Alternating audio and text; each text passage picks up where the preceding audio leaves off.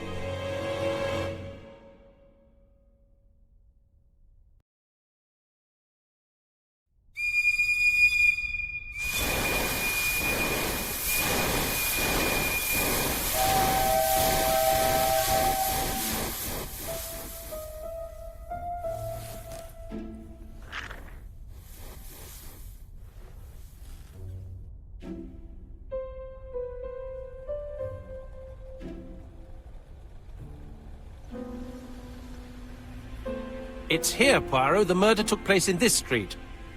Grim place indeed. Tout à fait, Hastings. The streets of Andover are in a terrible state. Look, there's Chief Inspector Japp. He's talking with a policeman. Let us try not to get our shoes wet.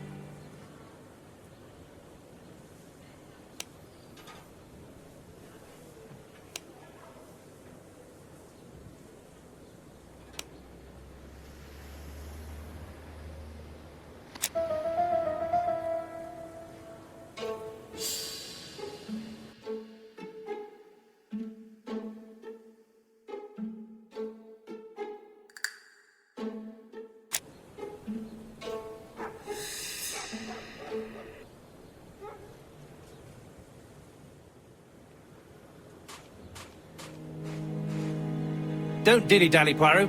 Japp will be waiting for us. Dash! A puddle. How clumsy.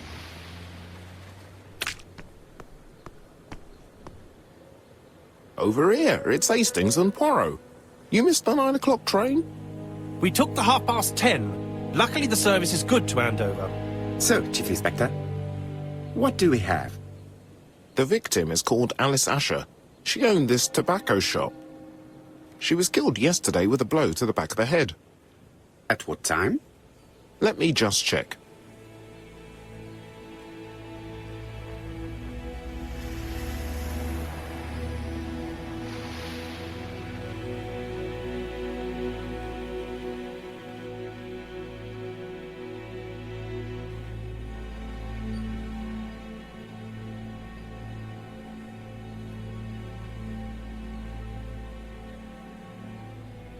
Is Japp being too relaxed?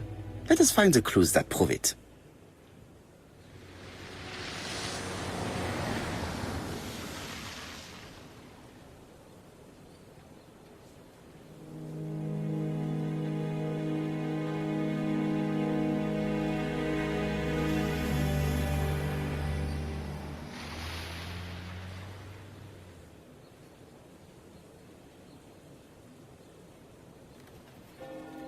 Japp is in a good mood.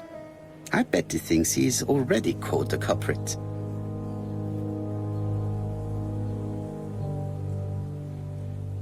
The last customer to see Mrs. Asher alive left her shop at 5:30. The body was found at around 11 in the evening by an officer doing his rounds. The shop door was open. That's what alerted him. Had anything been taken? A little tobacco maybe, but you'd hardly murder for a few smokes. There's nothing of any real value in the shop. What type of woman was Mrs. Asher? In her 50s, married but separated, no children. Her husband? Aha, Franz Asher, the husband. Alcoholic and violent. It's said that he regularly insulted his wife and threatened to kill her. Do you think he's guilty? We'll look for Franz Asher. If he doesn't have an alibi, the case is closed. A very unoriginal murder. Peut-être. May I examine the crime scene? Of course, old chap. I'll be with you in a minute, Poirot.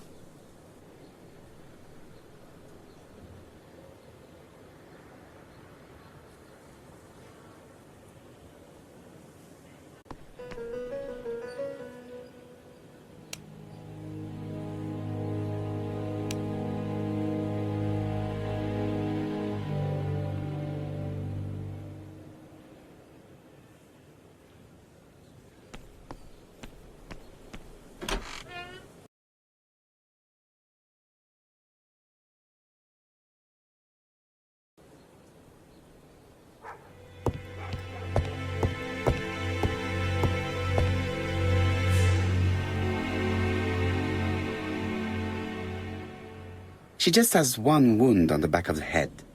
There are no other wounds or signs of a struggle. This poor woman's head is resting in a very even-shaped pool of blood.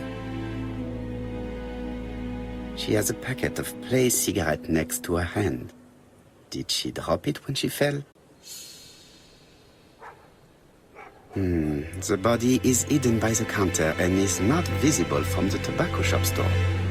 Many customers might have thought that Mrs. Asher had popped out. I can't see any other mark on the floor.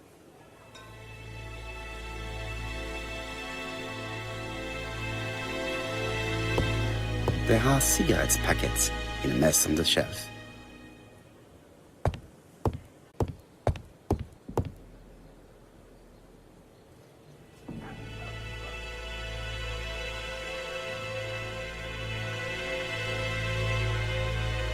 Red liquid is oozing out. Is it blood? No, it's just some strawberries that are losing their juice. They probably come from the fruit and vegetable shop opposite.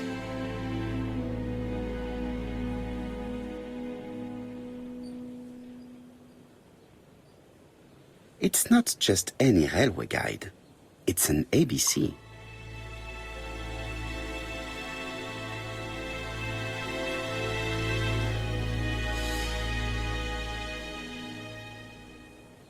It's open at the letter A.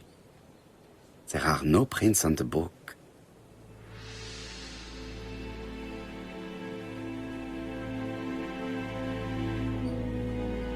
The counter is covered with fingerprints all on top of one another.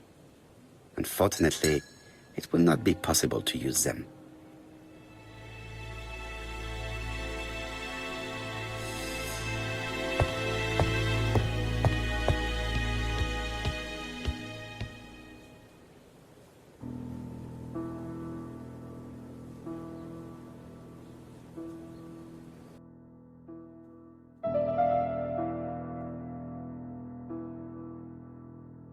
The till does not appear to have been touched. I have to check that nothing is missing from it.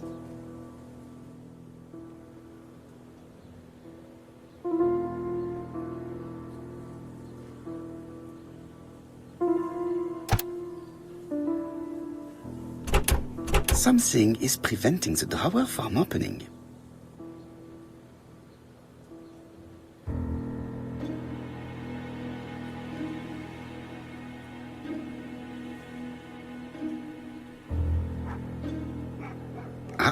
A mechanism has just made a fan click.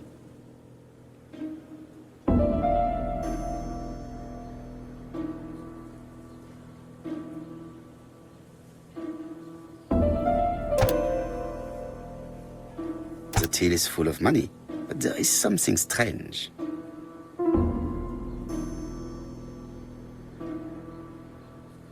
Something is hidden underneath.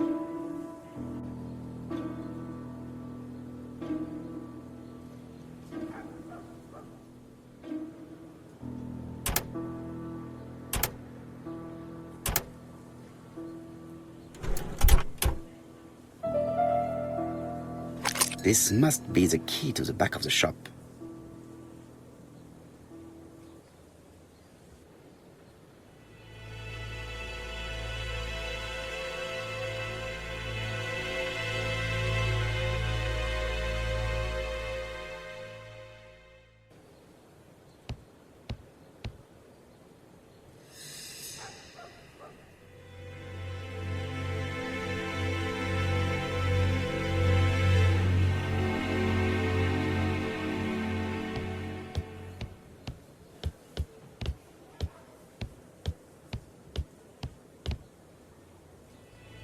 The place is unusually tidy for a crime scene.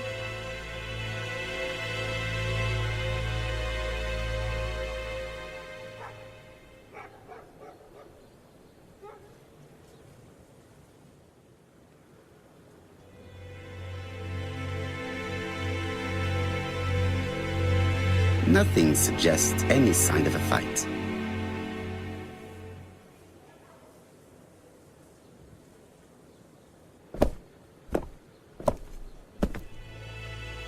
So, Poirot, any news? So, an ABC guide with no fingerprints but prints all over the counter. Normally, the tobacco shop does not sell ABC guides. Exact. Mon ami, could you have a word with the neighbors? Some may have seen something. Of course, my friend, I'll do it straight away.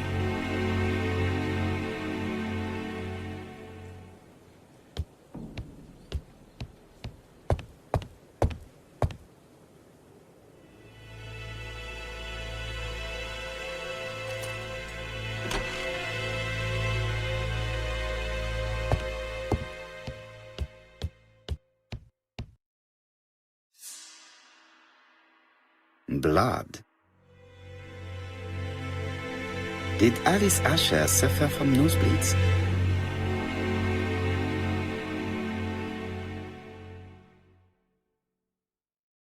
An inscription in German. Souvenir of our honeymoon in the Black Forest. To my Alice forever, Franz Asher. The Ashers were a lovely couple when they were young.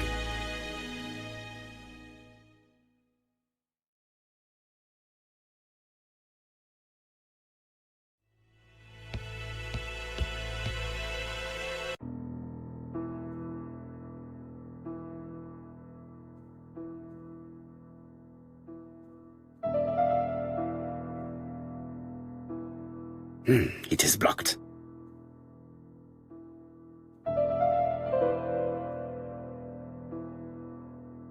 Such a pretty decoration should be at the center of the motif to respect the symmetry.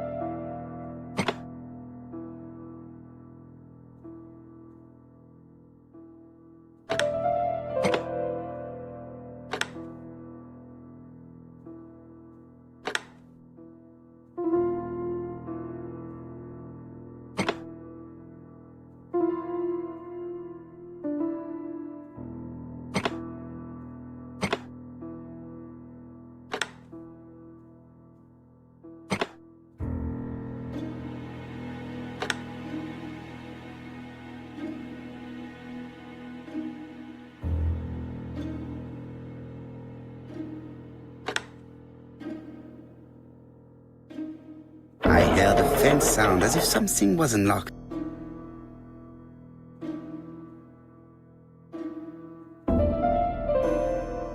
It is blocked.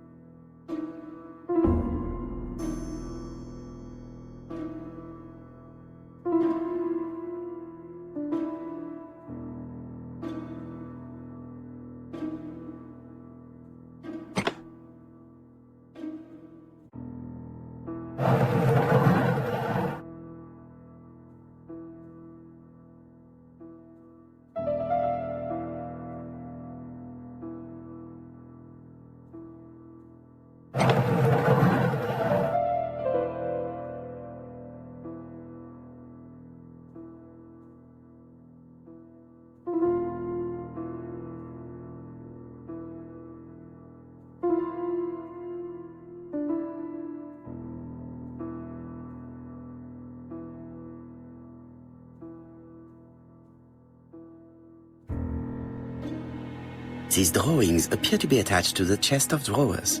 They won't move.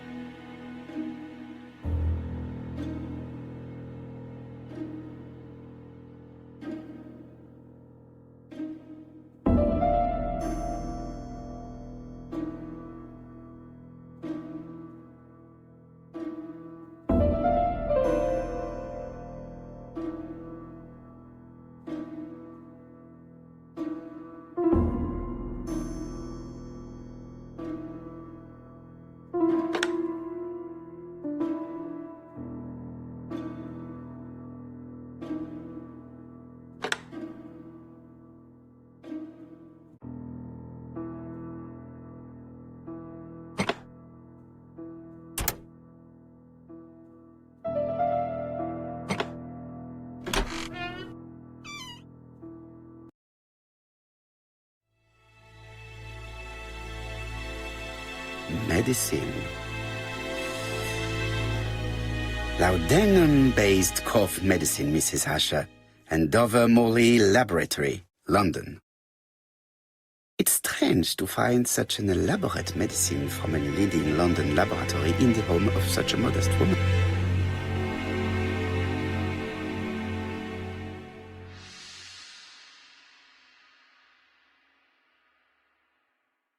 From Mr. Adam Flint, Royal Bank, Eastfield Road, Andover, to Mrs. Alice Asher, 5 Bishops Road, Andover.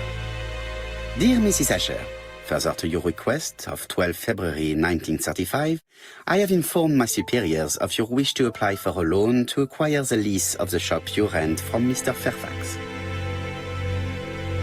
Despite the seriousness of your case, I regret to inform you that your request has been denied. The amount of your personal contribution, £11, is not high enough and represents too small a part of the final transaction. I remain at your disposal for any questions. Adam Flint. Mrs. Asher's meager savings were not enough for her to own the tobacco shop, but will largely cover her funeral costs.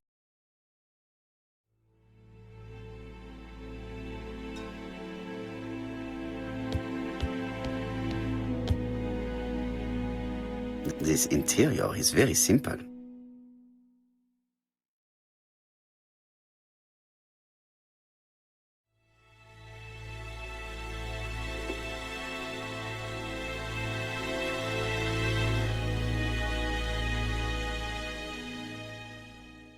Mrs. Asher lived very simply.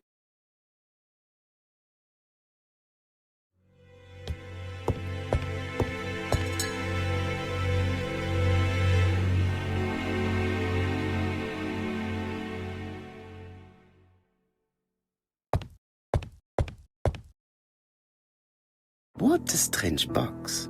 It looks like you have to slide the slats of wood to open it.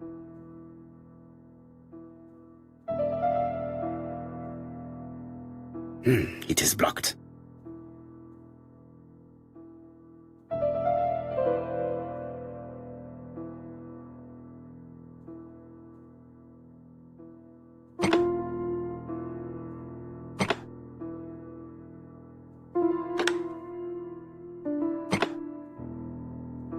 This button appears to activate the mechanism.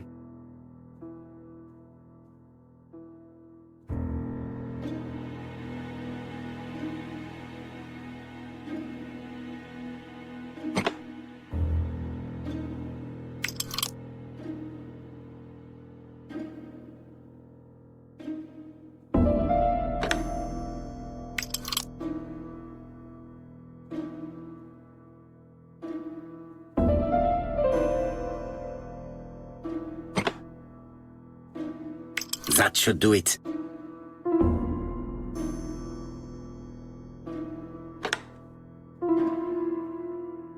A necklace of bright blue stones.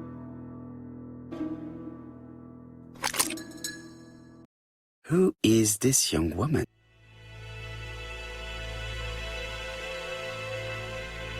To my dear Aunt Alice, married Howard.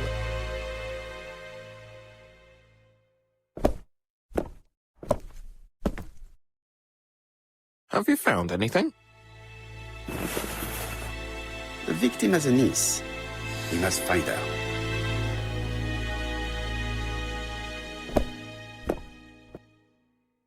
Let us now try and get our brain cells to work.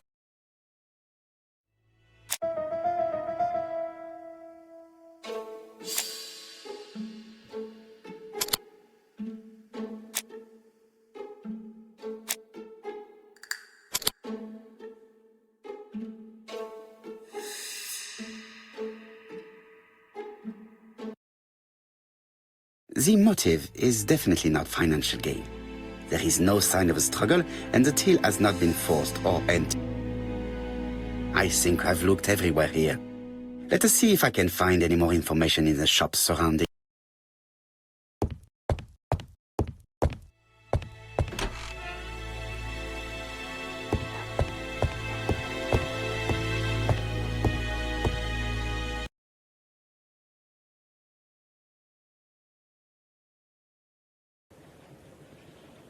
£4 a lettuce, a lovely large lettuce, 4p only.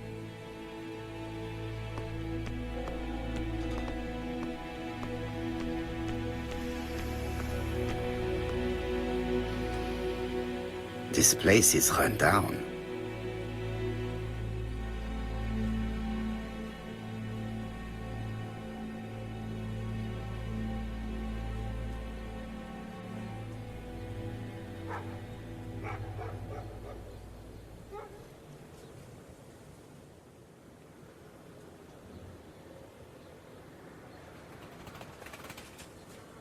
This is a really cutthroat neighborhood. Anyone could have committed the crime.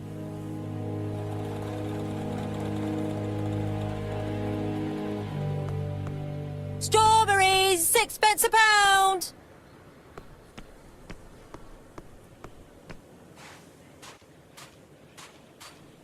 Strawberries, get your delicious strawberries here.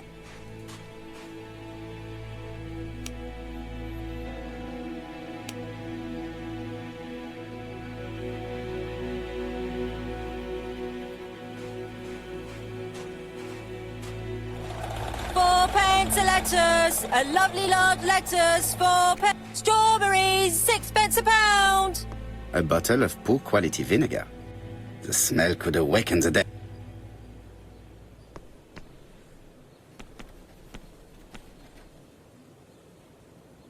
This woman appears to be a smoker.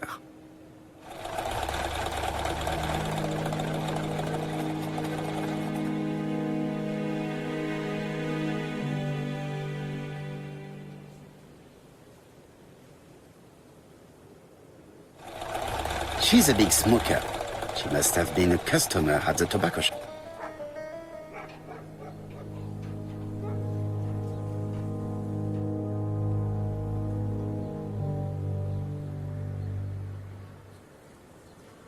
How much are your lettuce, please? A lettuce?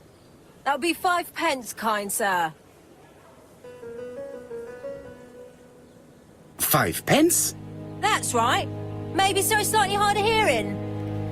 I heard you shouting, a lovely large lettuce, 4p only, earlier. Did I? Well, I must have been mistaken. Begging your pardon. But if I said 4, it's 4. Why not take 2 for 8?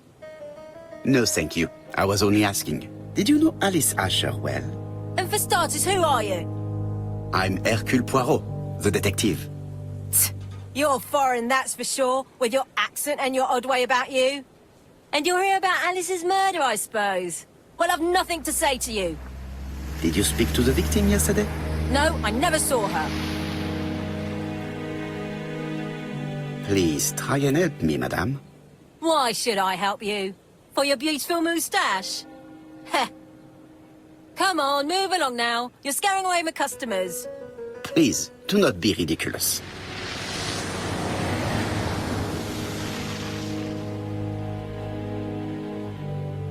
I know that Alice Asher bought strawberries from you yesterday. Well, you know more than I do then. Run along now. I have work to do.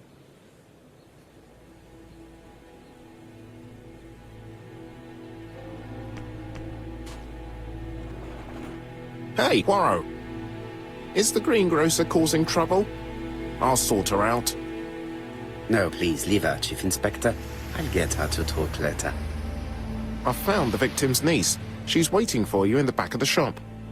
Thank you, mon ami. I'll question her. Let us now try and get our brain cells to work.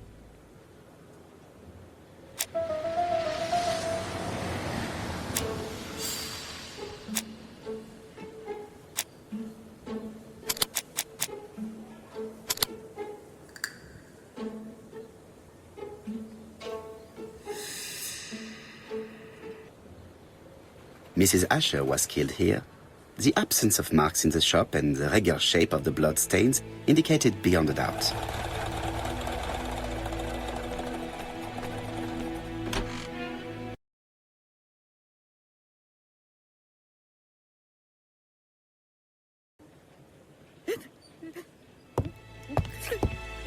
Jap had the body removed out of respect for the victim's niece.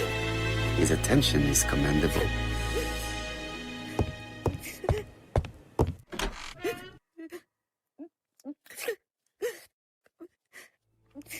Is her grief sincere?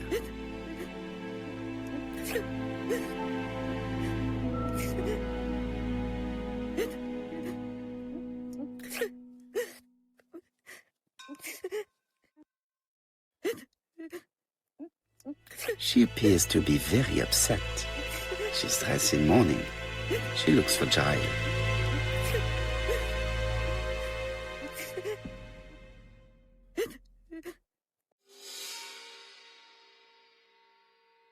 You were very fond of your aunt, am I right? She was the only family I had since my mother died. Your aunt did not have any children, is that correct? No, she was separated from her husband. What do you think about Franz Asher, your aunt's husband? He never left her alone. Poor aunt. She used to drop by all the time and make a scene.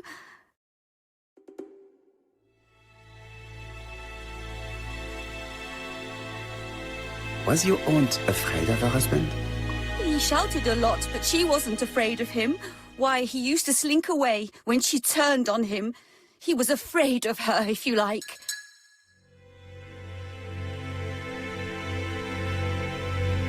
Did your aunt enjoy good health? She had a bad throat, but she was well cared for by a doctor in London. Does Franz Asher work? All he's done for years is drink and gamble, but he used to be a very good cabinet maker. What does he live on? My aunt used to give him 5 shillings a week.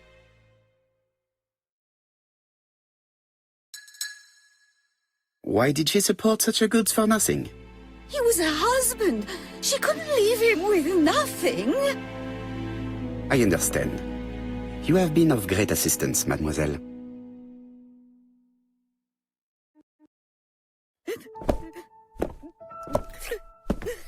Please take this young lady home. My pleasure. Well, this Franz Asher does not seem to be quite so dangerous as Jack said. And since Alice Asher gave him money regularly, it was not in his interest to kill her.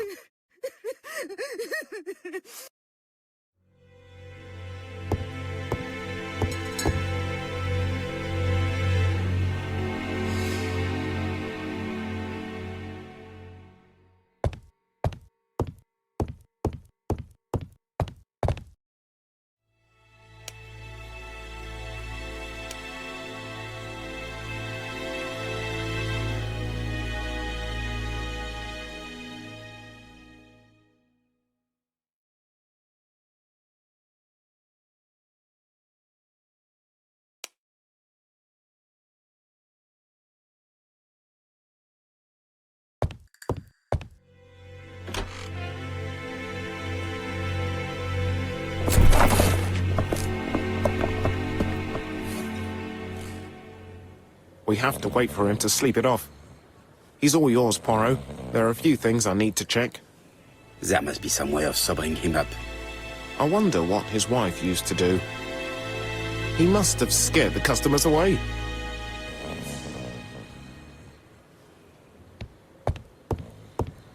He's not in any condition to be questioned. I have to find a way to sober him up.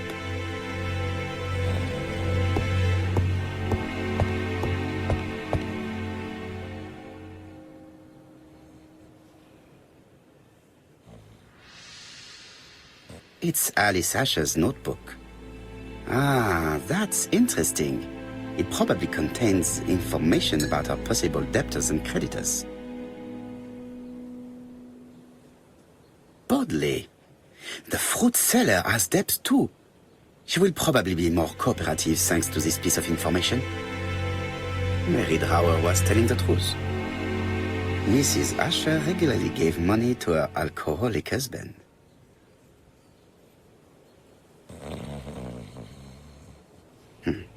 A box of new stockings.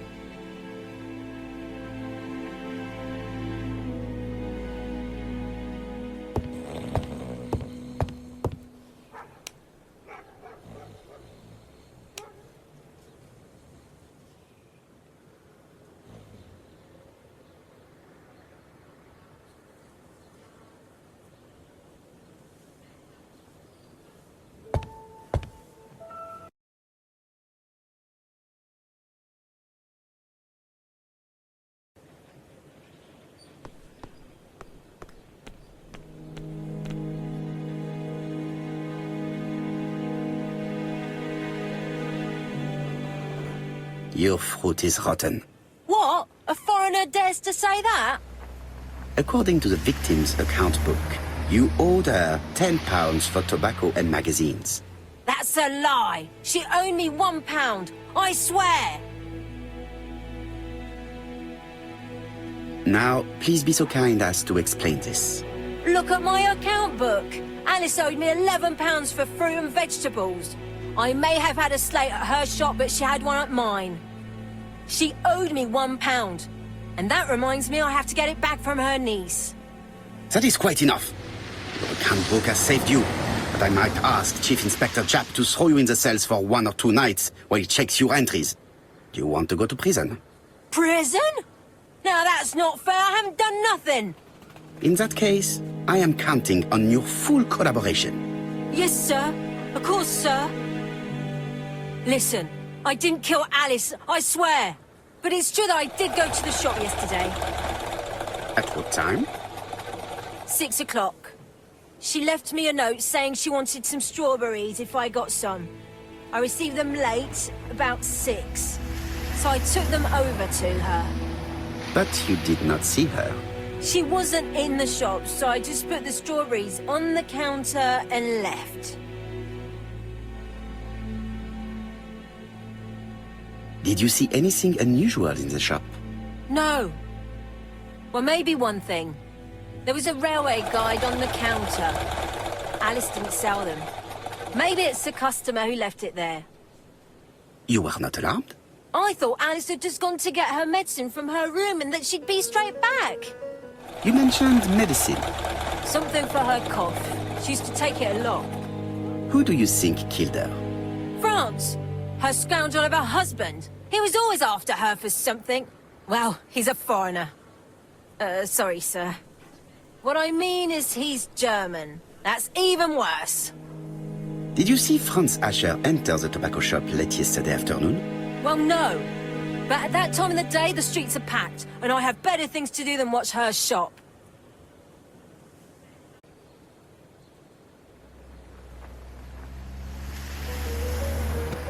I'll just borrow your bottle a moment.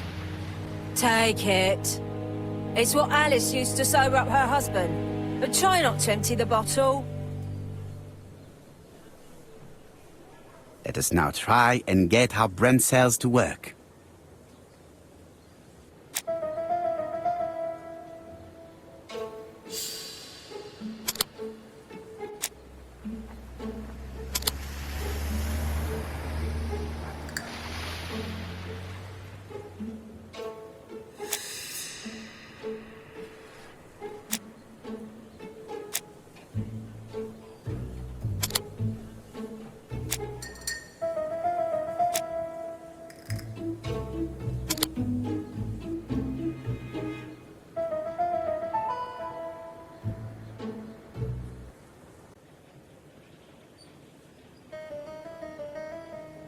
I will not obtain anything else.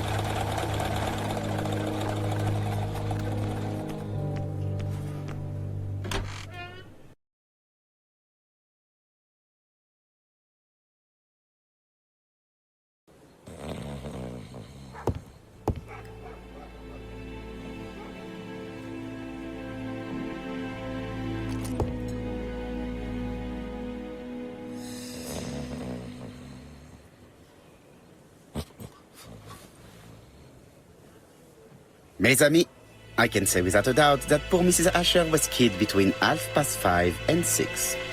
Killed when the street was packed with people. That's rather bold. I've been talking to the neighbors, and... No one's seen anything? Or rather, it's anything and everything. Am I wrong? No. Yeah. We must grill this villain Asher before he falls asleep again.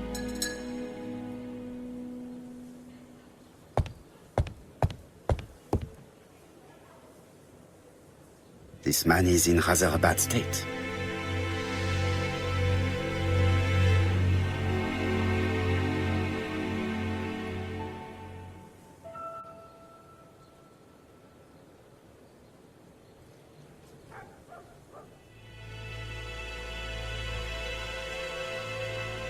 This man has been fighting and he smells of alcohol.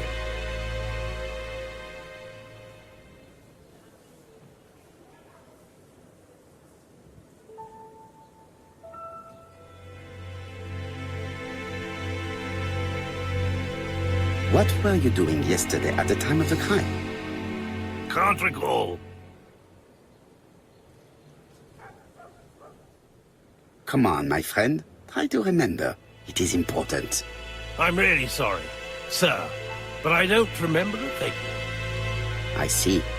But maybe you do remember threatening to kill your wife? So what? You shouldn't take things so seriously, sir. Nothing but empty threats. We didn't get on all that badly. Are you often involved in fight? I don't know what you mean.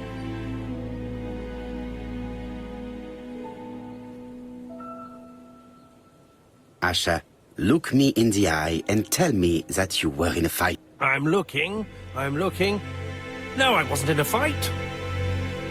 You are right. Looking at the state of you, you did not defend yourself. So someone gave you a good beat. A beating? No way. All right, he tore my coat and gave me a black eye. You see the state of him? Very interesting. Who is the other that you struck? Probably best if I tell you everything. Yesterday afternoon, I met Roderick Tanner. We'd bet on a dog fight together. An illegal bet. Not... Yes, sir. Our dog won. Roderick got the money, but he refused to give me my share. And you fought about it. What time was this? In the evening, about 6, I think. We were on the other side of town. You see, I couldn't have killed my wife.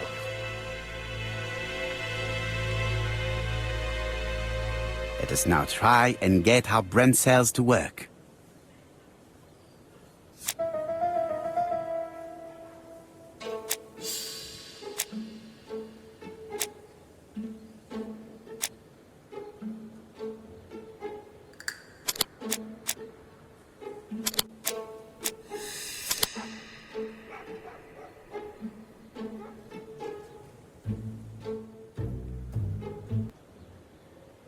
The murderer probably pretended to be a customer.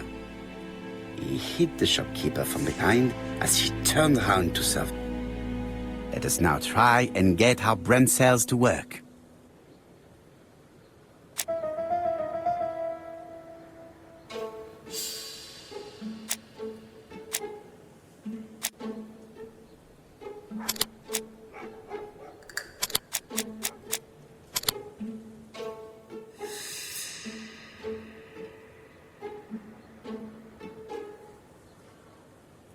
The murderer deliberately left behind this ABC as a signature. The absence of fingerprints and the fact that it is open at letter A for Andover leaves little doubt. Asher's alibi appears to be confirmed. All the same, I'm going to call and check that he did have a fight with this Tanner on the afternoon of the murder. You can never trust this sort of chap. One thing is certain, Asher was a ruffian who used to beat his wife. But he's not very educated. It certainly was not him who wrote the letter signed ABC. Let's resume, Hastings. We know the murderer pretended to be a customer. He did not kill her for money, that appears to be certain. I agree with you on that point. And the murderer left an ABC guide as a signature. Therefore, it's likely he wrote the letter. Indeed, but that doesn't explain why and how he did it. You are quite right. Why he did it is a mystery. But as for how he did it, we do know enough to try and reconstruct the events.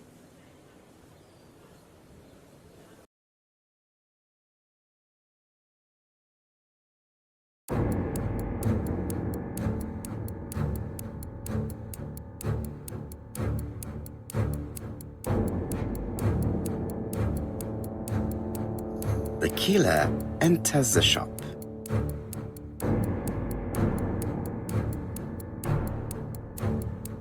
Mrs. Asher turns around to greet her customer.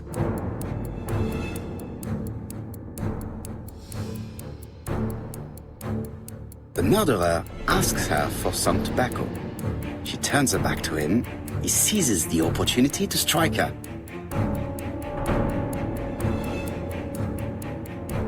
He then places the ABC upside down before leaving.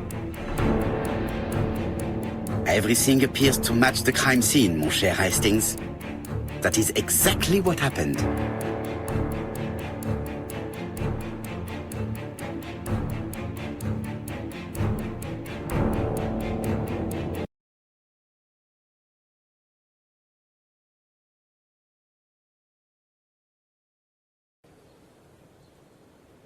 Asher has a strong alibi and we don't have any other suspect. But what was the point of this crime? She had no debts. She gave Franz Asher money regularly. She wasn't owed money. Nobody stood to gain anything. No doubt about it, the murderer is insane. And I fear that we had not heard the last of him. I hope you're wrong for once. Bien, let's go back to London. If we hurry, we should catch the 7:02 train. Are you coming? No, unfortunately, I have to talk with Andover police. See you soon, then. Are you coming, Hastings? Let's go home. There's nothing for us here.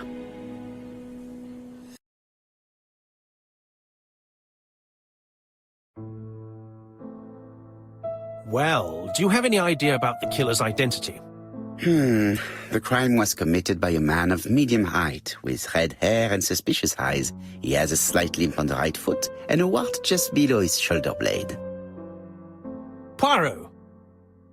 Mon ami, what do you want? You fix upon me a look of dog-like devotion and demand of me a pronouncement à la Sherlock Holmes. Now for the truth. I do not know what the murderer looks like, nor where he lives, nor how to set hands upon him. What shall we do, then? Nothing. Nothing? Do not be so impatient, Hastings. The killer will manifest himself soon enough. I thought I heard the postman. Maybe there's some news. I would go and see.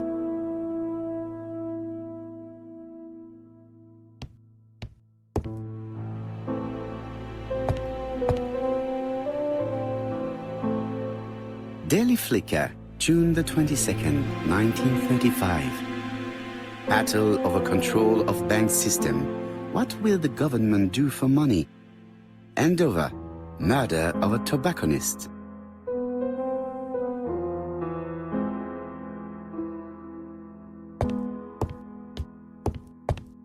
No doubt about it.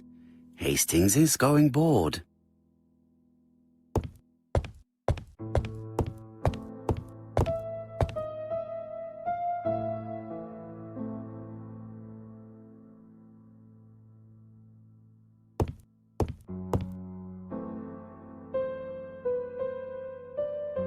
Dear Mr. Poirot, well, what do you think?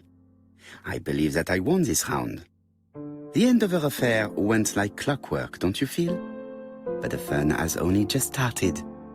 I would like to draw your attention to Bexhill-on-Sea on the 25th of this month. We're having a crazy time. Best wishes, ABC.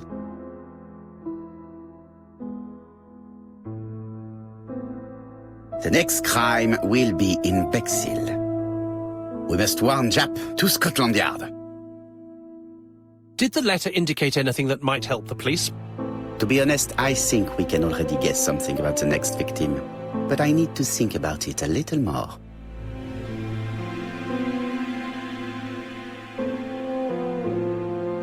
It's impossible to get through to Scotland Yard.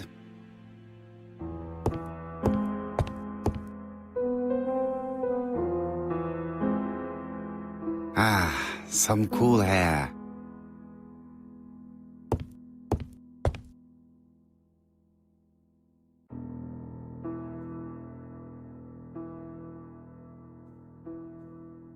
Let us examine this more closely.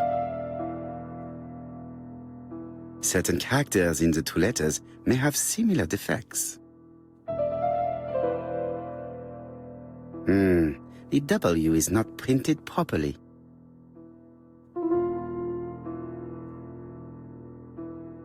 Of course, the W characters in the two letters do indeed have the same defects. I have to find some other similar defects to confirm my theory.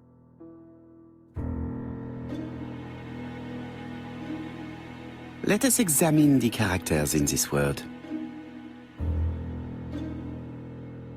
Yes, this I is weird.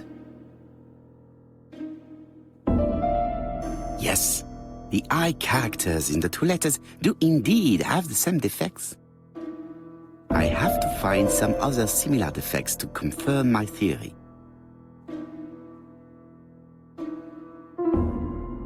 Yes, the A appears to be quite unusual. That's right. The A characters in the two letters do indeed have the same defects. My theory was right. These two letters were written with the same typewriter. Both letters were written on the same typewriter and show the same characteristics. You surprise me, Poirot. You usually ignore material proof. But there is nothing usual about this case, Hastings. Nothing must be overlooked. Let us now try and get our brain cells to work.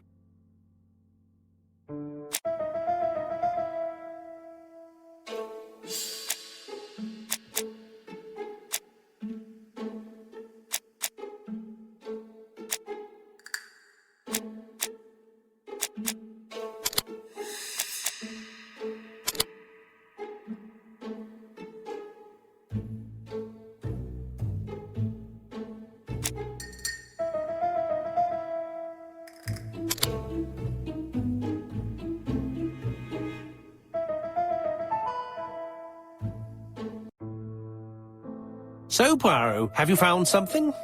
Oui, I believe so. But I am afraid it is not enough to stop the murderer. Let us go and see Chief Inspector Japp. I will explain there.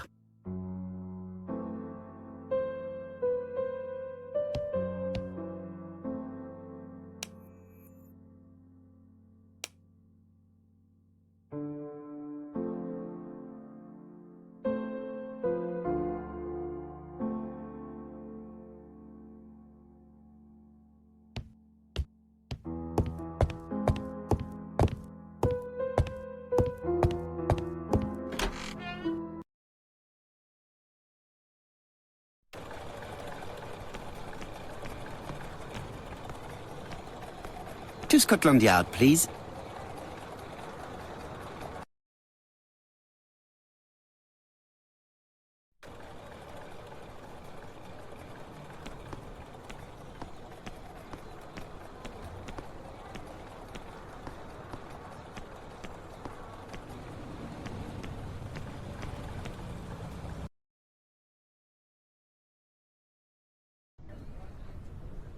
Like all hunters, Hastings has always been fascinated by weapons.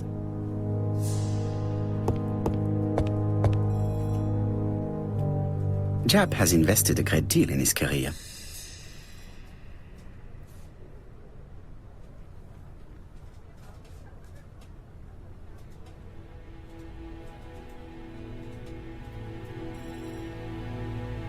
Japp is an investigator greatly respected by his peers.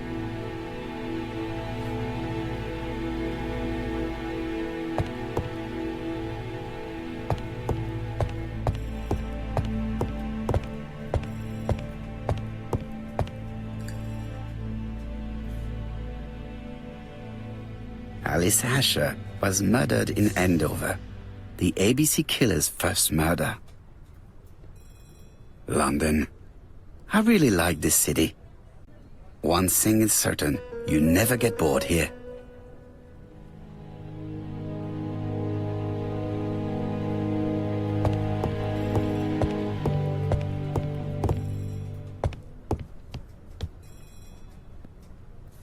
Jap appears to be snowed under.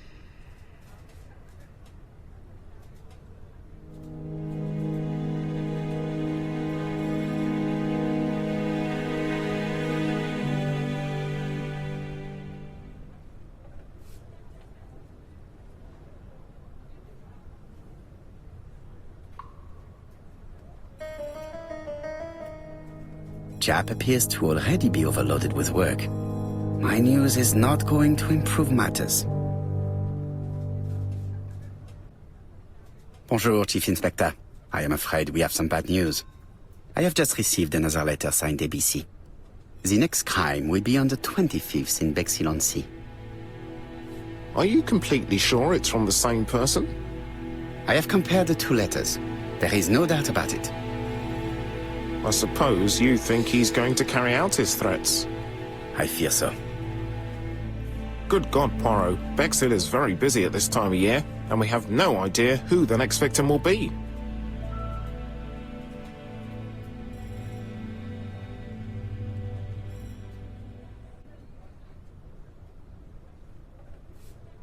I suspect that the name of the second victim will start with B. What on earth makes you think such a thing? I thought about it when I saw the name Asher clearly written over the shop door of the unfortunate woman who was murdered in Andover last month. When I received a letter mentioning Bexhill, I deduced that the victim, like the town, might have been chosen by alphabetical order.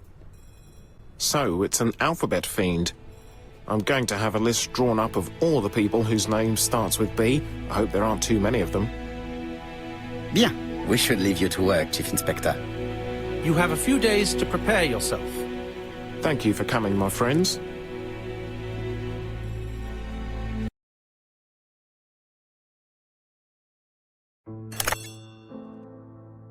Poirot? Chief Inspector Jap, your call does not bode well. Indeed, we have just found the body of a young woman on the beach in Bexhill. An ABC was placed on the body. We'll be there as soon as possible.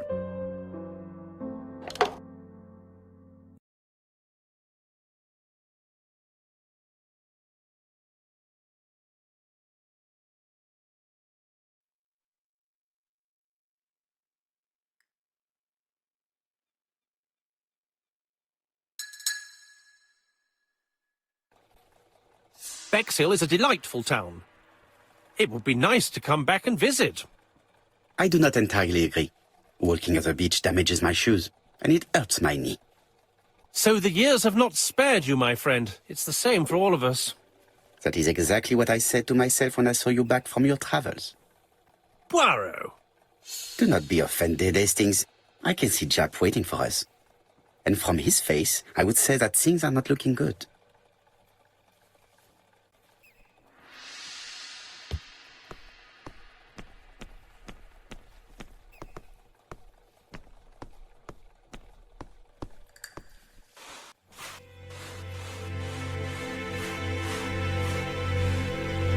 How do you do, gentlemen? Chief Inspector? I fear your admirer has struck again, Poirot. We haven't yet identified the victim, but it's a young woman, 20 to 25 years old. Death occurred last night between 11:30 and 1 o'clock, and we found an ABC guide on the body. Was she pretty? Come on, Poirot, that's rather out of place. It has no bearing on the murder. Are you certain? For women, it is often the most important thing. It often decides their destiny. The body hasn't been moved. You can see for yourself. Has the press been informed? Not yet, but I'm planning to. I haven't yet informed them about the presence of the ABC guide in Andover. Nobody has reported a young woman missing? Not for the moment. No witnesses, I imagine. Indeed. We've asked everybody who may have met a young woman fitting her description last night to come and see us, but I have little hope of gaining anything from it. It's early days, Chief Inspector, and the news may not have spread around the town yet. I hope you're right, Hastings.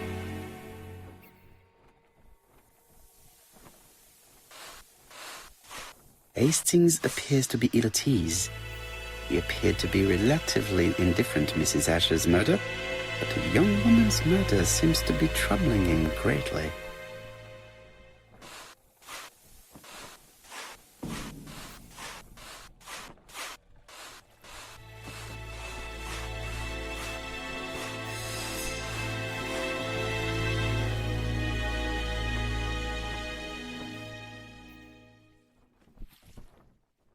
The guide is open at the page for the Bexhill train times.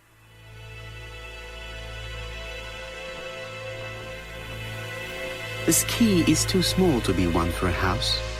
Without a doubt, it is for a padlock. These marks have been left by a rope or a braided cloth. She was a great beauty. Strange that chap didn't notice it. Apart from the marks on her neck, there are no signs of the struggle. She didn't manage to hit her assailant. A braided silk belt. It may have belonged to the victim. The young woman wasn't wearing shoes or a coat and was not carrying a bag. That's strange. Either the murderer stole her belongings or she put them somewhere safe. Maybe so that she could bath. Let us now try and get our brain cells to work.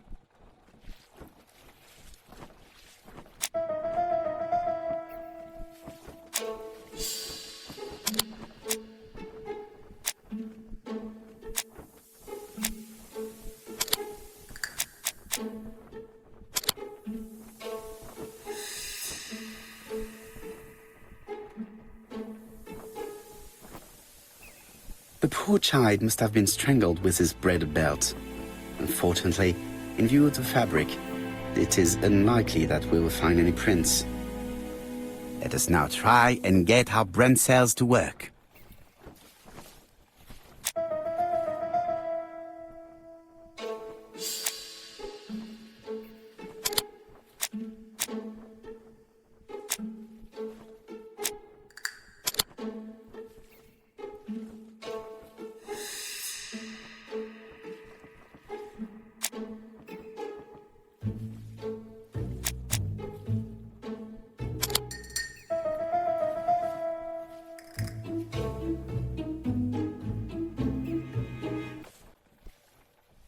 The medical officer should confirm that the victim was strangled with her own belt.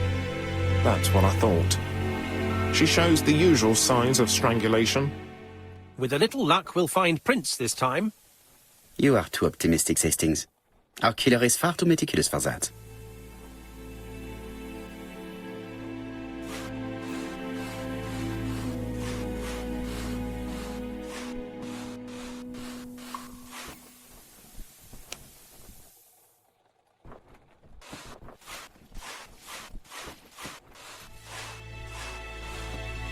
This hut is locked.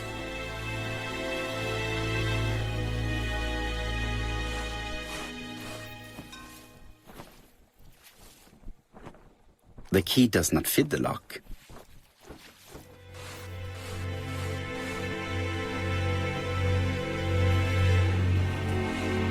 The key does not fit the lock.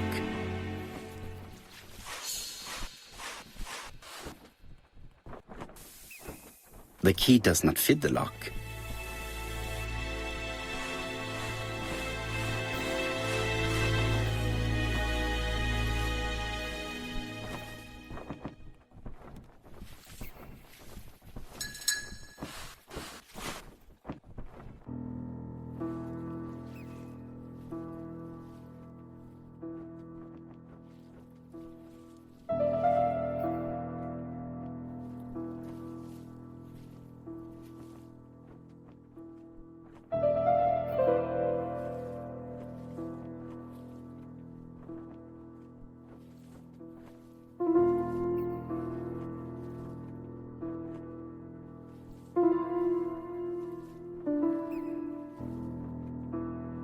A dual locking padlock. I need to find the code and then insert a key.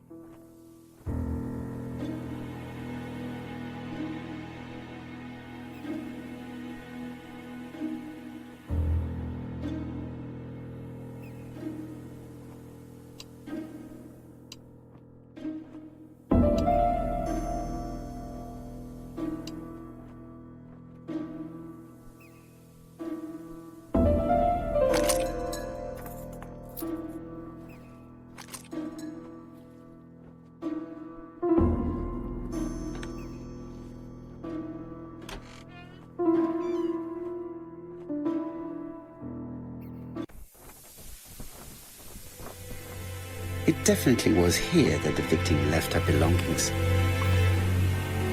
The purse is full. Yet again, we can dismiss theft as the motive for the murder.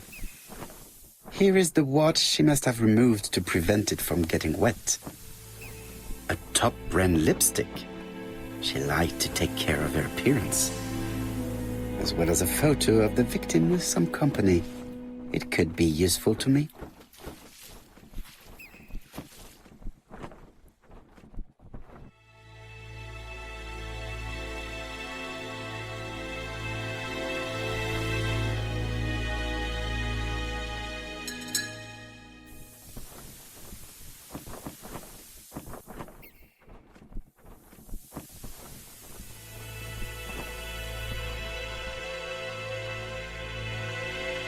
Betty's first day at work. Mom is very proud of you. Elizabeth Barnard, 7 August 1931. So, the young lady did have a name starting with B, and she worked as a ginger cat, an establishment that must be slightly further along the beach.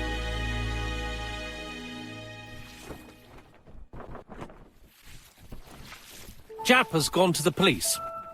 The victim has been identified and her family had reported her disappearance. She was called? Elizabeth Barnard, mainly Betty. She worked as a ginger cat at the cafe slightly further along the beach. But Poirot, how on earth? Never mind. Do you have her address? Yes, she lived with her parents on the street leading to the beach, number 22. Shall we go? You are far too impatient, Hastings. Let the poor people take in the news first. Let us go and visit the cafe where Betty worked.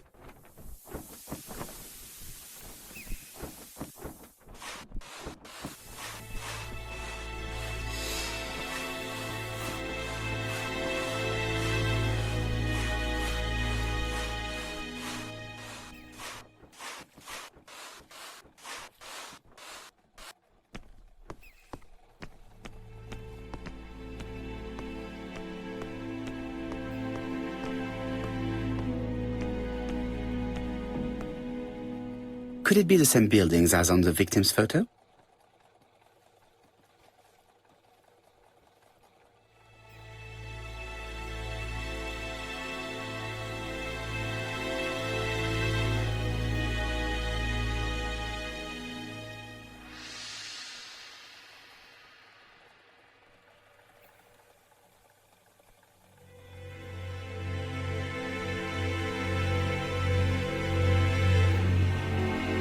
This is definitely where the photo I found in the hut was taken.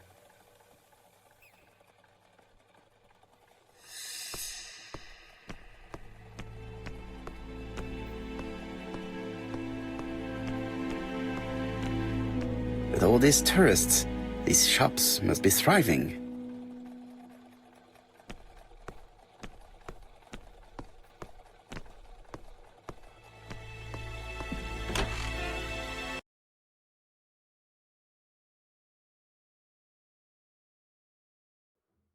I'll be with you in a minute, gentlemen.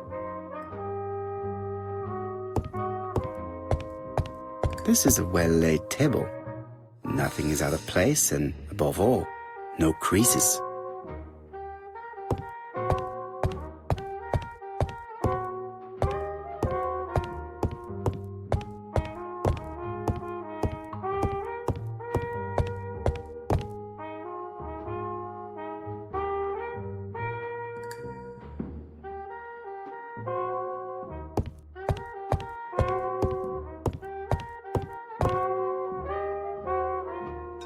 Something tells me that she's the owner of the ginger cat.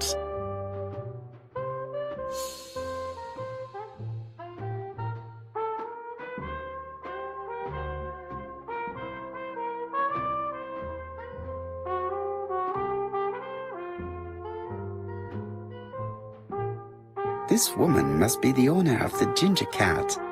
It looks like something is bothering her. How can I help you?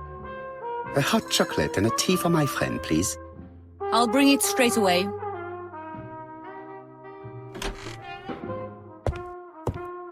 What a pity. I don't have any change to make it work.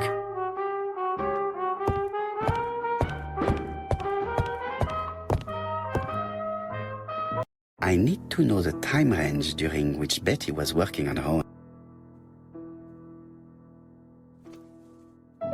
These are the different waiting staff's bills.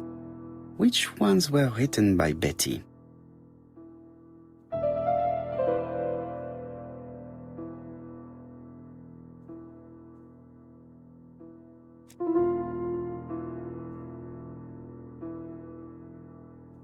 Where is Betty?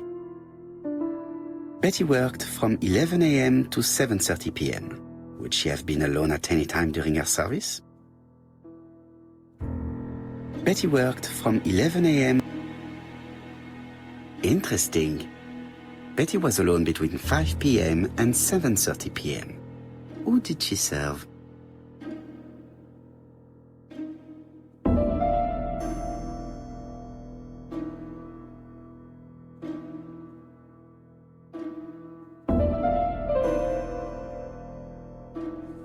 Most probably a single man, a whiskey lover. Maybe the murderer? This bill may have been written by Betty. There is probably another one.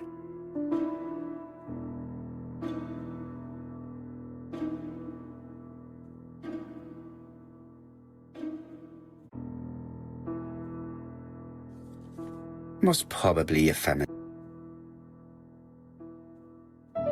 Betty served a family and a man on his own, a whiskey drinker. Maybe the murderer. This information will help me to progress. What? Gentlemen, what are you doing? We are searching for clues, mademoiselle. My name is Hercule Poirot. I am a detective, and this is Captain Hastings. Does Betty Barnard work here? That is correct. She should have been here a while ago. Punctuality is the first rule of politeness. I fear that Miss Barnard will not be coming today. She has just been found, dead, on the beach a few hundred meters from the cafe. How awful. Poor young thing. What happened? She appears to have been murdered.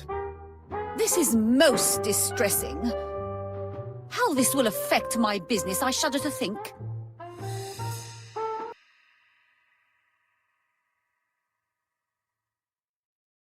What can you tell us about Miss Barnard?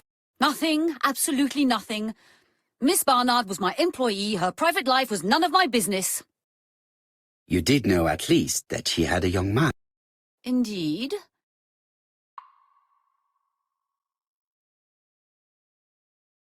This photo was found. Is this him? Yes, that's him all right. But I haven't seen him for some time.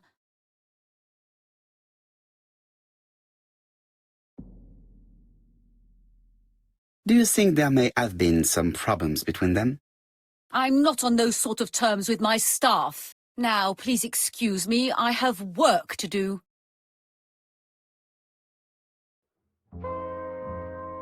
The customer who ordered the whiskey might provide us more information. He may have been the last one to see Betty alive. It is an interesting idea, Hastings. Maybe he is a regular guest. What do you think, mademoiselle? I don't think so. Our regular guests tend to order tea and cakes. At this time of the year, there are a lot of tourists about you never see again. That's what I thought. Time to visit Betty's home.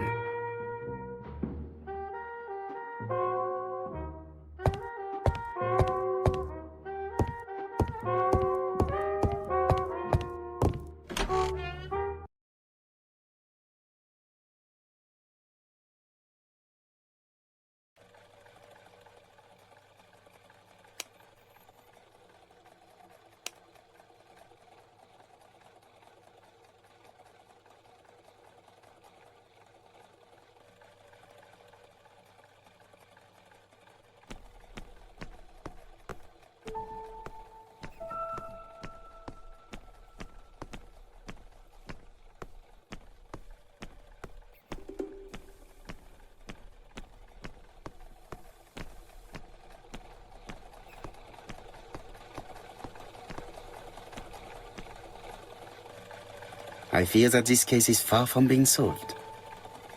Come on, Poirot. You'll find the killer. Certes. But how many times will he kill before I do?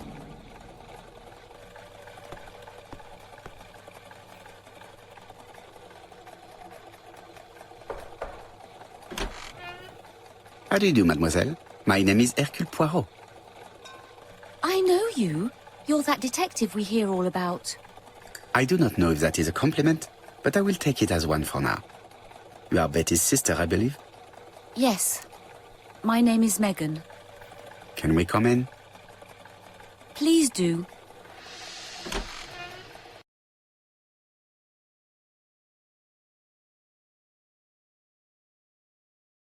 My parents are at the police station. I doubt they'll be up to speaking to you later.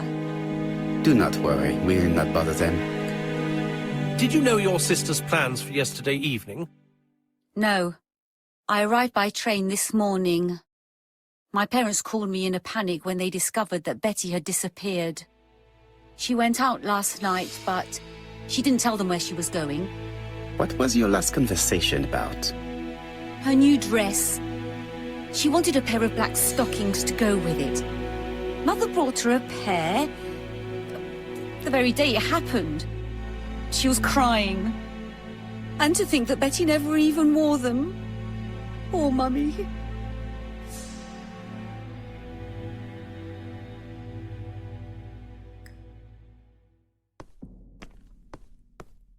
This gramophone is magnificent.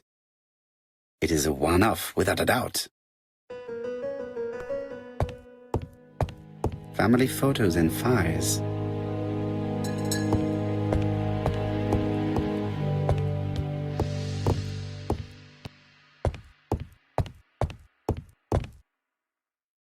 The Barnard appeared to make music a priority in their budget.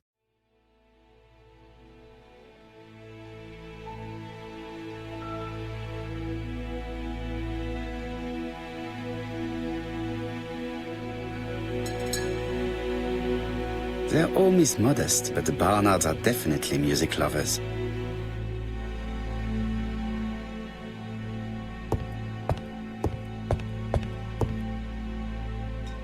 What is she feeling at the moment?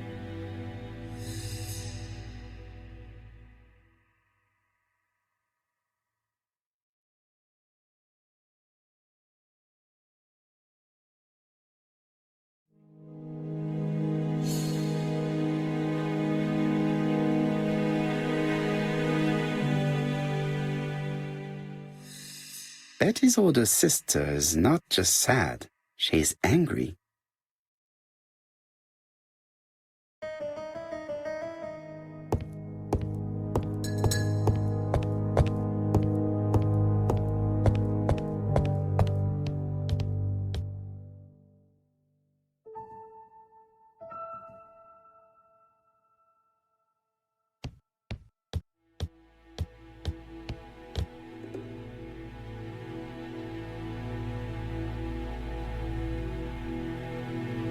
Your sister had a fiancé, I believe? Yes, he's called Donald Fraser. A very nice man. Do you know where we might find him? He works at the estate agent's, Corton Brunskill.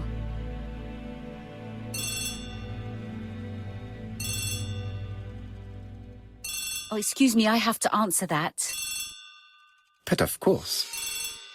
Betty's room is opposite the stairs on the first floor. Feel free to take a look if you think it might be useful.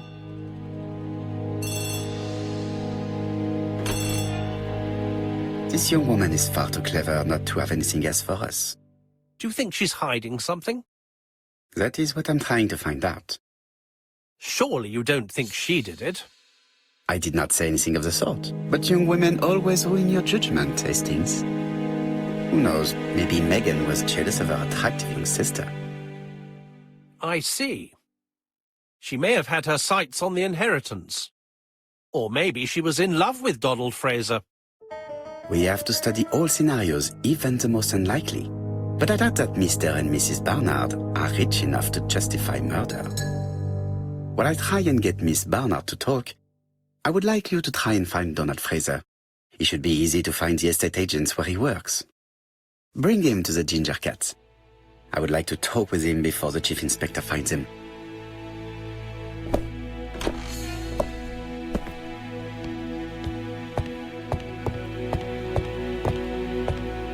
Megan invited me to examine her sister's bedroom. I should take advantage of the opportunity.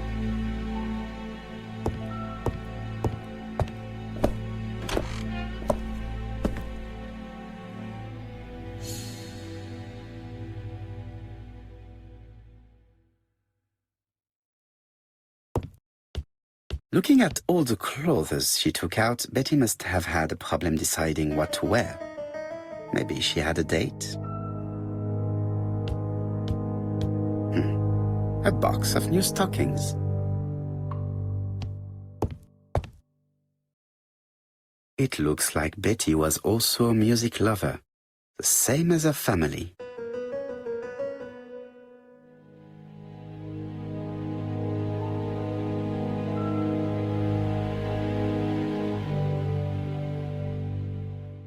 Without a doubt, Betty used to sing.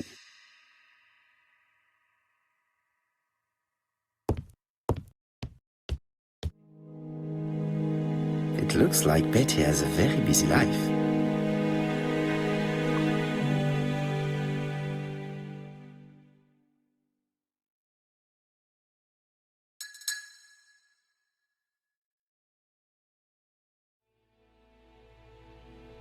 Betty liked luxury and going out, and being as pretty as she was, she probably did not have any problem getting herself invited.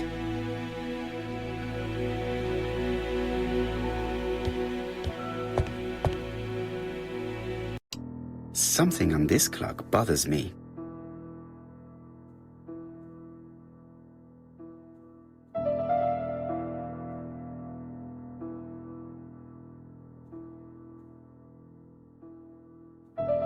There, that's better.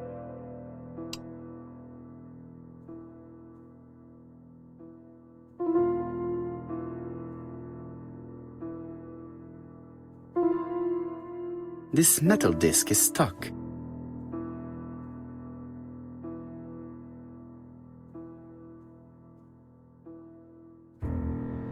Strange. A sheet of paper is blocked in the clock. This wooden panel is blocked. I can't open it.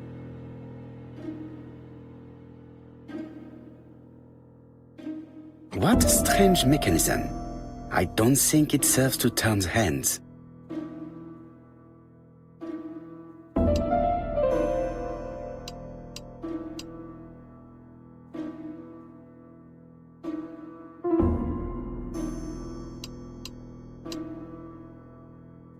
The cogs are blocked by these wooden panels.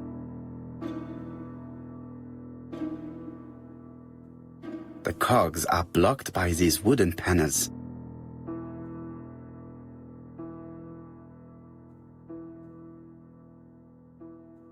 This wooden panel is blocked. I can't open it.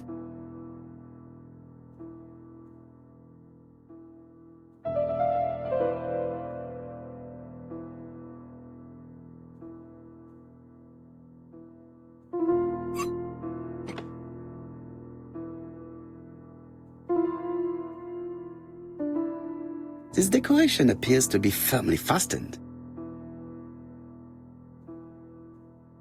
This wooden panel is blocked. I can't open it.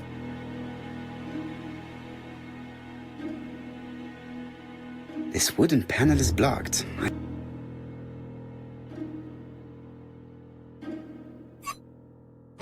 Good. It should be possible to open the wooden panel. Look, a key. This could be useful.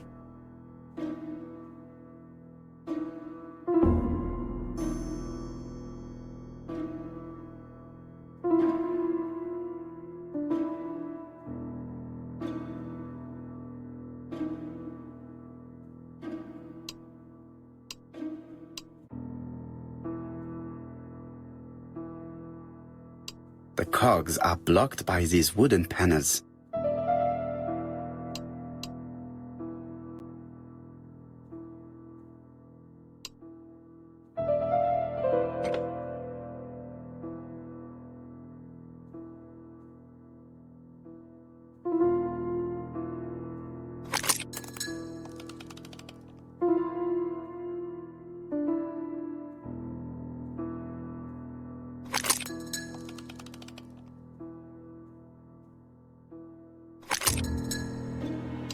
Something clicked on the front of the clock.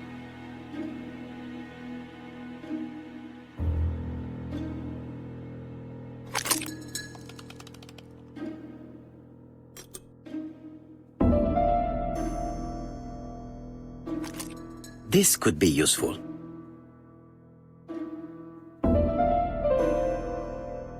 Betty, I enjoyed a wonderful evening in your company, and I hope that we will see each other again very soon. D. My dearest Betty, I know that your art is already spoken for, but you are the most beautiful dancer I have ever had the pleasure of meeting, and I am impatient to see you again. Adrian.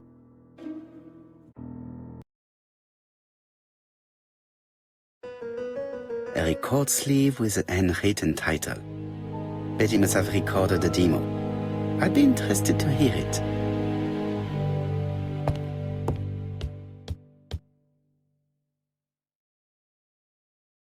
Medicine to prevent voice loss.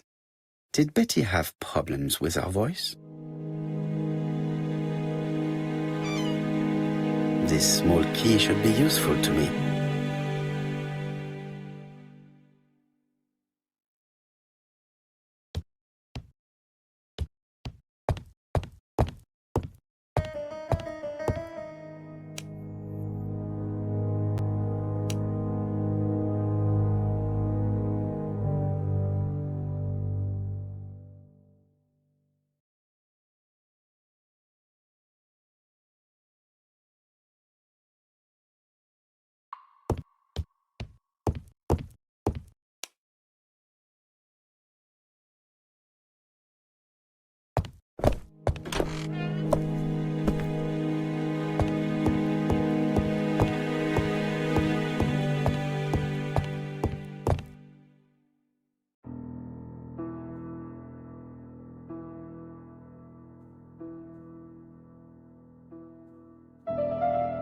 Let us see. What is this cupboard hiding?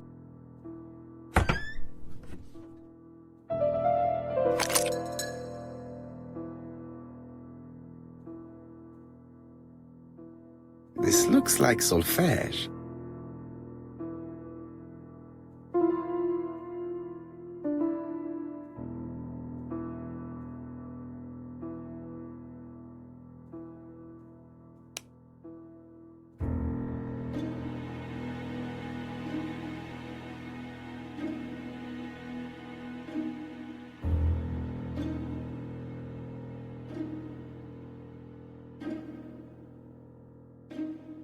That doesn't work. I must have forgotten a step.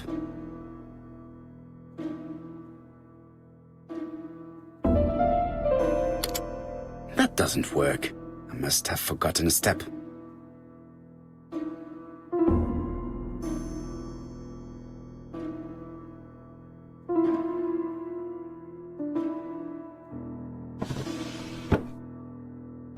First of all, I have to take the ender.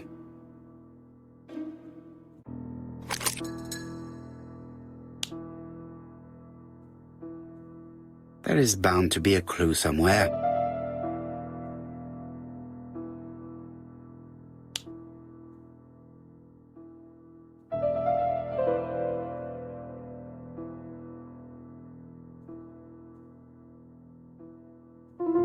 It looks like something goes in here.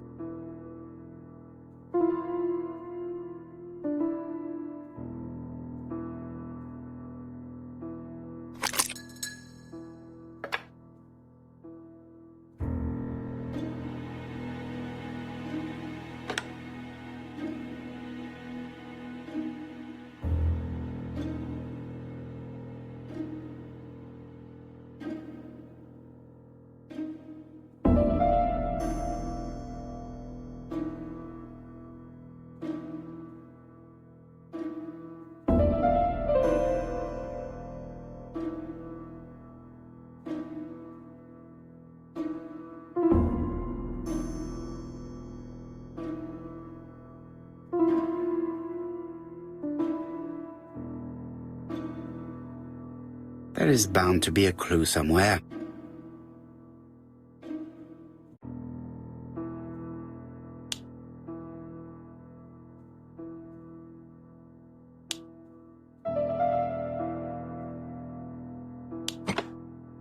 I heard the sound of a mechanism being triggered.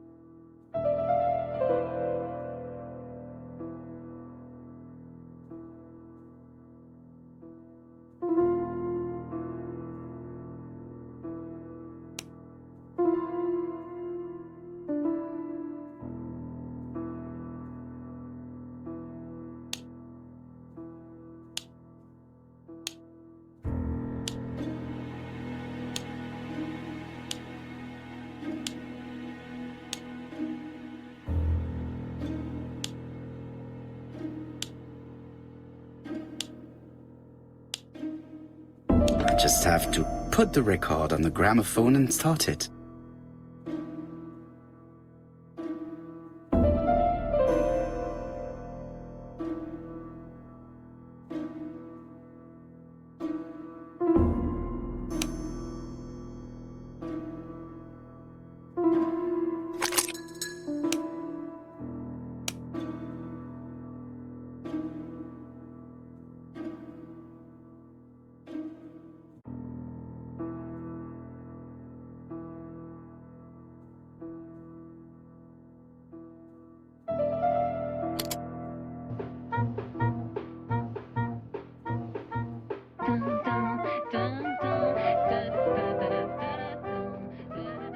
Oh, Donald.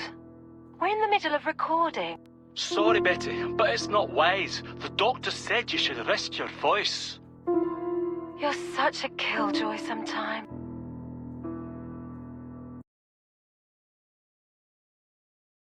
Betty was such a good singer.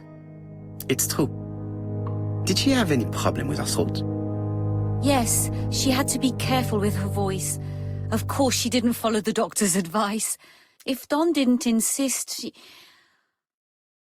Well, it's too late for all that now.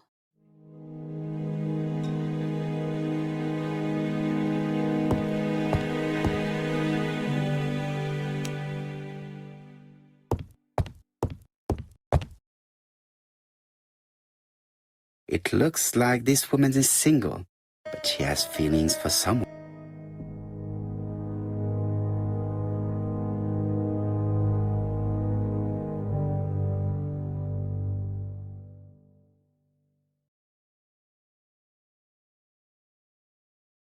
She is looking so intensely at this photo.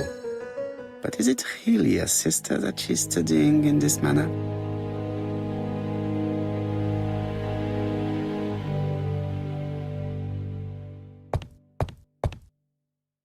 They made the perfect couple, am I correct? Yes, in a way. She was pretty and he... Well, He's a bright man, with a promising career ahead of him. He would have made Betty a good husband. He was always attentive and generous. Oh, a true gentleman. I hear a note of envy in your voice. You must have heard wrong.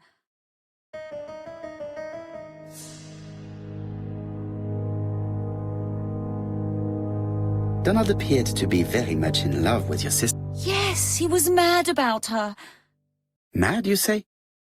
Being madly in love can often be destructive, and Mr. Fraser was known for being jealous, I believe. No more than average. Men are always slightly possessive, especially when they are with a pretty woman.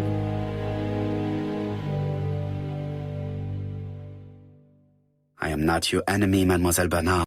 And you are not my friend either, Mr. Poirot, sir. Yes, but your lies are not helping Mr. Fraser, or you for that matter.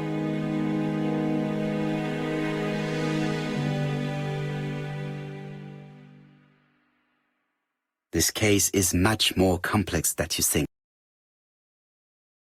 It would appear that your sister's murder is the second in a series that we have to stop as quickly as possible. The first was in Andover, and the same as your sister, the murderer sent me a letter informing me that a crime would be committed in that town. Now can I count on your honesty? Yes, you have my confidence, Mr. Poirot. Don is a quiet and sensitive young man, slightly reserved too, and as is often the case with reserved people, when he flew into a temper, he completely lost control. He could be so violent. Betty was frightened. And when was this? The first time was about a year ago. But they rowed more recently. Donald found out that Betty had lied to him. She said she was going out with a girlfriend, but she went out for dinner with a married man. It was an awful scene. She told him that until they were married, she was free to go with whoever she pleased. Donald turned quite pale and started shaking and kept saying one day... Well? He'd commit murder.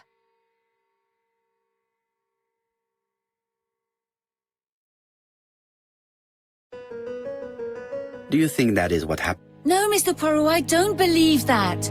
You yourself said he may be a recidivist madman. Don loved Betty with all his heart. I can't imagine for one instant that he would hurt her. Very good, Mademoiselle Barnard. Thank you for your help.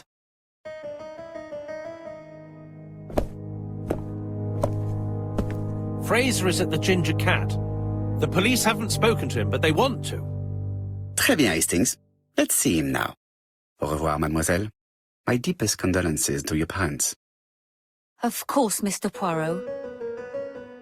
And don't be too hard on Don. He's more fragile than he looks. If you say so.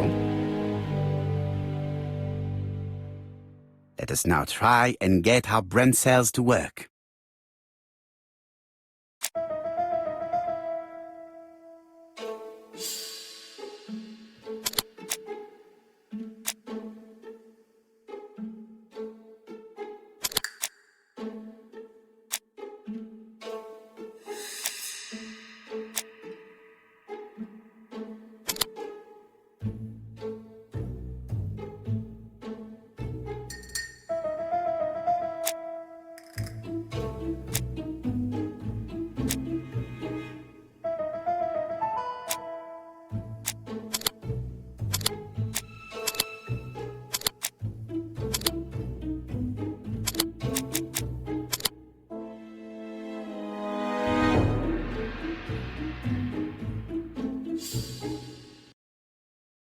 Let us now try and get our brain cells to work.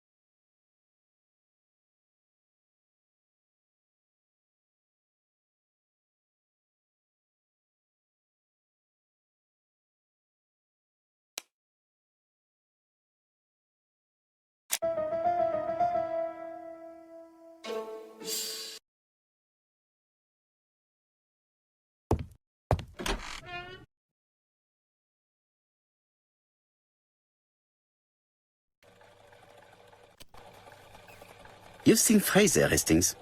What is your feeling? He's a big chap. Fragile isn't exactly the word that springs to mind. I talked to his landlady before seeing him. She went to bed at 11. Fraser wasn't home yet. Bien. Megan Barnard said he is a reserved character but with a nasty temper. We will see if this is the case.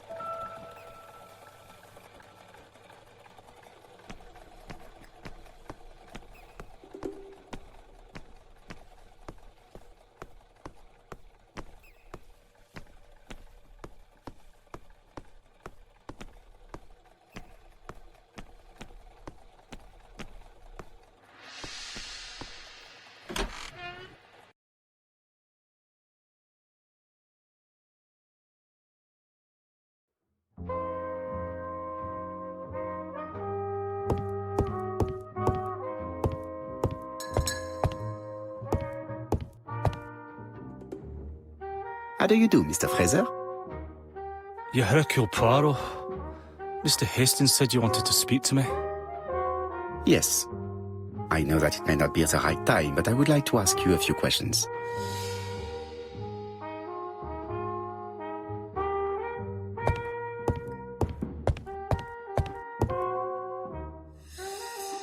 This man looks suspicious.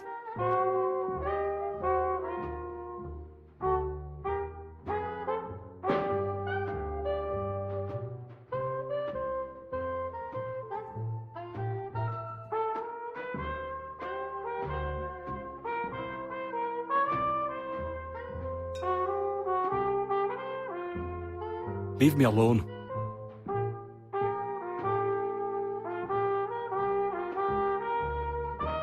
Donald Fraser is in a terrible state, as if he hadn't slept all night. And he's drinking White Horse. Leave me alone. Tell me that it's a mistake. That Betty isn't dead. Sadly, your lady friend has been murdered, Mr. Fraser.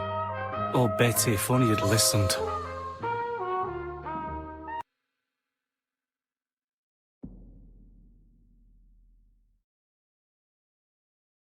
Did you visit Betty yesterday afternoon? No, I haven't seen Betty for 2 days. I was at the office yesterday afternoon. Can you prove that? Of course. But why this question? Betty died yesterday evening, didn't she?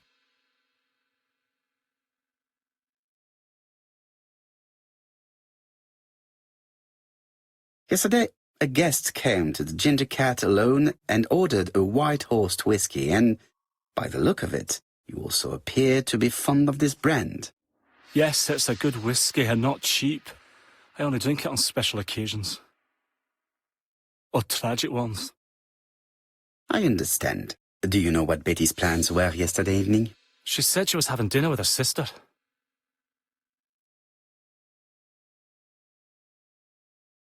Yet, Megan only returned to Bexhill this morning, Mr. Fraser. I didn't know. Right. May I ask you what you were doing yesterday evening? I spent the evening working. Your colleagues can confirm this? No, I often take work home with me.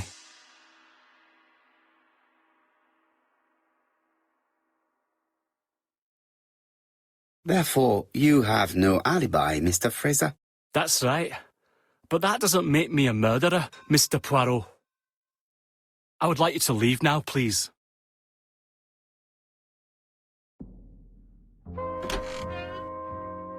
Ah, I knew I'd find you here, Poirot. I thought the victim's young man was here. Yes, is all yours, Chief Inspector. Let us now try and get our brain cells to work.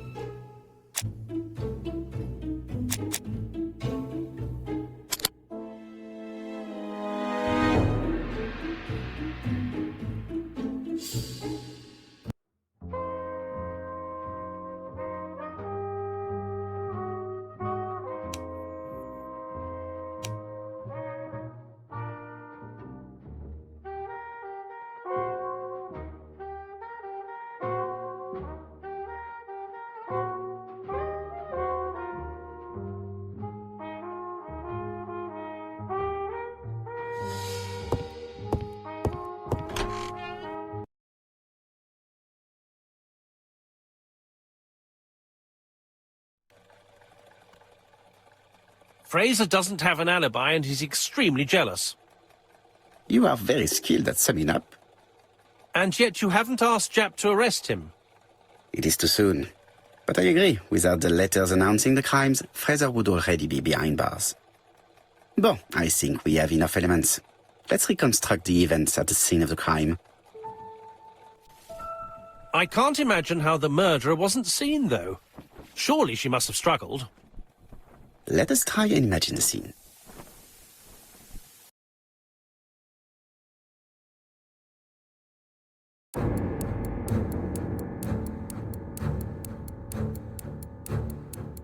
The killer and the victim are walking on the beach.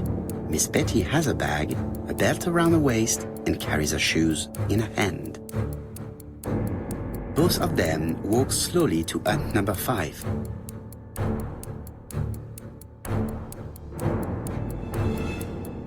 Both of them walk slowly to hut number 6.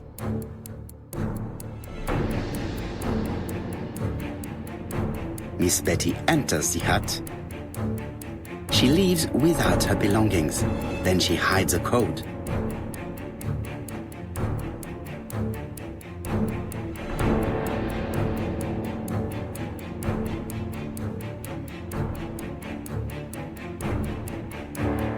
They keep walking.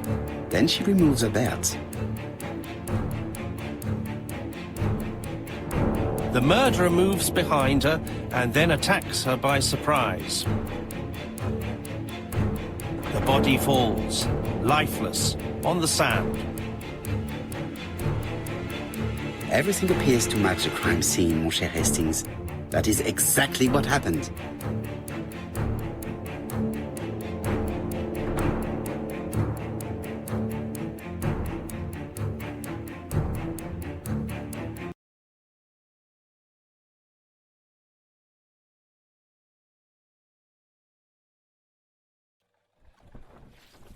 Without the ABC, we might have suspected Mr. Asher and Mr. Fraser. But by timing his crimes, the murderer is making sure he's accused. In a way, it is very generous of him. Generous? The murderer seduced Betty in order to lure her to the beach and kill her. Indeed, the young woman was certainly careless, but not stupid enough to follow a stranger. What are you planning to do, Poirot? Return to London, mon cher Hastings.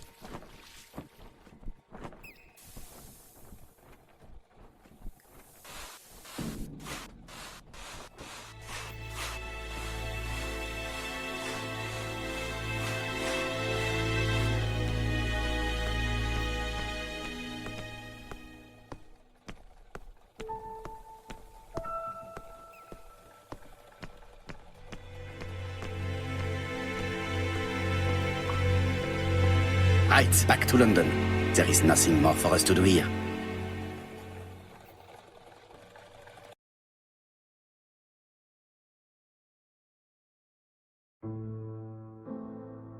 Jap has decided to reveal details to the press. The alphabet murder is now famous. It is not a bad idea. The more people who know, the greater our chances of finding out something of interest. Poirot, I have a bad feeling.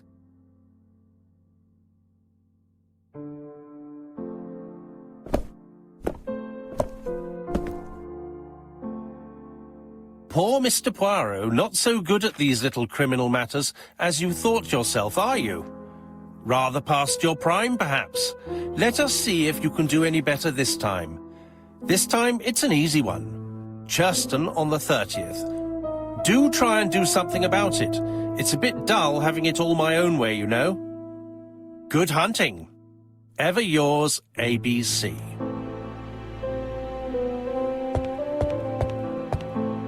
Good hunting. Did you hear that, Poirot? The murderer seems to be taking it all as a game, a challenge. He will strike on 30th in Churston. We must warn Scotland Yard. By the way, Hastings, what day is it?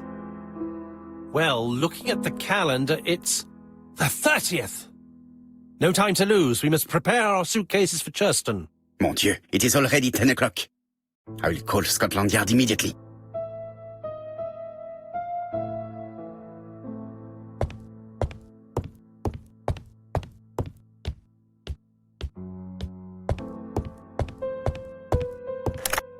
Alors, Jap, we received a new letter from ABC in the 10 o'clock post. Where and when? In Cheston. Today. Today? I'll inform the population immediately. I'll check the train times. Call me back.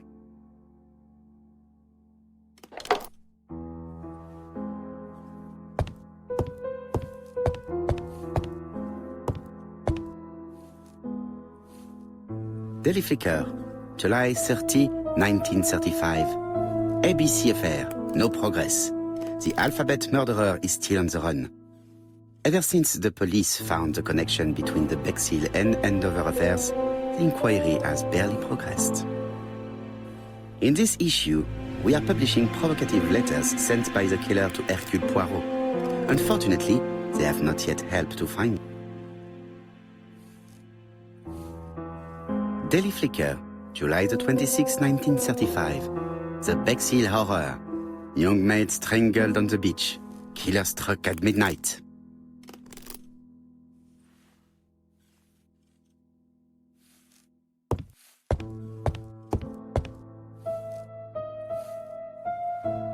Ah, some cool air. It is not a good time.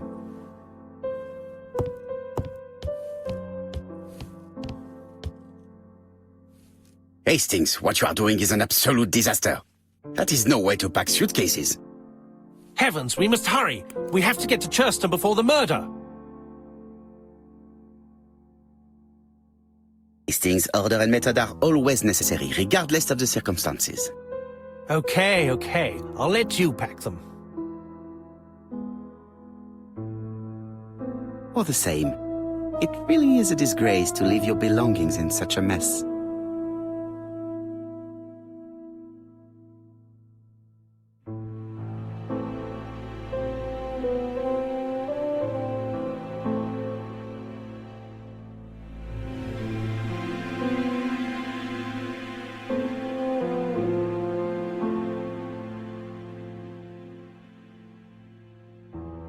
Voila! It only took a minute. Poirot, you were right.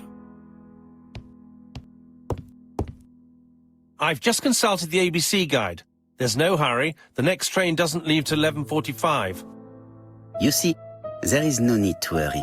We will not be in Churston until tomorrow morning. After the murder. But why has the murderer warned us so late? It's not what he usually does. Did he do it on purpose? Very good question, Hastings.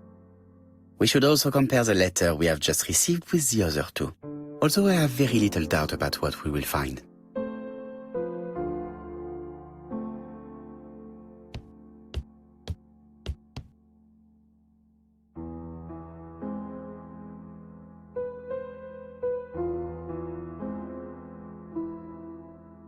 We've missed the 6:45 train, but we have plenty of time to catch the night train.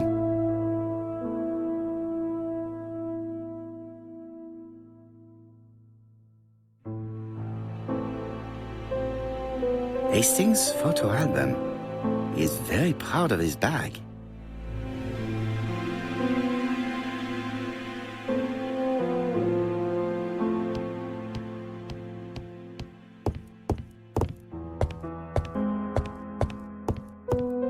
I lock my revolver in this drawer.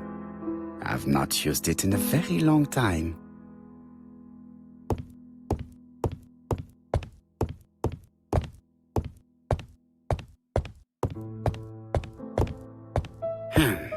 In his haste, Hastings tore the envelope.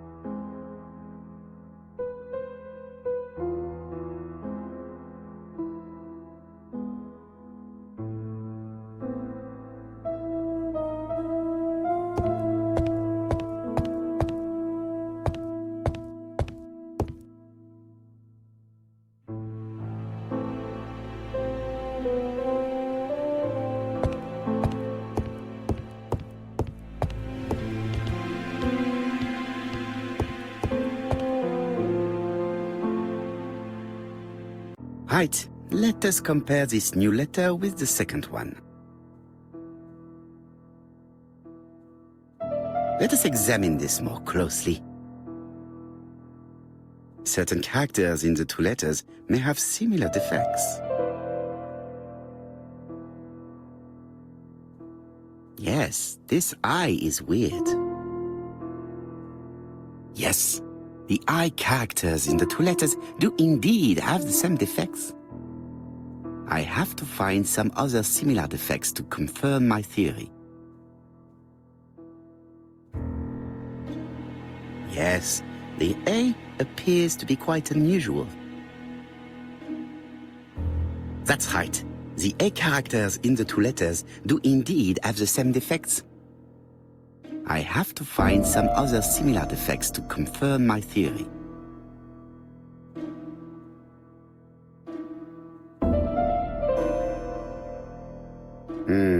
The W is not printed properly. Of course, the W characters in the two letters do indeed have the same defects. My theory was right. These two letters were written with the same typewriter. Let us now try and get our brain cells to work.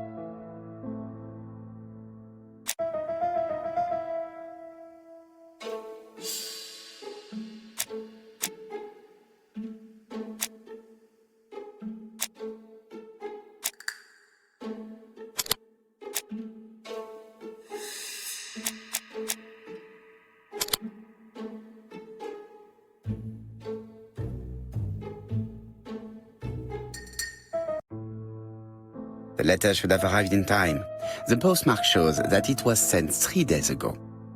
However, our man made a mistake in the address, which explains the delay. All the same, the post office took their time correcting the error. Come on, Poirot. Your address is not quite as well known as that of Scotland Yard. Poirot, the telephone. It must be Jap.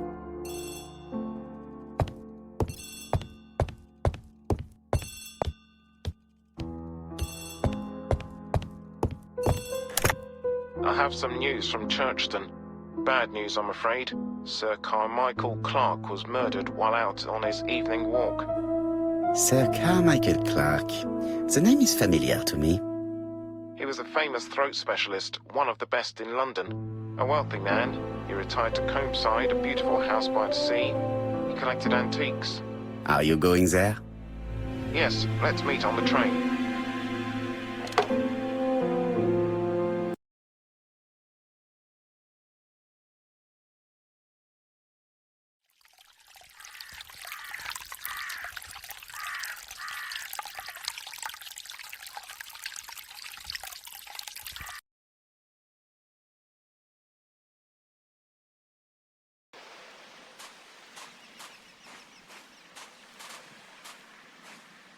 The victim is called Sir Carmichael Clark, one of the best throat specialists in London.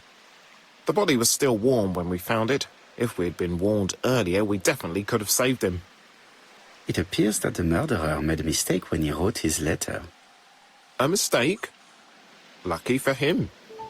And what if he did it on purpose? No. He's defined his madcap rules and he's sticking to them. It's a matter of pride for him. Shall we go up to the house, Poirot? You go, my friends. I will come soon.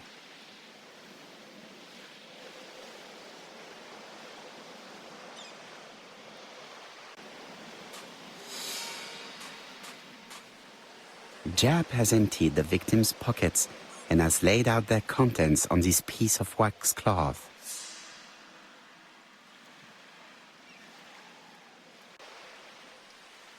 A signet ring, very probably with the Clark family's coat of arms.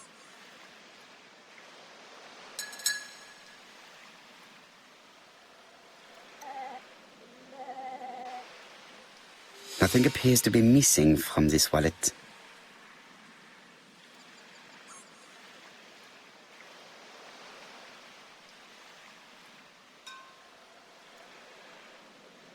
An Oriental dragon. It's an old piece, much older than a pocket watch on which it was fastened.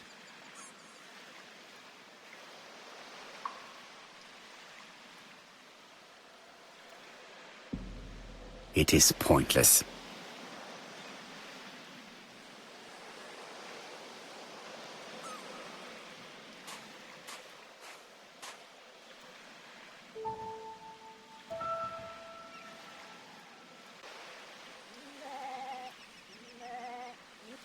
An ABC guide. The murderer's customary signature, covered in blood this time. Sir Carmichael's throat was cut. It's a clean incision, a professional murder. The gravel on the path has been sprayed with blood that covers a conical-shaped area, which starts at the body and becomes wider as it moves further from the bush.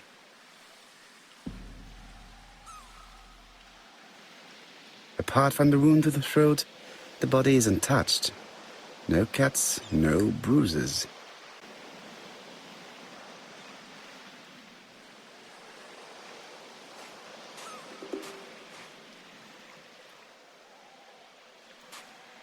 The vegetation behind the bush has been trampled.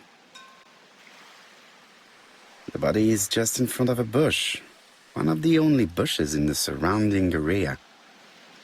Let us now try and get our brain cells to work.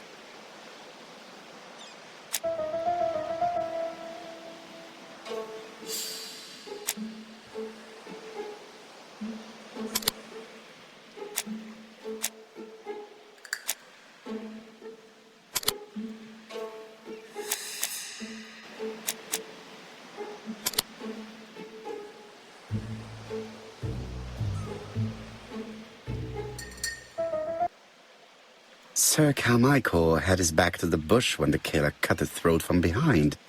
A fatal blow that sprayed blood over a range of more than 1 meter. Let us now try and get our brain cells to work.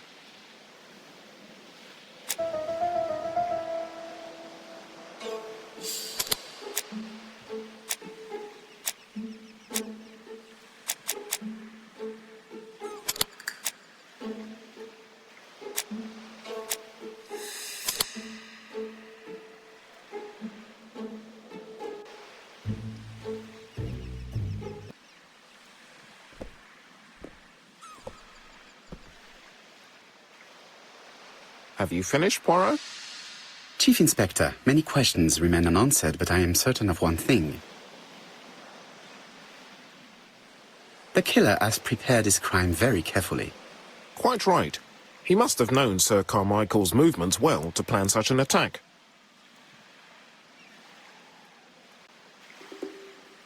The murderer struck with terrible savagery. Yes, blood flowed. It's the first time he's attacked a man. He armed himself accordingly. Have you spoken to the victim's family, Chief Inspector? I've spoken to the brother, Franklin Clark. I didn't get much out of him. He's yours. I must get the body removed.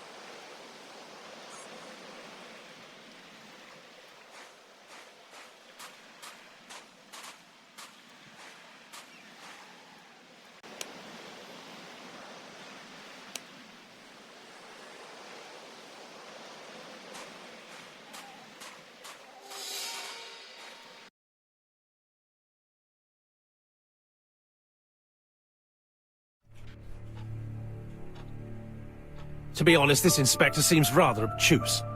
I'm counting on your friend Poirot to catch my brother's murderer. Ah, here he is now. Please, Mr. Poirot. Mr. Poirot, this is my brother's secretary, Miss Thora Gray. Pleased to meet you, Mr. Poirot. Would you like some tea? No, thank you, mademoiselle. I find it hard to digest.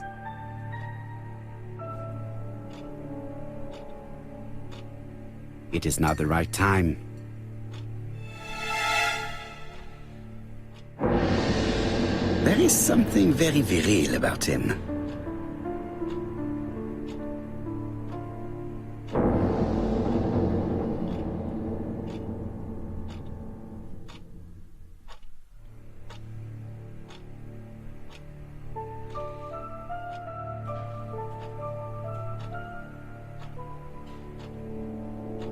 There is something very viril about him.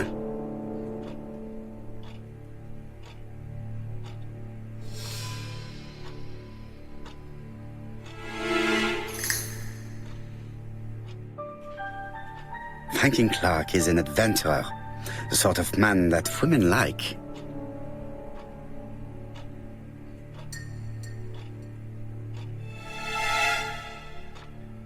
There is something elegant about her.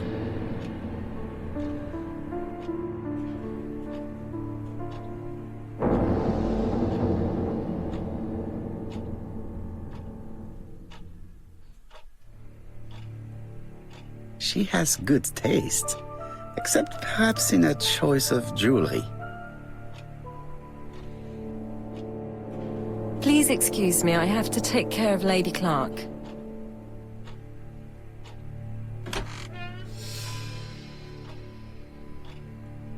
My brother's wife is gravely ill. You will probably want to question her, but I fear that it won't be possible today.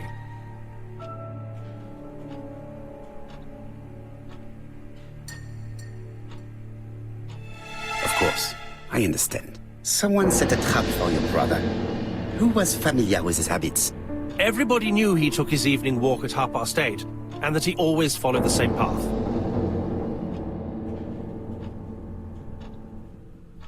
And did people of the village know Sir Carmichael's habits? I don't know. It's possible. What were you doing last night? After dinner, I went to my bedroom. At 11 in the evening, the telephone rang. It was the police. I went to look for my brother.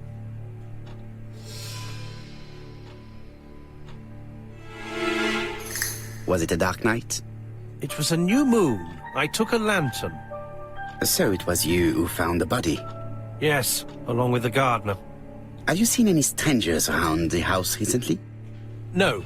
As far as I know, nobody has been near the house.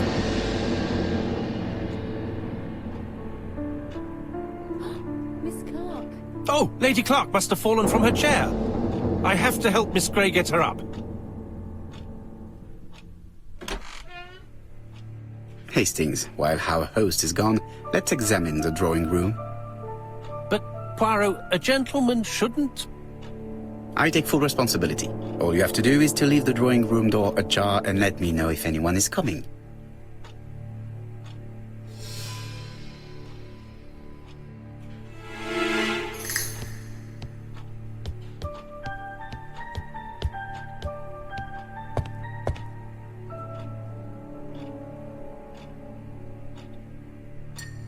A tiger.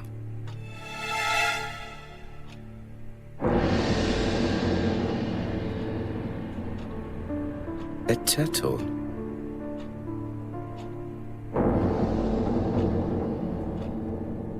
Dragon, dragon, dragon. Sir Carmichael showed himself to be very consistent in his collection's theme. A dragon.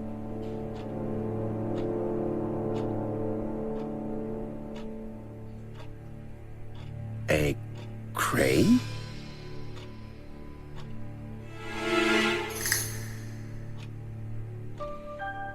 It is an emperor. His place at the center of the table is probably symbolic.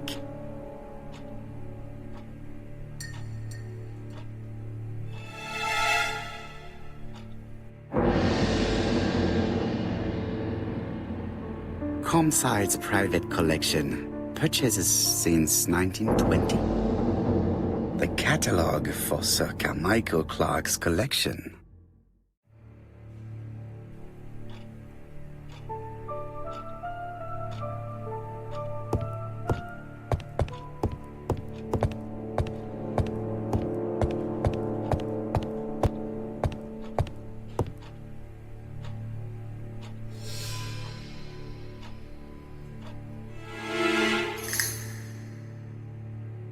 Compass, point to the south.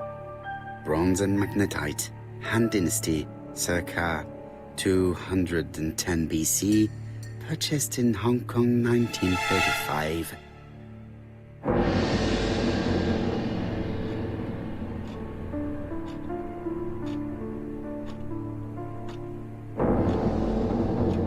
Traditional Chinese map, facsimile.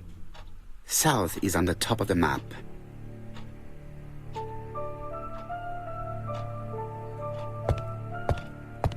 There are some very valuable objects here.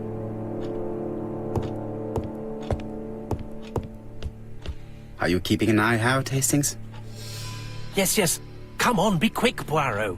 It would be embarrassing if we got caught.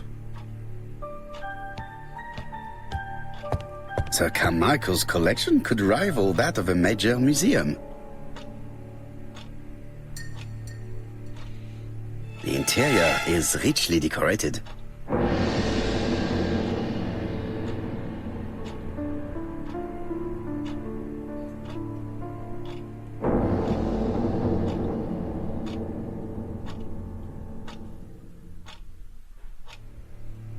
Dragon, dragon, dragon.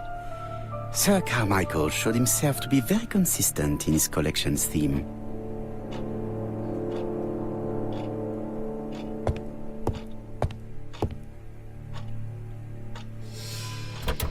It's locked.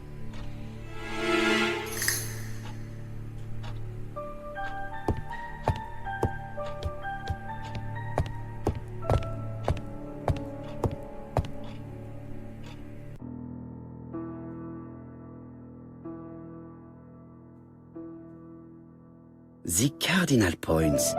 This book could maybe help. Each cardinal point is associated with one animal and one color. In the middle sits the imperial dragon, and out of respect, all the others are turned towards him.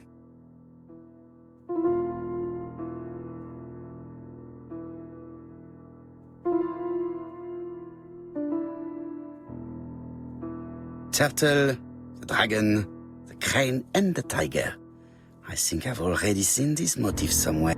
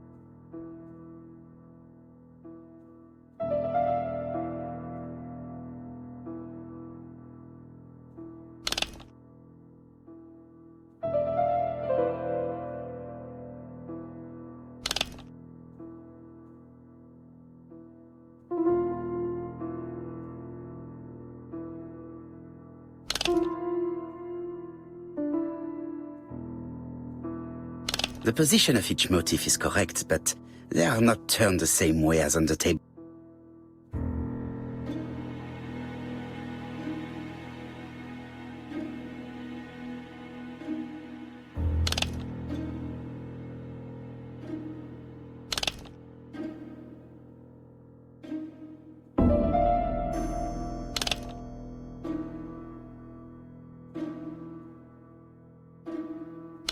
I think I heard a bang. Could it be this couple? This is interesting.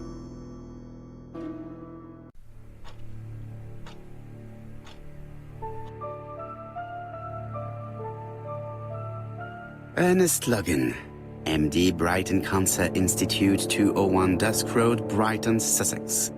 To Sir Carmichael Clark, MD, Comside Churstone, Devon. Brighton, 1935, January the 5th. As a man of science, I owe it to you to be completely frank. Lady Clark, your wife is suffering from a generalized terminal cancer. I confess I didn't suspect anything like that during the first exams. With the test results I have received today, there is unfortunately no place for doubt. I estimate that Lady Clark's life expectancy is no more than 1 year. Hospitalization would not help in her case, so I advise you to keep her at home and provide her with as much morphine as required to ease her last moments. Yours sincerely, Ernest Logan.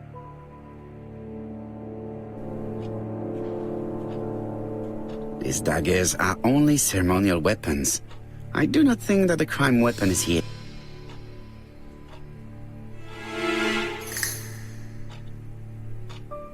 Here's Miss Gray. Sorry to keep you waiting. Lady Clark's condition requires regular care. I believe you want to ask me a few questions. Indeed, mademoiselle. This porcelain is remarkable. Is it old? It's about 3 centuries old, I believe. Wait, let me find the reference.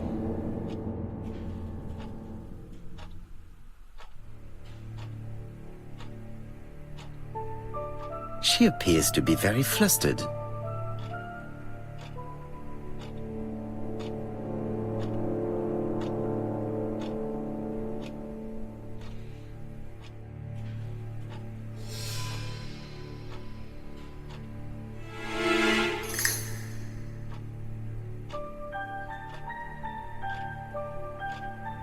Just a minute, please, Mr. Poirot.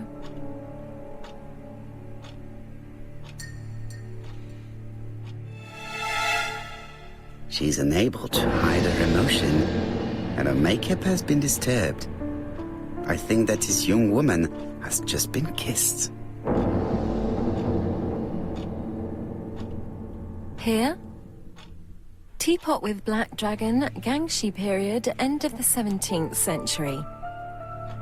It is a rare piece with unusual colors. You have a good knowledge of art history. Acquired while working with Sir Carmichael. I used to help him manage his collection and choose his new acquisitions.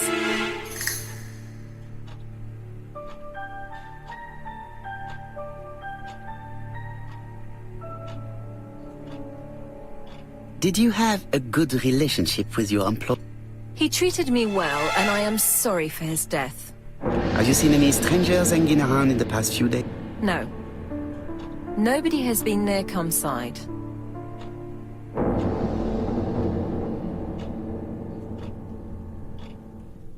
Tell me what happened last night. After dinner?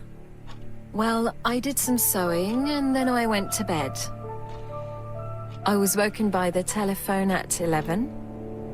I heard Franklin Clark speaking with the gardener. They left with some lanterns, and they found the body.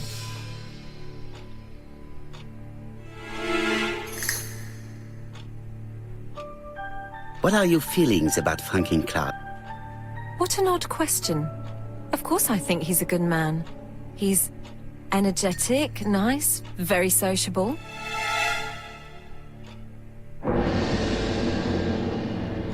Miss Gray, if I may be so bold, please do not take offense. My friend has rather unusual methods, but all he wants is to find the murderer. Yes, I understand. I must rest. Please excuse me. Earlier, you asked me to watch the living room door for you. I don't wish to be indiscreet, but sometimes a gentleman stumbles upon a secret without intending to. That is sometimes the case. And I saw Franklin Clark kissing Miss Gray at the foot of the stairs. Do you think this is a common occurrence? No, I saw emotion, intensity. I think it was their first kiss. Well done, mon ami. Well spotted. However, I don't think I completely understand this business. Why did Sir Carmichael not defend himself? He appeared to have been active and strong. The murderer did not give him a chance. Let us try and reconstruct the scene.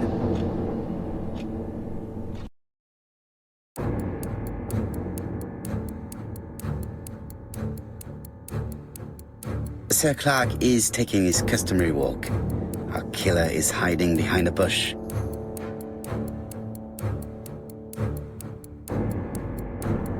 The old man walks quietly along the graveled path.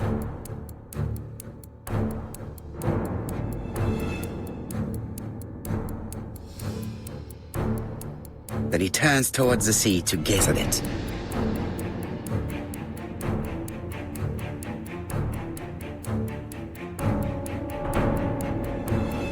The killer leaves his hiding place on the right-hand side. He approaches silently over the grass.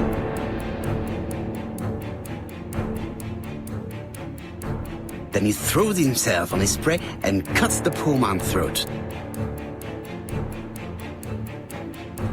He then lays down the ABC before leaving. Everything appears to match the crime scene, Monsieur Hastings. That is exactly what happened.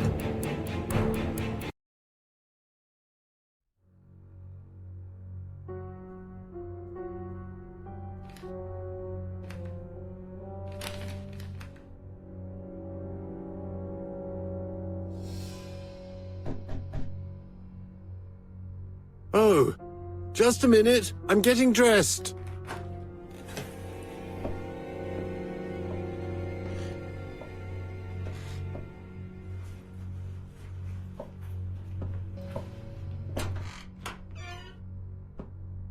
Mr. Kirst, have you recently returned from Churston? Yes. Indeed I have. Have you seen the papers? And to think that you might have rubbed shoulders with the killer. Imagine that. Mr. Kirst, are you all right? You don't seem well. My apologies. My throat is burning and my head feels heavy. It's ever since the war, you know. Since my injury, my head has never been the same.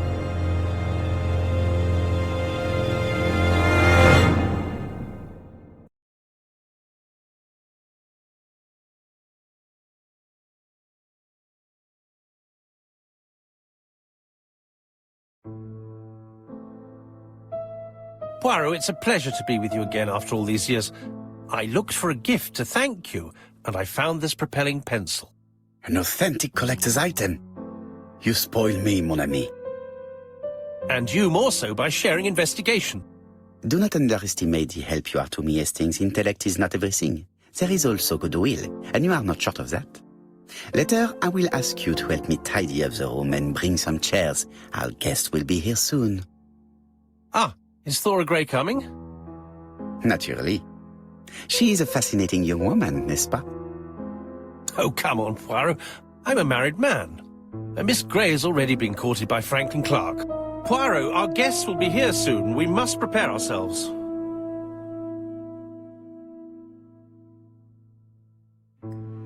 I should take advantage of the silence to examine them.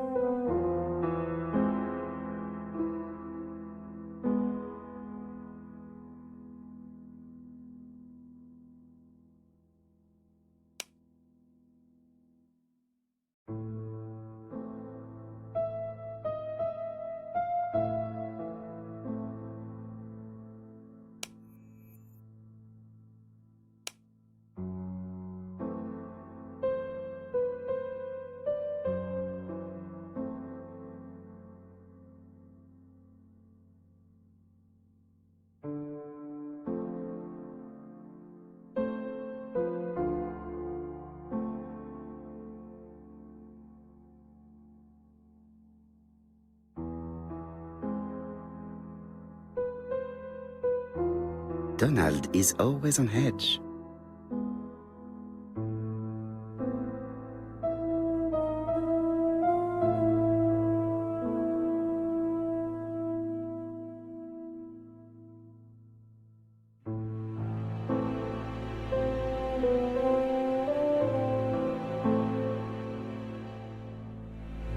Donald Fraser is very nervous at the moment, even if he's trying hard to control himself.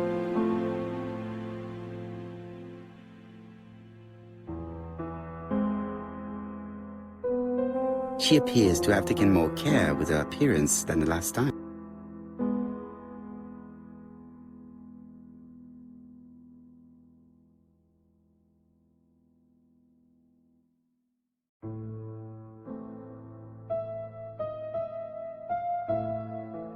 She's looking at Mr. Fraser out of the corner of her eye. Did she make herself beautiful for him?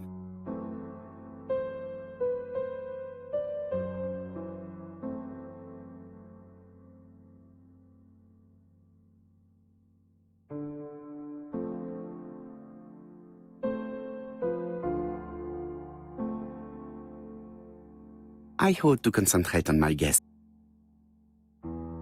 Franklin Clark always seems at ease, regardless of where he is. Something that's unique to people who travel.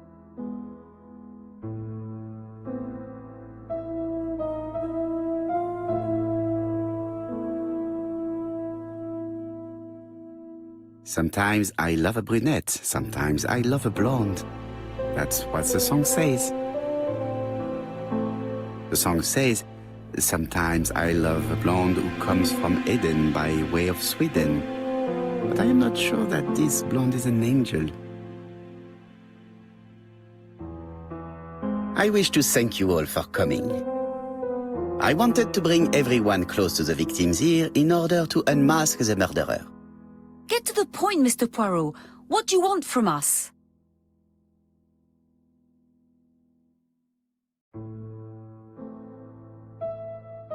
You are an intelligent woman, Mademoiselle Barnard, and I'm sure that you have already understood my intentions. You think that if we put our heads together, we might come up with something new? I am convinced of it. What I ask is that you search your memories. The murderer must have left some trace. Yes, he must have prepared his crimes very carefully. Tout à fait. He did not get to Bexhill at midnight in order to strangle a young girl whose name by chance starts with P. Must we go into that?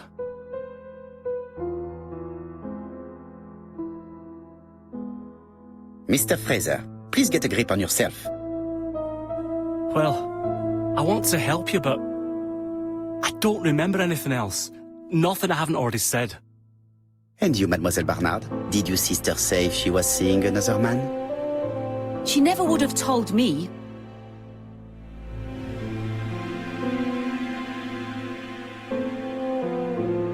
Why would she hide the fact from you? Betty knew I didn't approve of her behavior. Her flirting was spoiling any chance she might have had. Tell me, mademoiselle, what did you talk about with your sister? Silly things. Her new dress. She wanted a pair of black stockings to go with it. Mother bought her a brand new pair. The day it happened, she was crying. And to think that Betty never even wore them. Poor Mummy. Your sister used to sing, I believe. Did she ever perform in public? She dreamt about it, but she had a very bad cough. It troubled her greatly. She had to cancel auditions and miss lots of opportunities. A pity. Yes, she sang well, but that doesn't tell us much about the murderer. Qui sait? In any case, we now have enough information to draw up a relatively precise psychological profile. Let us now try and get our brain cells to work.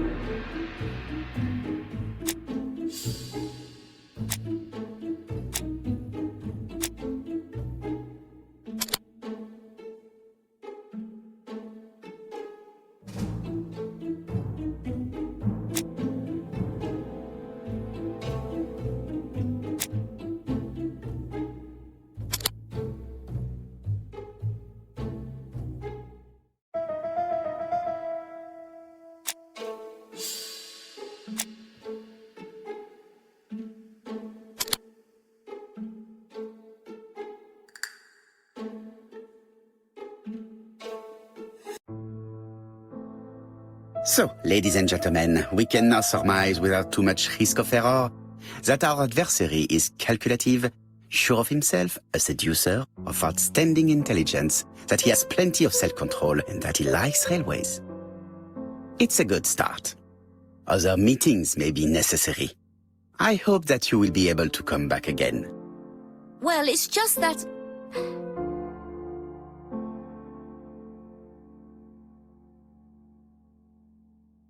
Is something bothering you, Mary?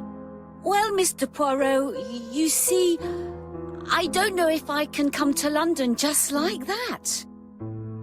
It's normal that people helping with this inquiry should be reimbursed. Starting with you, Miss Drower. Please allow me to pay for your train tickets. Oh, sir, I cannot accept. But you must. Mademoiselle, I may not be rich, but my brother left a fortune which will be mine. Mr. Clark, that's very generous of you. Well, someone has to foot the bill. Mr. Poirot, would it be possible for you to come back to Devon? Lady Clark has expressed a wish to see you. We'll adjust her medicine so she'll not be too drowsy. But of course, I shall come the day after tomorrow if it is convenient. Thank you all for coming. We will meet again soon. The meeting was most fruitful. Really? Hastings, I believe now we have everything we need to find a common point between the victims. Now it is time for us to use our grey matter. Let us now try and get our brain cells to work.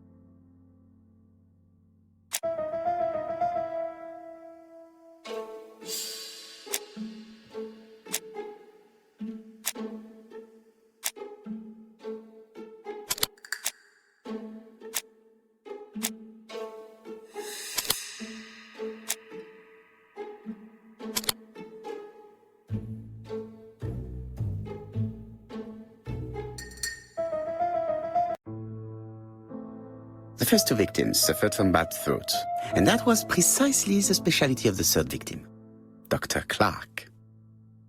We have a lead. It would pay to take a closer look at the medical records of Dr. Clark's patients. We'll do so during our next visit to Churston. I will do it myself, mon ami. You must remain in London just in case ABC sends us another letter. Very well, as you wish.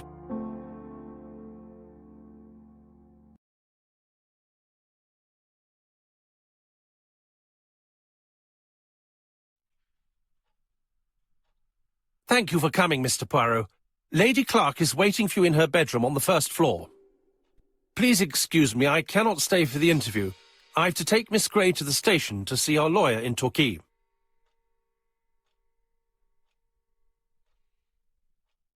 Are you leaving Churston for good? Miss Gray very kindly stayed with me to settle my brother's affairs, but naturally she prefers to find a position in London. Ah, très bien. I'll be absent all morning, Mr. Poirot, but the nurse is coming soon. She's to ensure that the dose of medicine doesn't make our patient drowsy. Thank you, Mr. Clark. Have a nice trip, mademoiselle.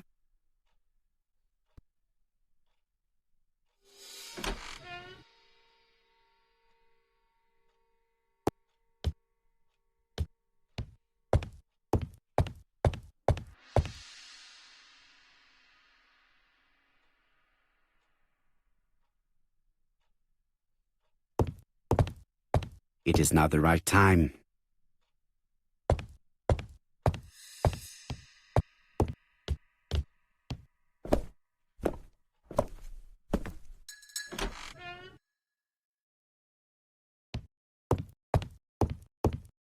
It would be rude to make Lady Clark wait any longer.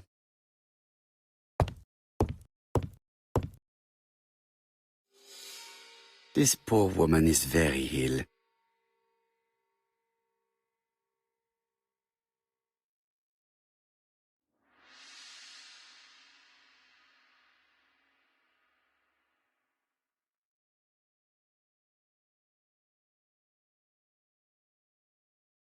This woman is suffering. She is in no state to have a conversation.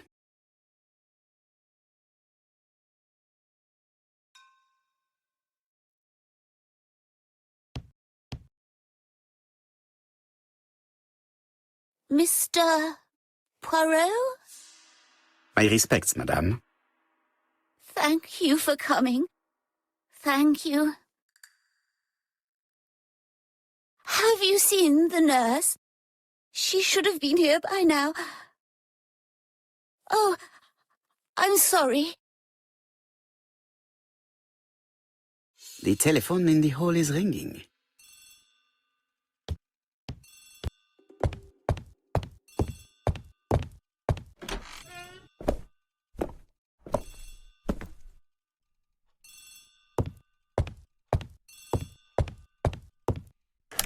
The Clark residence.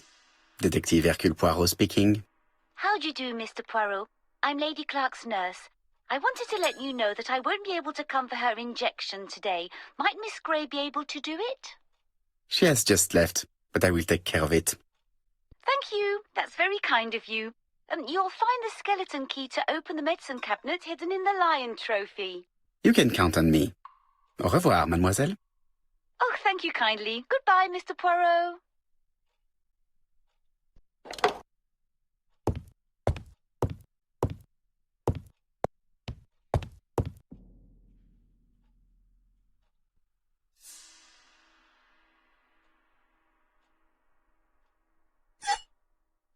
Here is the skeleton key.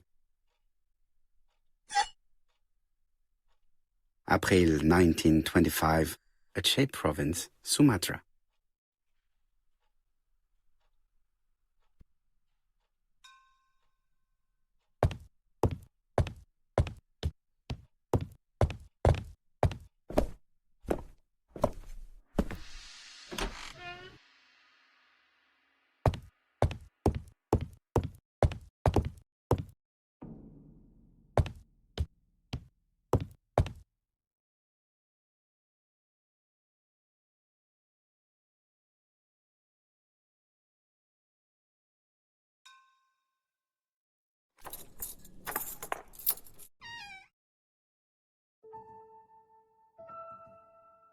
Ah, Mr. Poirot. Ah, I feel better now. Thank you for your help.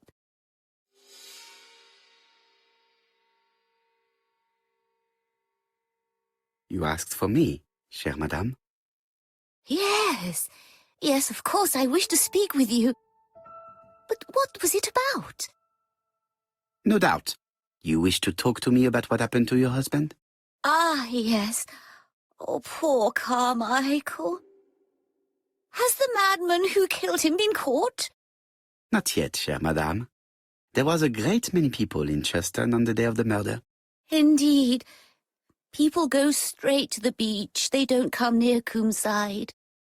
So, there were no strangers around the house that day? Who said that? The people who live here. Your brother-in-law, Miss Grey. Miss Grey? Oh, I don't like her. Franklin wanted her to stay, but I insisted she should go, immediately. You are entitled to do so, naturally. I'm pleased that you approve. The others have been taken in by her. But at least you can see through that self-pity act. See what she's up to. Oh.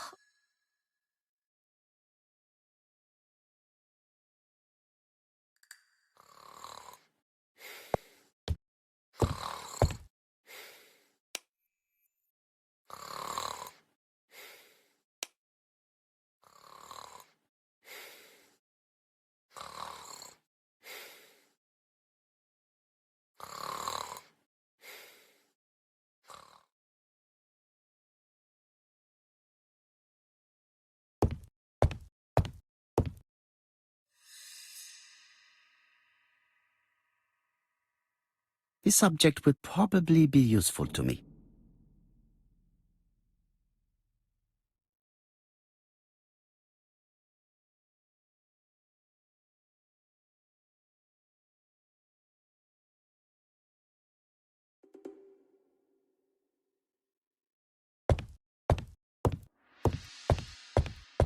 She's sleeping.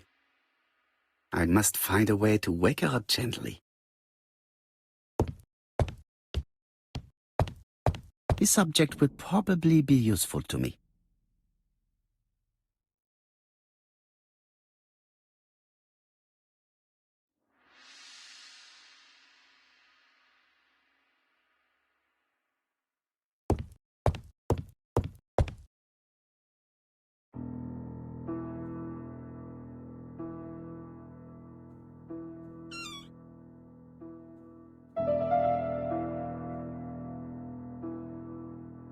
I have to put a new spring here.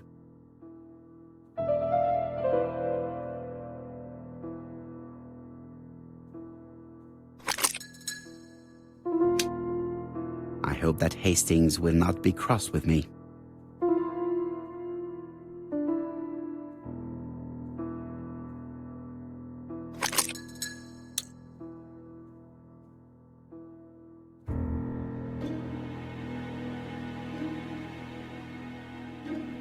The bronze comb is preventing me from positioning this one.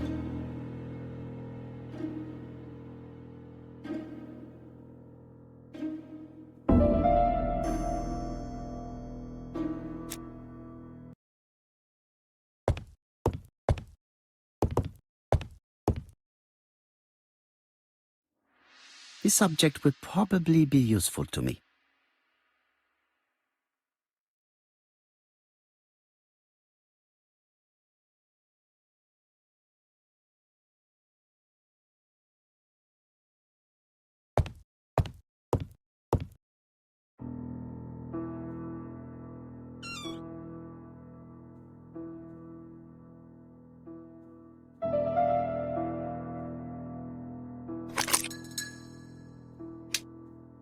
I hope that Hastings will not be cross with me.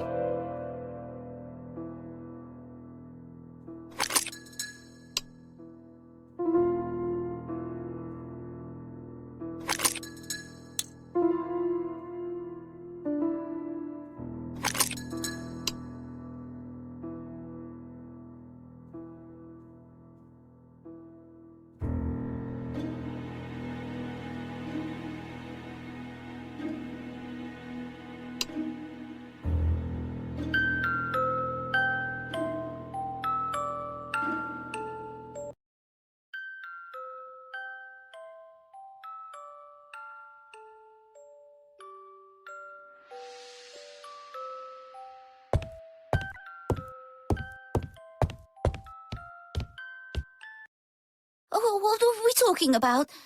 Ah, yes, Thora Grey. Oh, Carmichael had great esteem for her, but for me she was nothing but a hypocrite.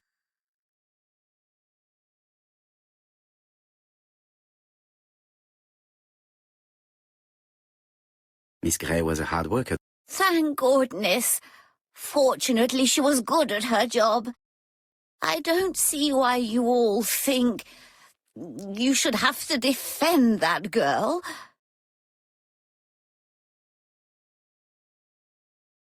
You are very harsh. Do not forget that the girl is an orphan. Yes, and she used the fact to get around men. Take Franklin. He's fallen for her sweet-talking charms. Oh, he's a lovely boy, very plucky and sure of himself. But so naive. Oh, when it comes to women.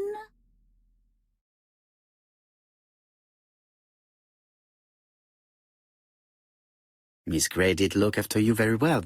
Outwardly. But she's hiding something. I think she tried to poison me. Miss Grey? A poisoner?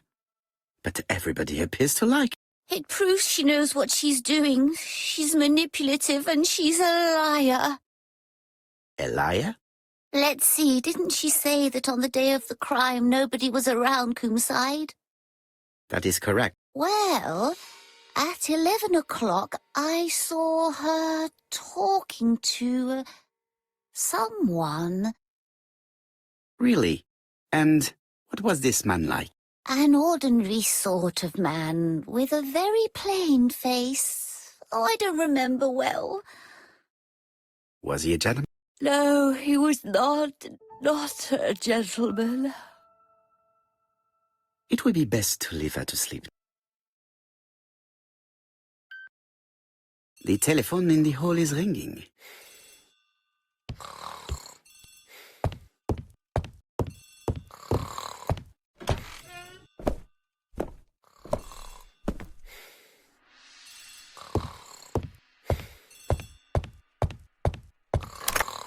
Hello?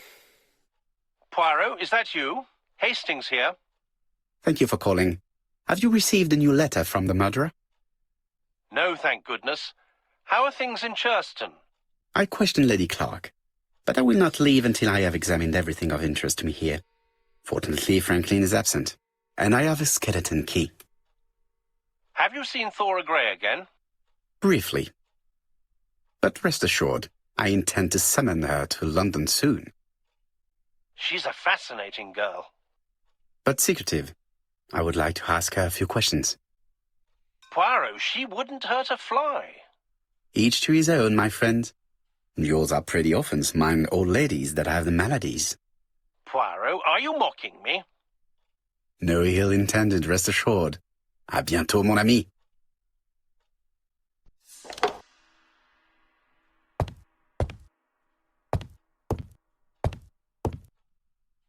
How am I going to open this trunk? Let us examine it.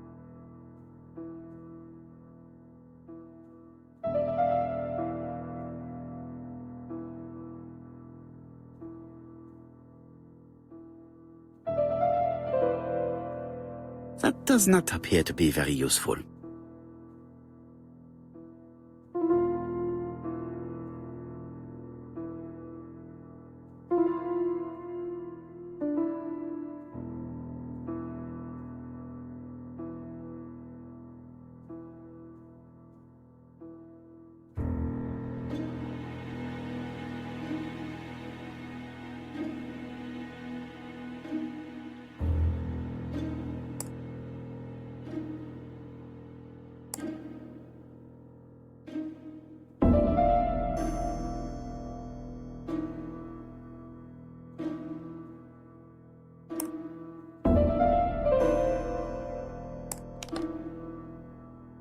Leaving the code on the trunk. What a strange character Franklin is.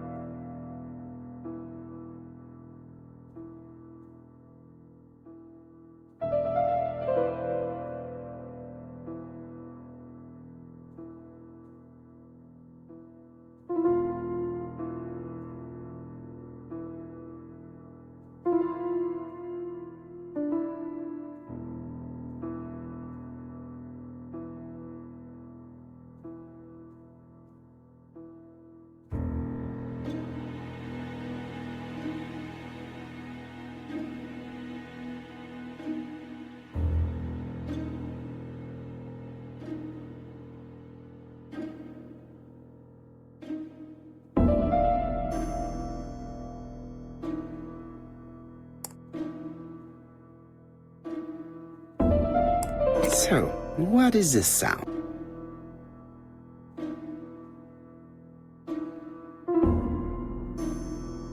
I should be able to open the trunk.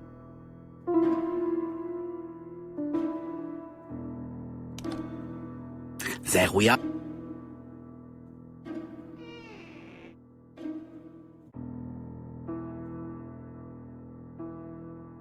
A pile of books, including one about dragons. Nothing interesting. A pile of books, including one.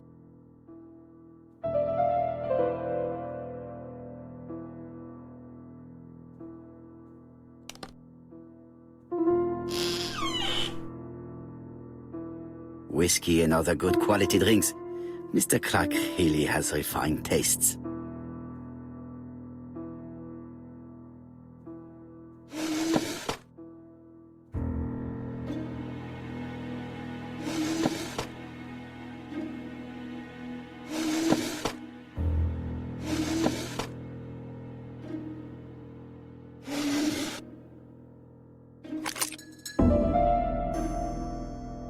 Why has Franklin put an Allen key inside his trunk? I'll borrow it for a minute.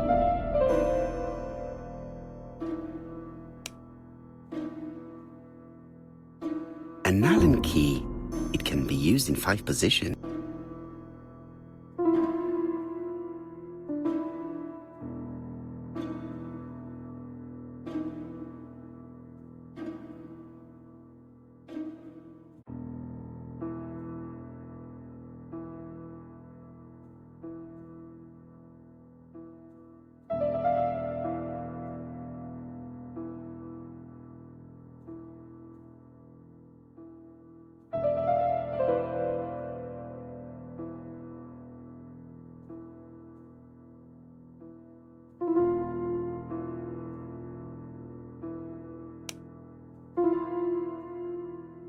An Allen key, it can...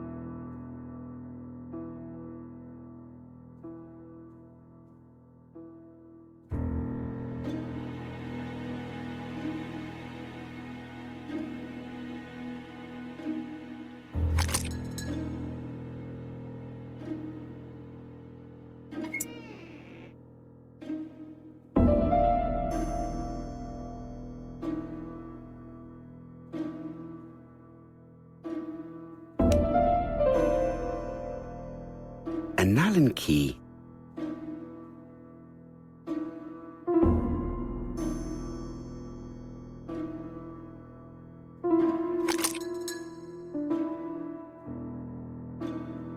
Another screw.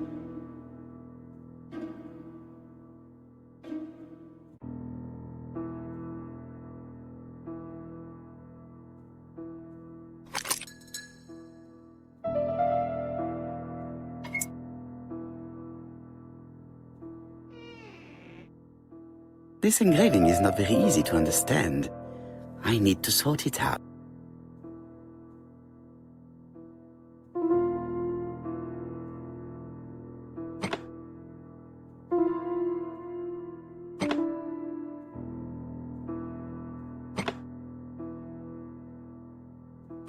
It is blocked.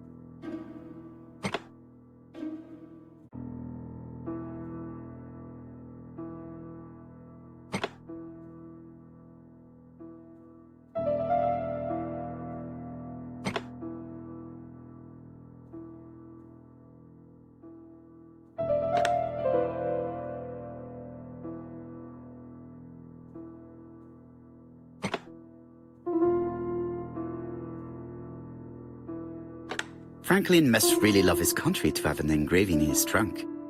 I think I heard the panel above release.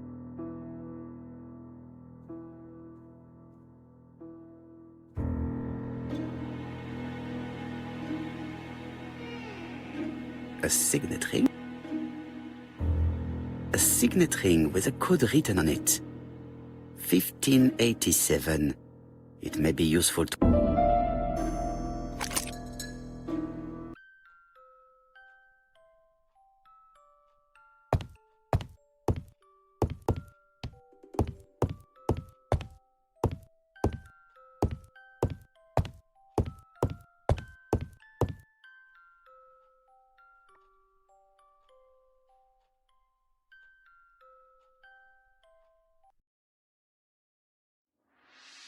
Miss Thoroughgrey, Comside, Chuston, Devon. Arsenic trioxide thallium.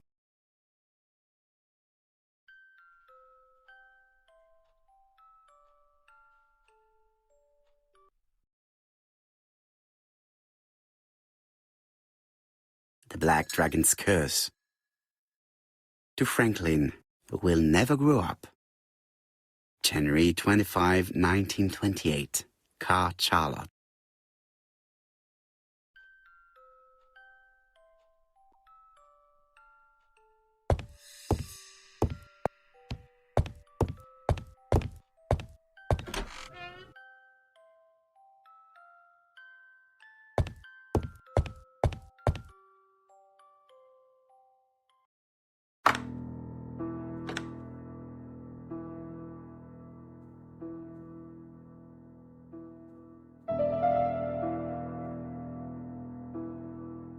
This plate appears to be able to move, but something is blocking it. This plate appears to be able...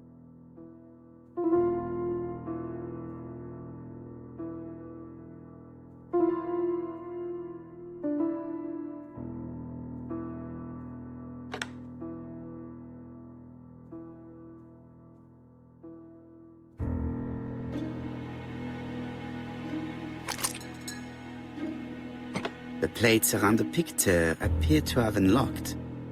I think I've already seen these symbols on Franklin's trophies.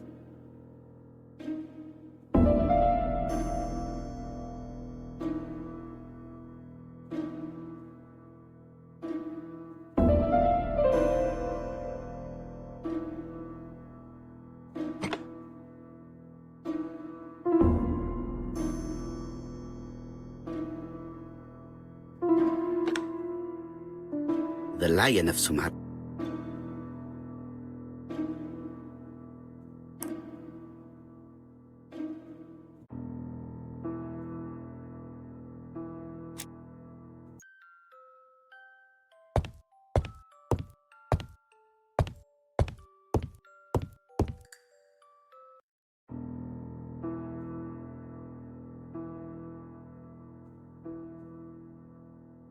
Four Chinese symbols are engraved on this padlock.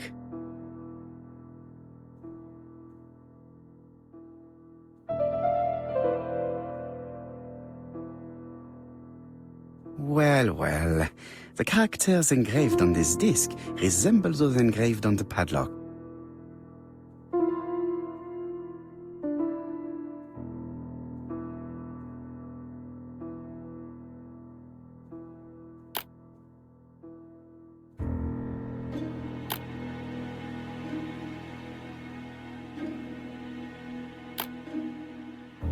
No, it's not the right code. Let us check the Chinese characters again.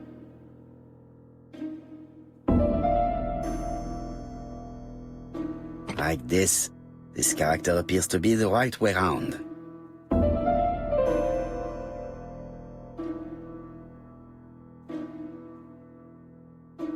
That's it. This character appears to be the right way round.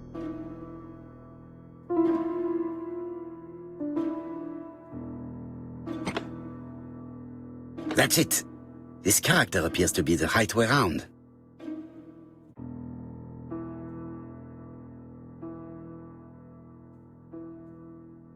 That's it.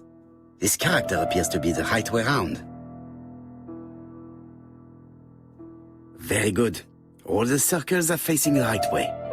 What are they showing me?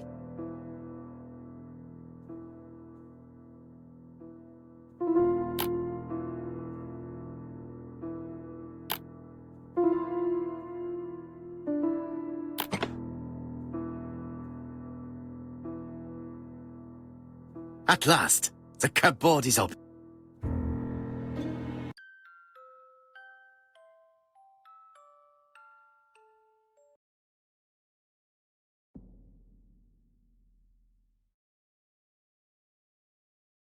Genteel and wild.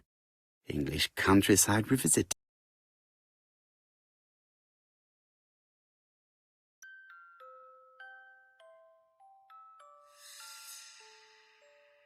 The Railway Children, E. Nesbit. For Franklin, Und Effie's Christmas, 1910.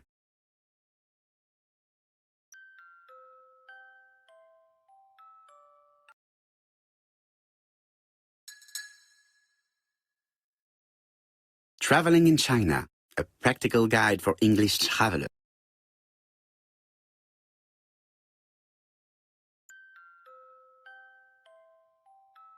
Helmet, flask and rifles. Franklin is very well equipped.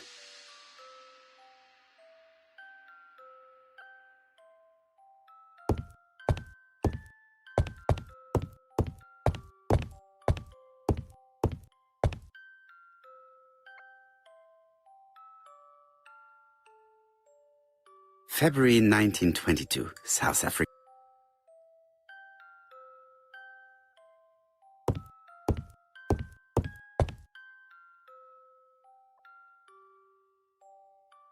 July 1920, Alaska Peninsula.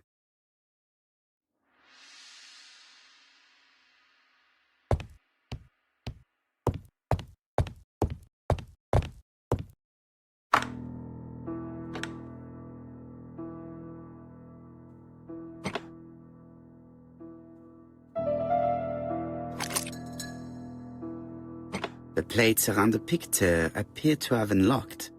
I think I've already seen these symbols on Franklin's trophies.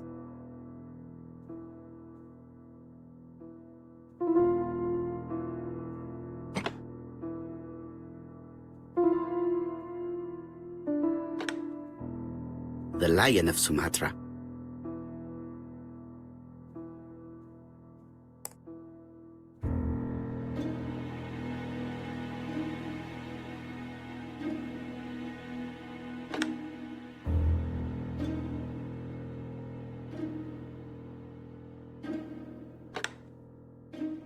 The African could.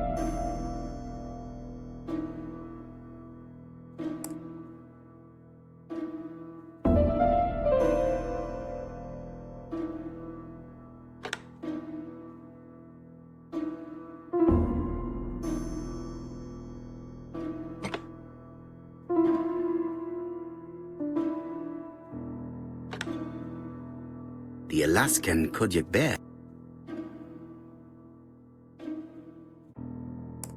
I heard the sound of a mechanism. Strange way of protecting one's safe. Triangulating one's hunting sites on the map.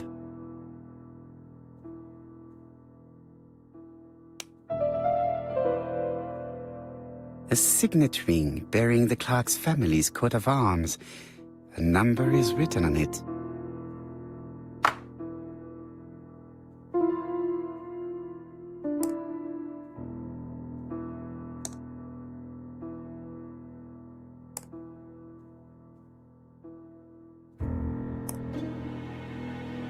These documents are very likely going to help me for the rest of the inquiry.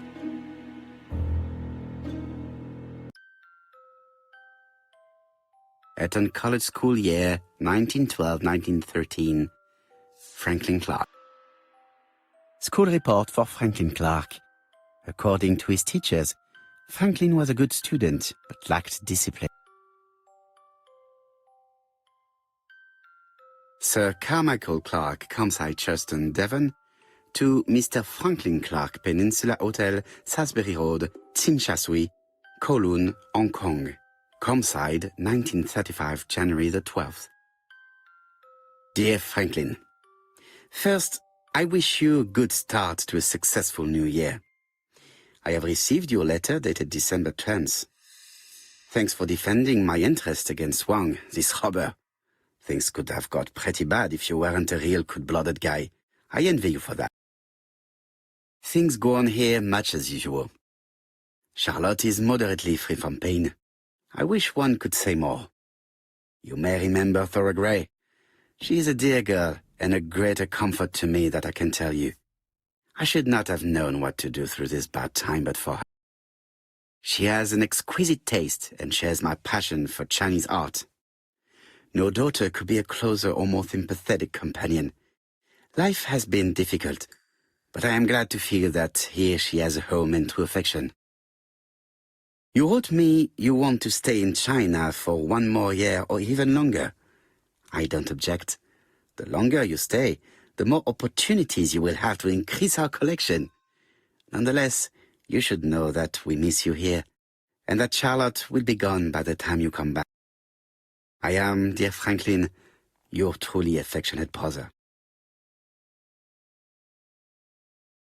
Charlotte Clark, Comside, Churston, Devon, to Mr. Franklin Clark, Peninsula Hotel, Salisbury Road, Chim Sha Tsui, Kowloon, Hong Kong, Comside, 1935, January 1st.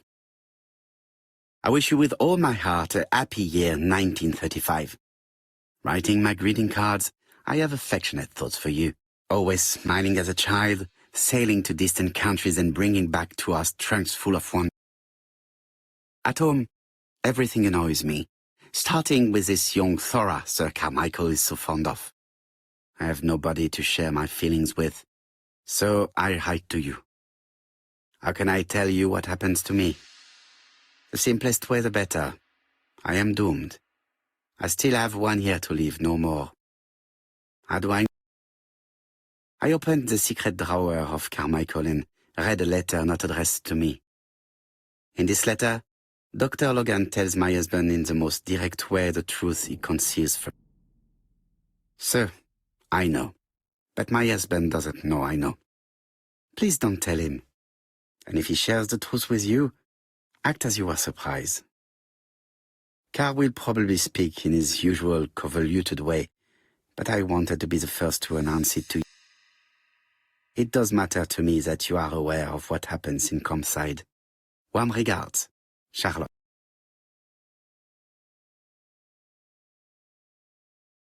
A dozen gold sovereigns, some shares for the Southern Railway and some treasury bills.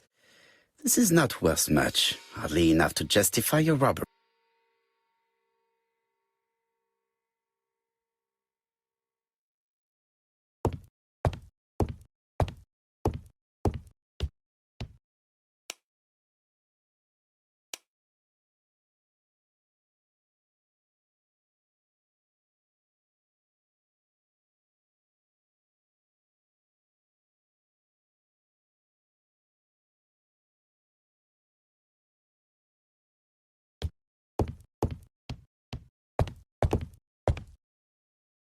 Franklin appears to be very active.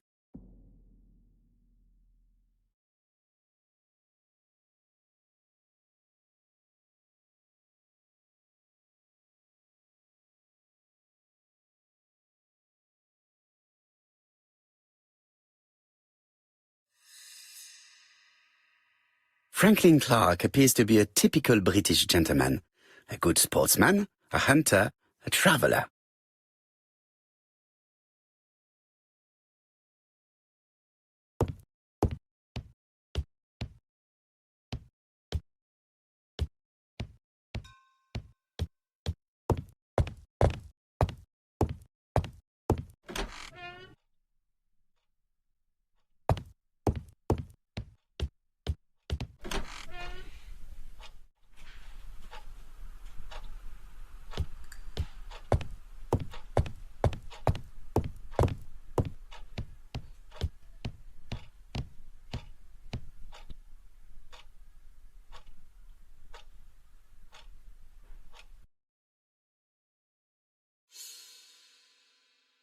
I've already seen similar daggers.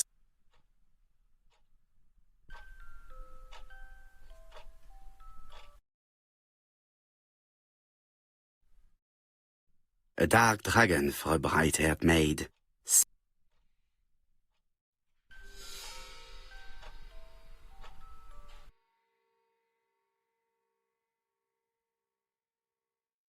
Attention, Franklin. Task list.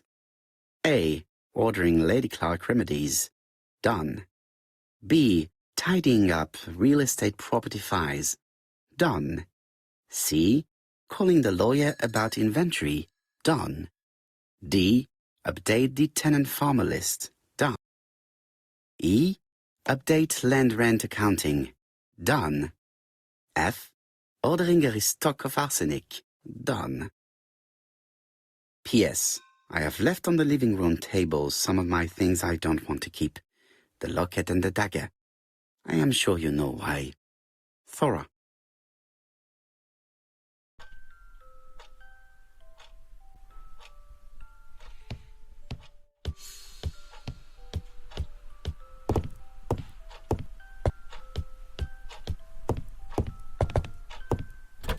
The door is locked.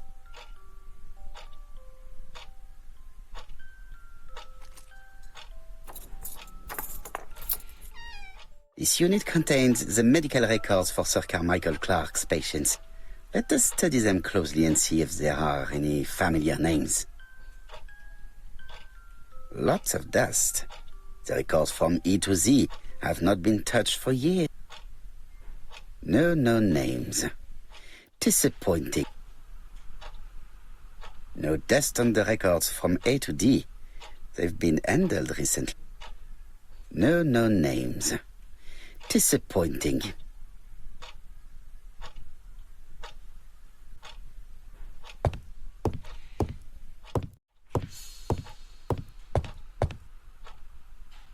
I see some papers that were not there the first time I visited.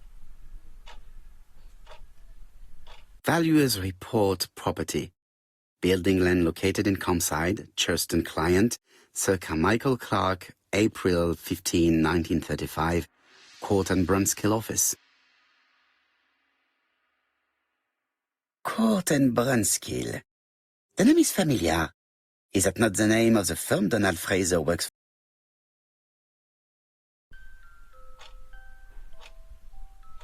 These daggers are only ceremonial weapons. I do not think that a crime weapon is here.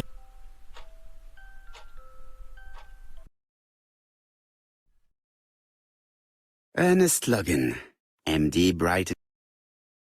Lady Clark. I estimate that Lady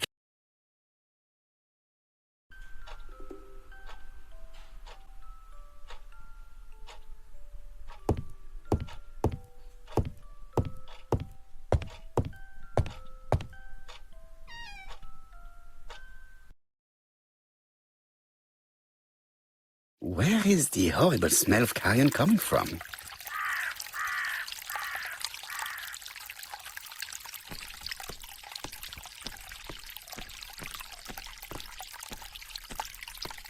Something makes me feel uncomfortable.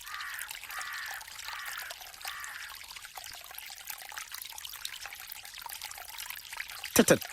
The gardener does not follow the alignment. There, that's better. It is symmetrical. Brown pellets. Revolting. There, that's better. It is symmetrical.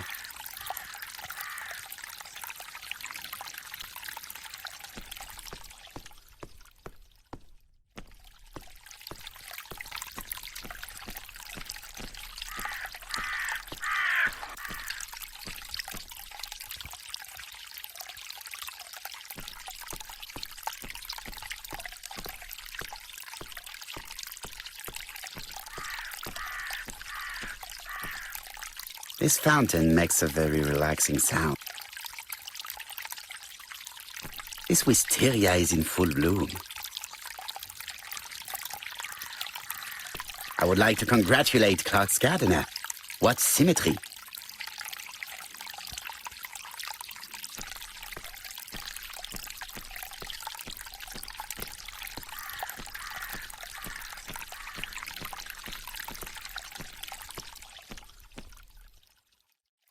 It was probably the gardener who lit this fire.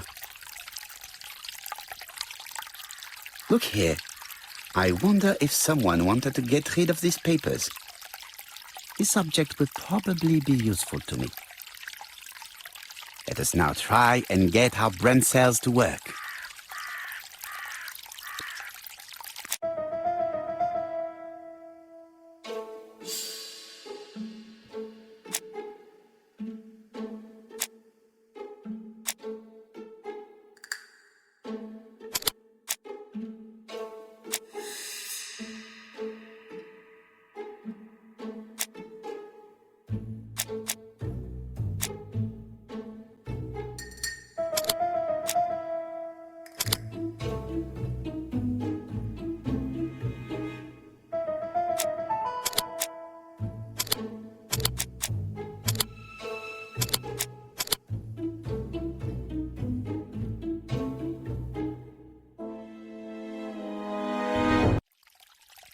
Everything that Thorgray has left behind comes from Sir Carmichael's collection.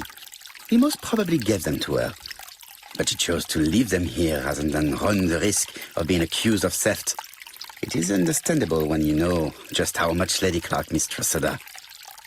Let us now try and get our brain cells to work.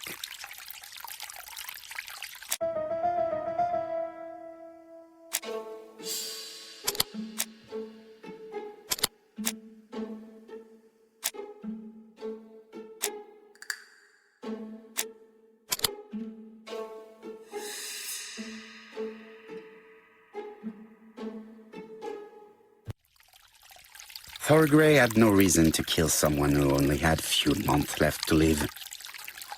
The poison she ordered was for rats. The gardener must have made good use of it, considering the stinking remains on the path, not far from the property. I've finished here. I must put the skeleton key back and inform Hastings that I'm returning to London.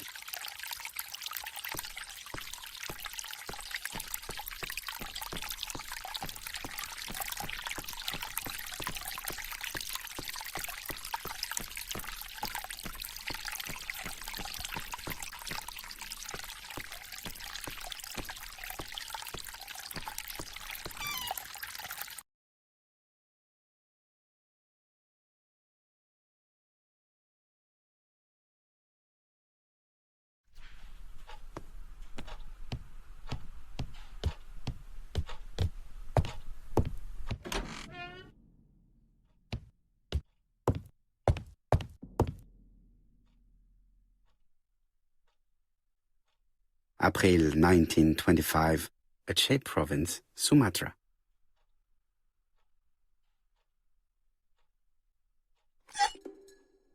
Perfect. Nothing else is keeping me here.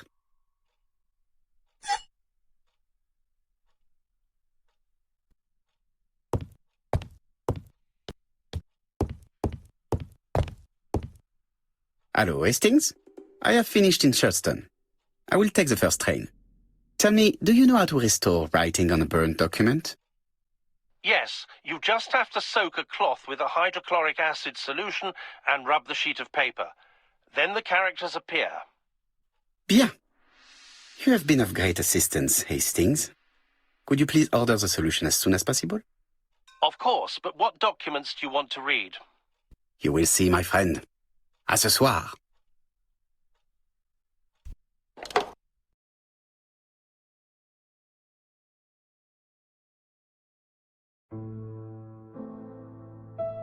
Donald Fraser is here.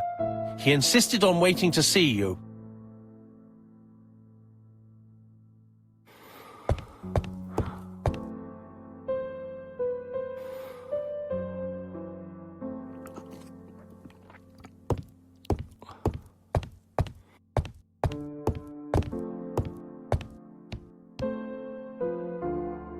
This man is tired.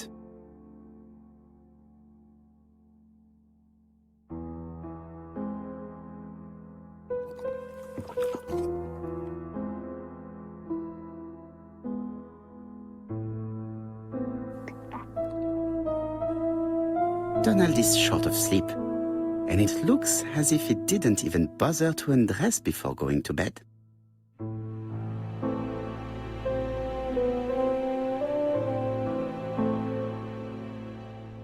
Mr. Poirot, I don't know why I'm here.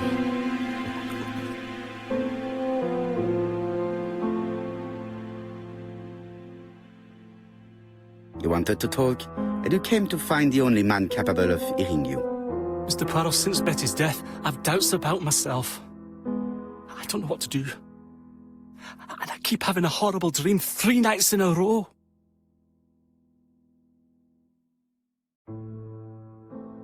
Have a drink, and tell me about this dream.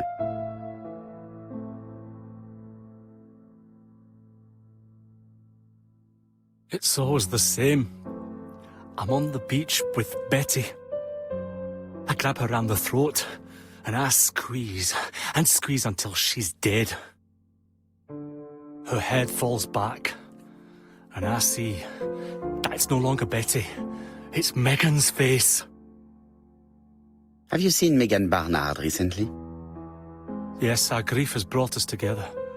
I never really knew her before. She's really quite a remarkable girl. But I would never tell her about my dream. Why not? Is it her you are attacking in your dream? No, it's Betty.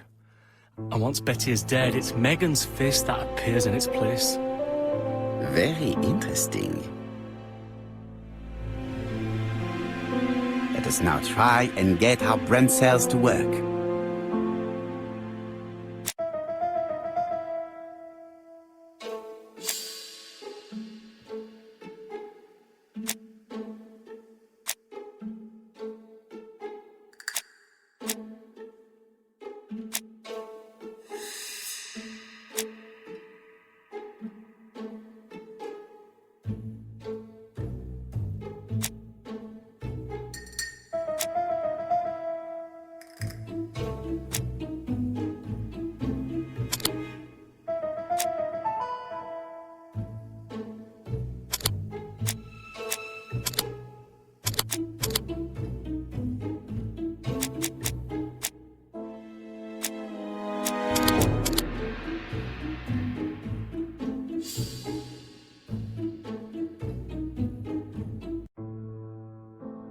Mr. Fraser, I think that the real meaning of this dream is that you are in love with Megan Barnard.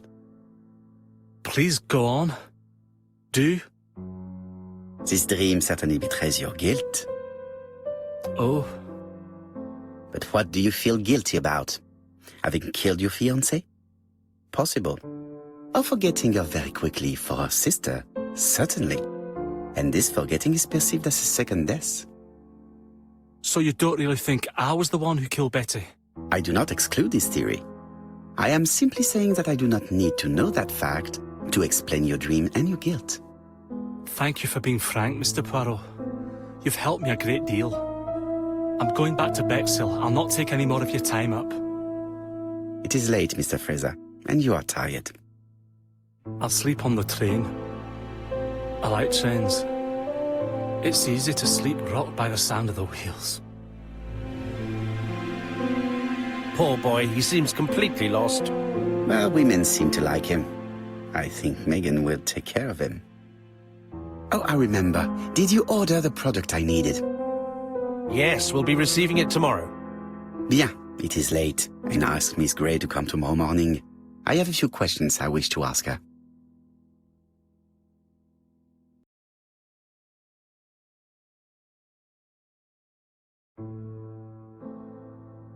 Mademoiselle, I asked you here in order to answer a very important question.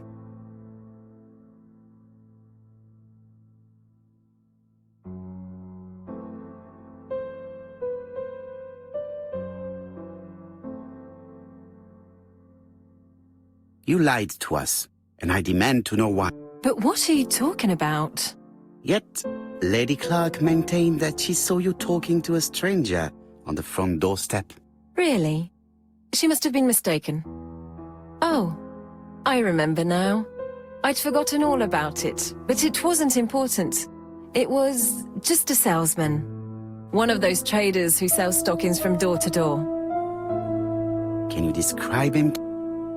Medium size, glasses, dark suit, and a felt hat. Not the sort of man you notice. Completely harmless. That's why I forgot all about him. Nothing else? He was very hesitant and shy. Usually door-to-door salesmen are very confident, but he wasn't.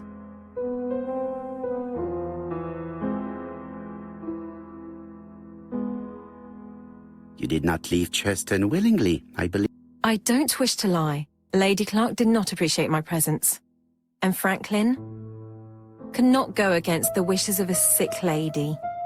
He is a good man, and he worries a great deal about his sister-in-law. I noticed that you left some personal belongings behind at Churston.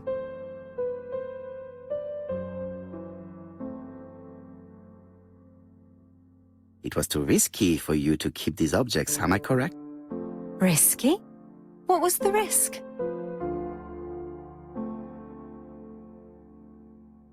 You know very well what Lady Clark might have said if you had kept these objects. Indeed. These objects were gifts. But Lady Clark would have been convinced that I'd stolen them. By returning them, I put an end to such evil gossip. Bien. I must ask you one last question. Please reply frankly with either yes or no. If Lady Clark had died, would you have agreed to marry Sir Carmichael if he'd ask you? How dare you ask such a question? Sir Carmichael treated me just like his daughter.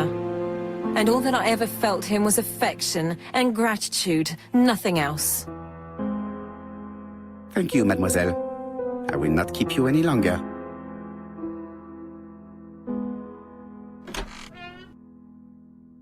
I met Thora Grey on the stairs. Her cheeks were ablaze, and she appeared to be deeply hurt. Poirot, have you offended the poor girl again? Do you have good reasons for accusing her? I accused her of nothing, Hastings. I simply asked her an important question she did not answer. Let us see if we can answer it for her. Let us now try and get our brain cells to work.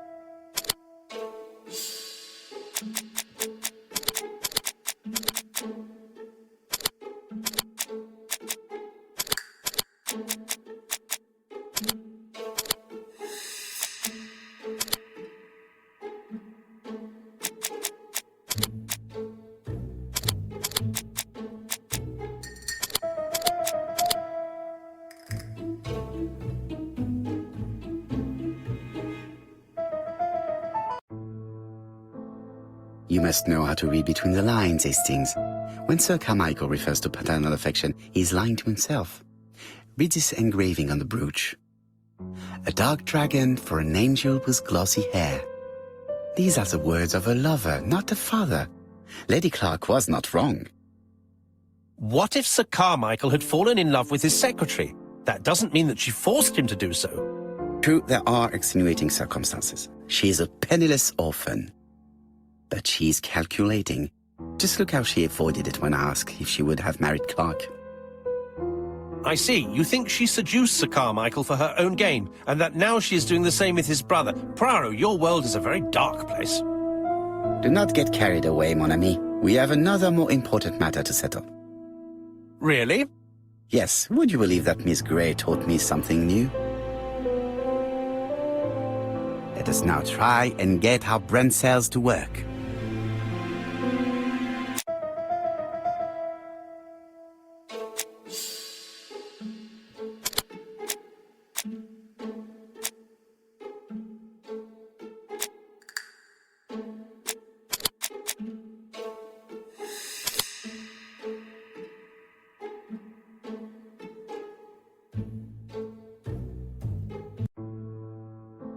It's perfectly clear, Hastings, perfectly clear.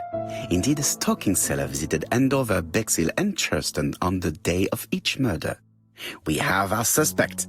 This should be of interest, Job.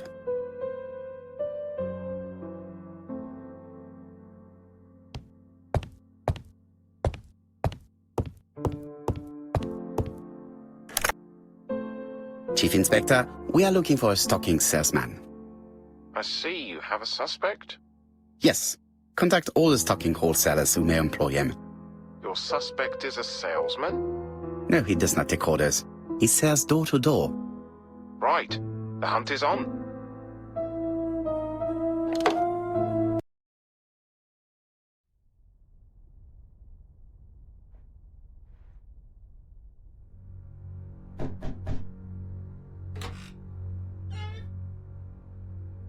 Are you leaving, Mr. Cust?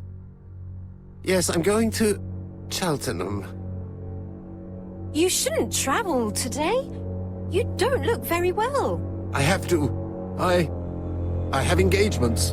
I must respect them.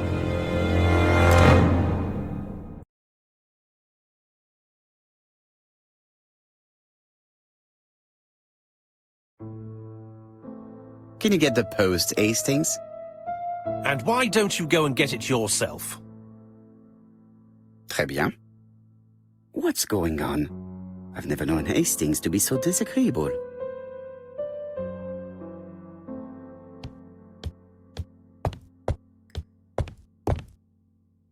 Are you collecting the post, Poirot?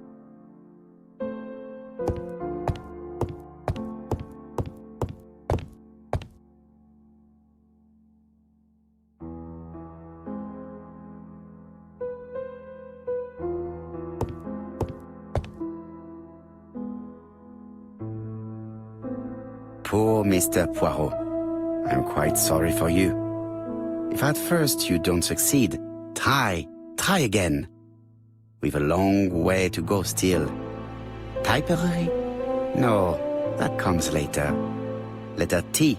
The next little incident will take place in Doncaster on September 11th. So long. ABC.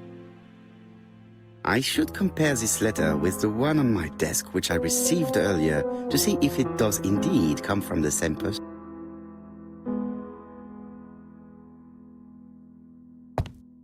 It is not the right time.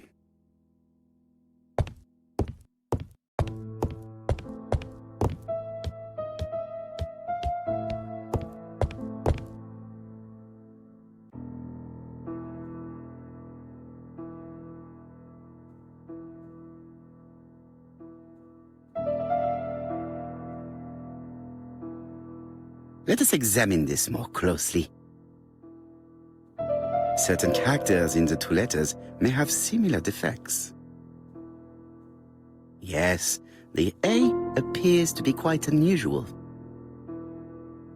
That's right. The A characters in the two letters do indeed have the same defects. I have to find some other similar defects to confirm my theory.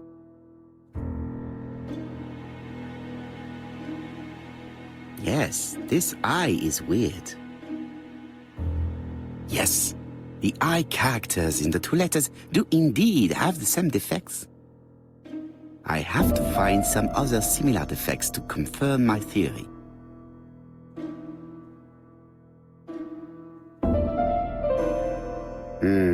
The W is not printed properly. Of course, the W characters in the two letters do indeed have the same defects. My theory was right. These two letters were written with the same typewriter. Hastings, he strikes tomorrow. Chief Inspector Japp? He's on another line.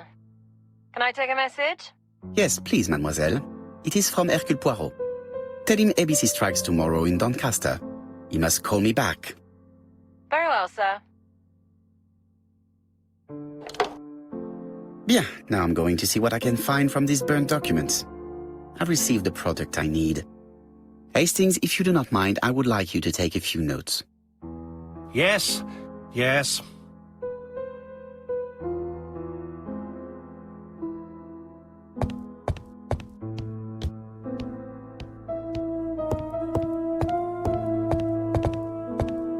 Now, down to work. All of this needs putting in order a little.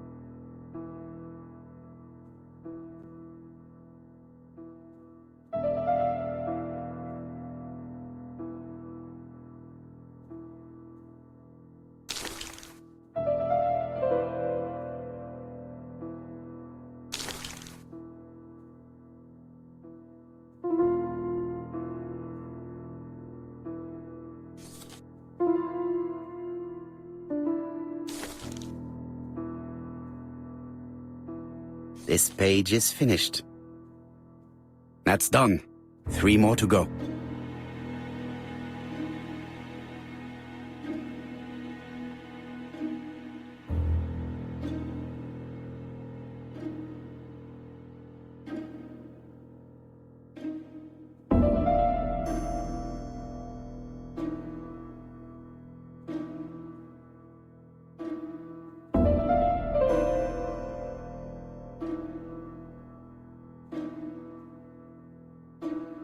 This does not look too difficult.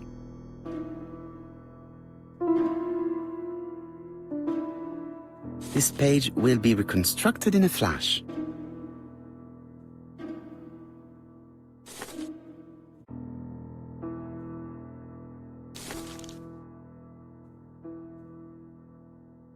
This page is finished. And that's 2 done. It's easier than I thought.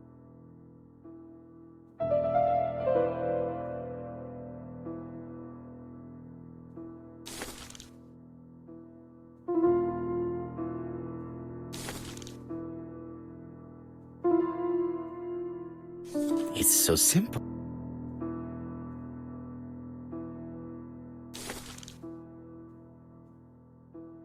This page is finished. Only 1 more. Keep going.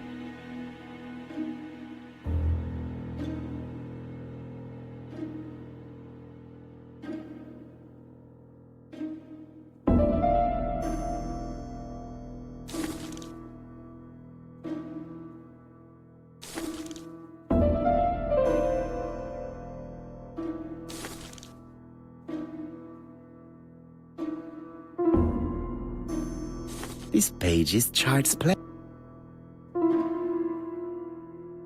This page is finished. All the pages are reconstructed.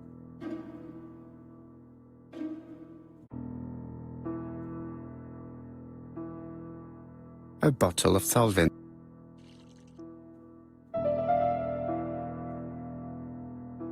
The cloth is now soaked with solvent.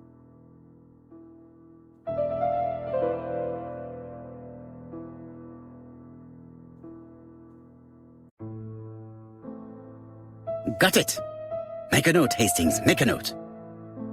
Mrs. Alice Asher, shop owner in Andover. Tracheitis, hemoptysis, prescribed laudanum. I got it. Look. Poirot, where on earth did you find these files? On a fire at the bottom of the garden at campsite. All right, but where did the person who burned them find them?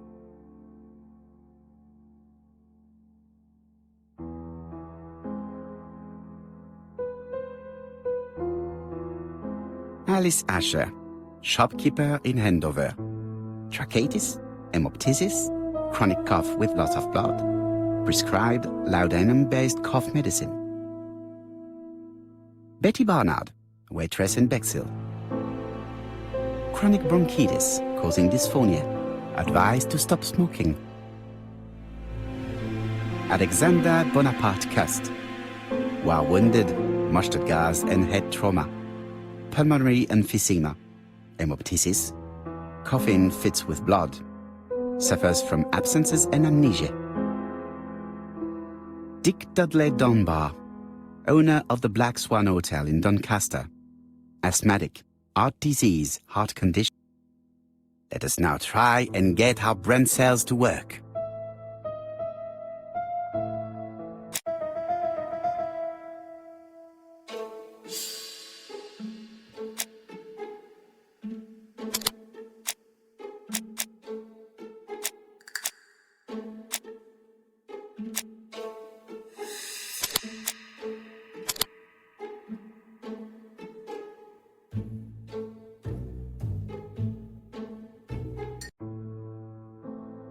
The burned documents are medical records, and without a doubt they come from Clark's archives.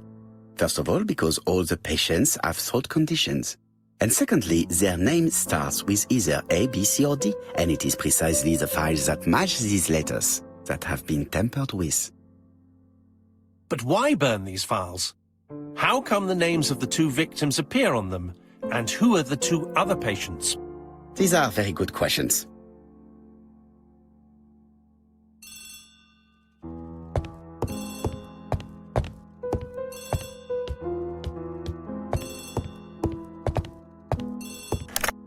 Hello, Poirot? Any news, Chief Inspector? You wanted a stocking seller? We have one. Reported by his landlady, who thought he was behaving suspiciously. He has the most unbelievable name. Alexander Bonaparte Cust. Yes, Alexander Bonaparte Cust. How did you guess? Poirot, you have magical powers. It's a serious lead.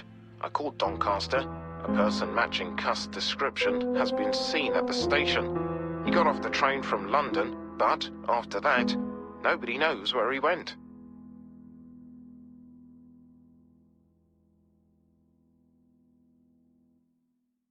Look for him at the Black Swan Hotel. What? How do you know he's there? Trust me, Chief Inspector. You appear to be very sure of yourself. Very well. I'll call the Black Swan straight away. The owner is going to get a shock when he learns that there's a murderer under his roof. Chief Inspector, I would rather call myself. As you wish. Please go ahead. Hello, the Black Swan. Hercule Poirot here. May I speak to the owner? Speaking. Dick Dudley Dunbar. How can I help you? Is there Mr. Cust among your guests? He arrived today. Shall I call him for you? No, it is you I wish to speak with. But who is this Cust?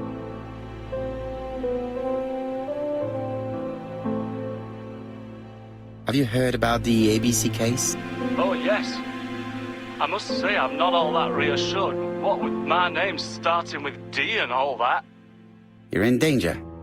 Beware of your guests. Do you think that Cust might be dangerous? Oh, I do hope you're wrong. He seems so harmless, you know. Oh, yes, completely harmless.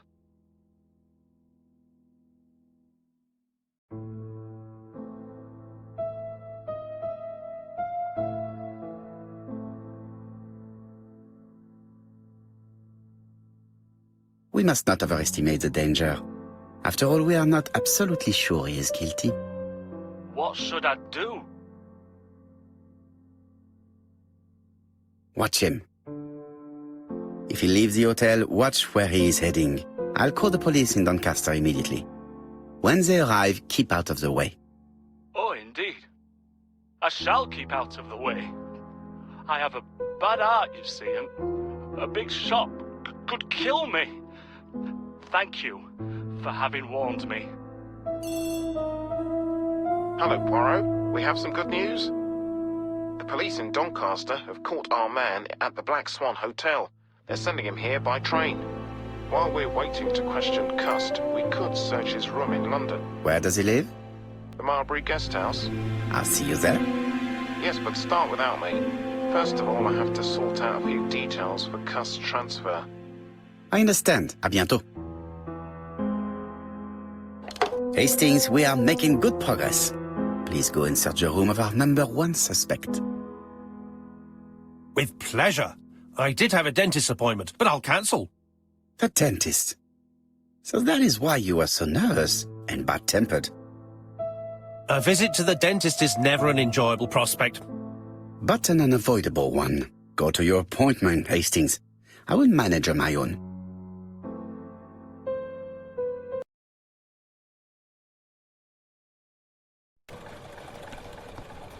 To Marbury Guest House, please.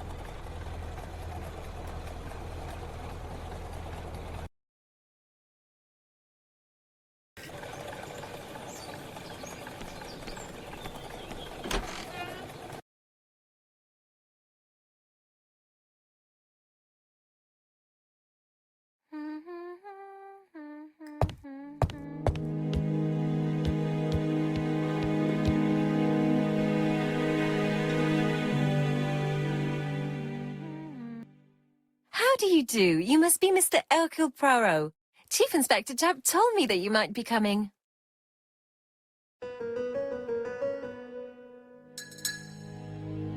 Madame, you may be of valuable help to me. It would be my pleasure to help you. Will there be some journalists there as well? I think you might even be interviewed. You are key witness. I've suspected him for some time, but he appeared so harmless. Oh yes, sometimes he got angry and waved his arms about. But even then, he wasn't frightening. And he was as gentle as a lamb again immediately afterwards. It was only this morning that I understood. He told me he was going to Cheltenham, but my daughter saw him at Euston Station. It's not the right station.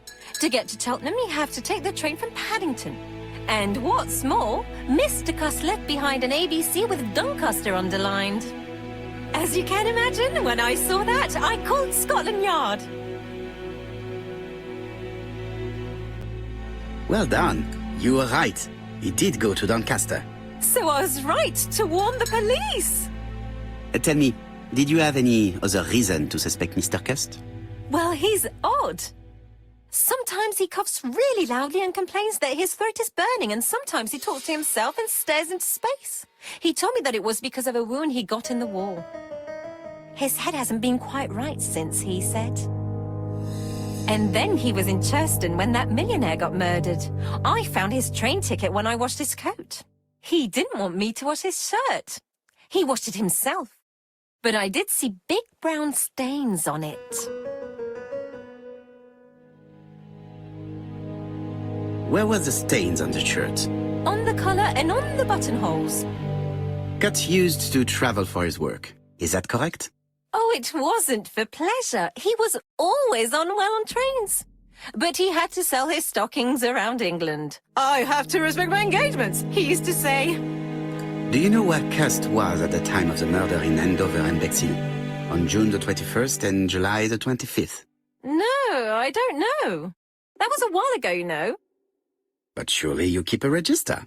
It won't do you much good. Mr. Cuss rents his room for the year. If he goes away for a few days, I have no reason to make a note of it. Ah, I remember one thing. Bexhill by the sea, right?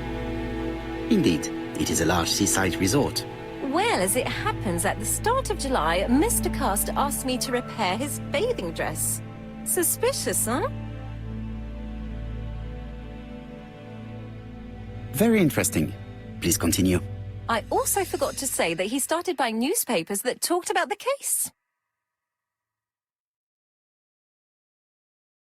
When did he start buying the newspapers? Let's see. I think it was just after the millionaire's murder in Churston. He didn't seem all that interested before that. That will be all for now. I'm going to take a look at his room. Take the key on the counter.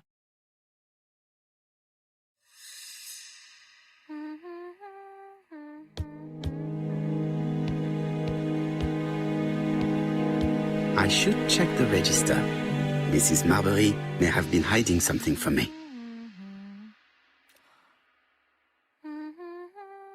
This woman appears to be in a good mood.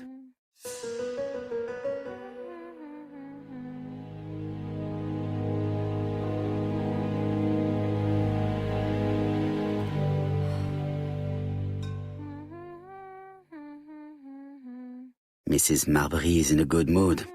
She's working very precisely in producing incredibly thin peel.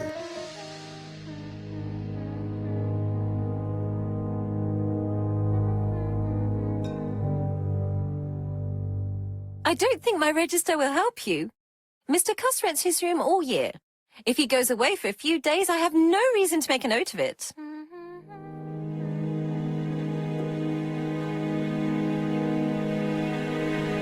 The truth is becoming apparent, and I have something to say to Mrs. Marbury.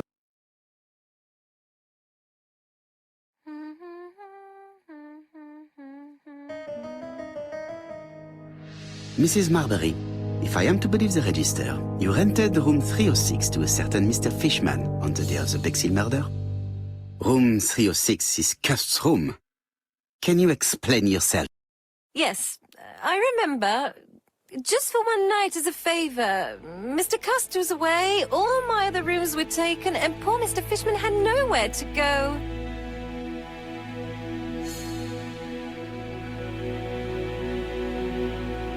You rented the same room to two people. Very profitable, but quite illegal.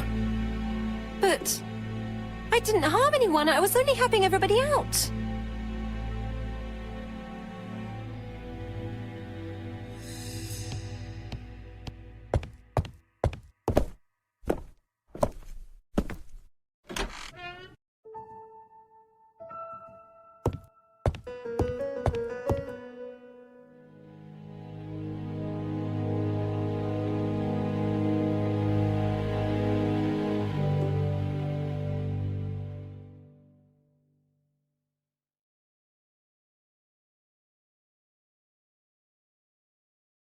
Laudanum Cameron's chemist. Laudanum, a medicine for coughs. It is what Dr. Clark prescribed for Mrs. Ash. This subject would probably be useful to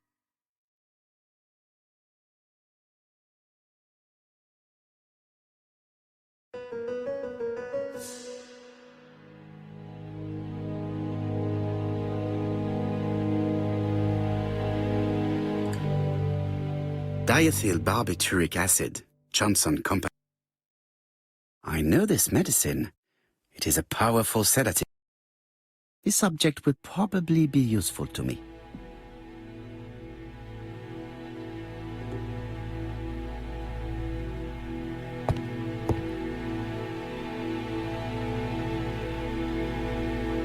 Trousers, white shirts.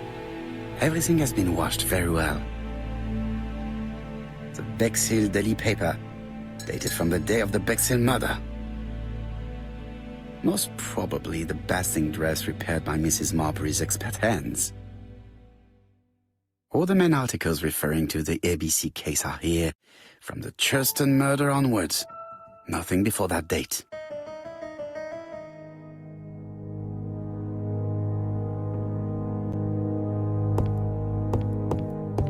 ABC guys. Enough to sign about a dozen murders.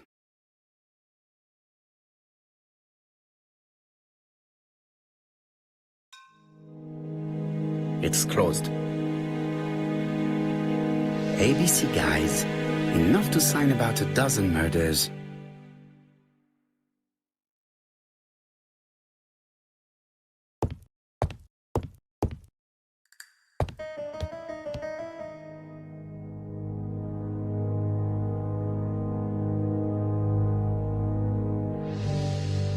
A long-bladed knife. A murderer's weapon. This subject would probably be useful to me.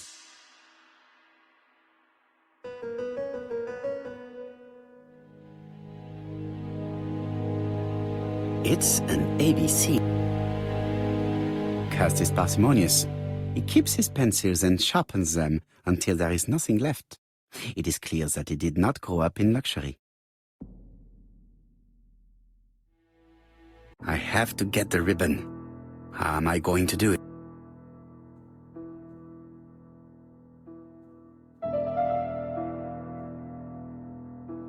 The ribbon is jammed. I have to start by freeing it.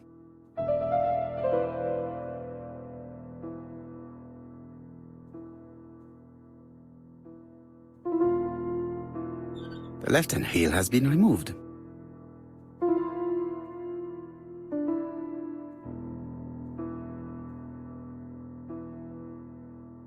The right-hand heel has been removed.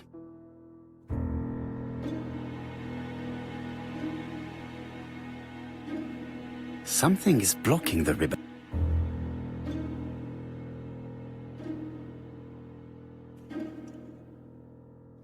And here is the ribbon. Let us see if it was indeed used to write the letters sent by ABC.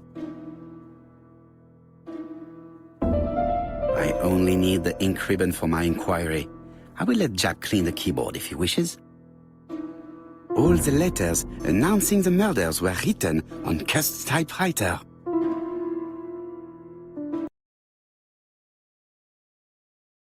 Did Cust drop it when he opened the window? Or was it Mrs. Marbury while she was cleaning?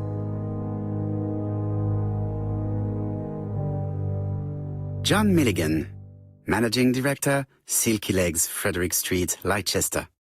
To A.B. Cust, Marbury's Guest House, 1935, May the 21st. Dear Sir, further to our letters dated 5th and 10th of the month, we confirm we are you as door-to-door salesman, according to the conditions stated in our previous letters. We will send you the articles by mail and also a Redfield typewriter you will be using for every business letter. Regarding the schedule of your rounds, please do as following. June 21, Andover. Arrive by train the 20th in the evening and get a room at Station Hotel. Start your turn in the north part of the town. This letter establishes that Cust went to Andover, but the ink has hidden the destinations of his other trips. I know from Mrs. Marbury that he went to Churston. I just have to show that he went to Bexhill, and I will have proved that he was present at all the crime scenes.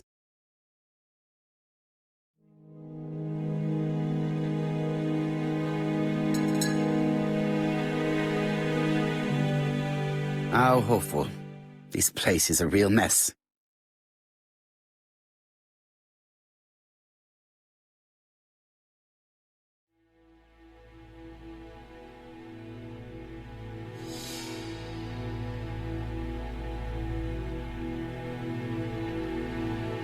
The least we can say that Mr. Cust is not very concerned about order and balance.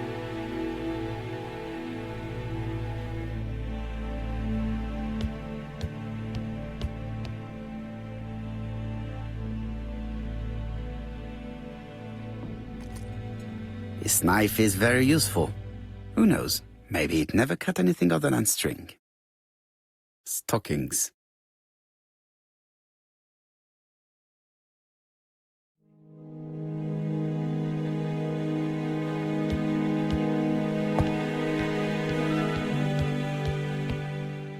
War of 1914-1918. By the King's order, the name of Corporal A.B. Cust, Devonshire Regiment, was published on the London Gazette on May the 10th, 1918, as mentioned in a dispatch for gallant and distinguished service. An army dispatch, wounded on the Somme front, victim of a gas attack. Corporal Cust greatly deserves his distinction.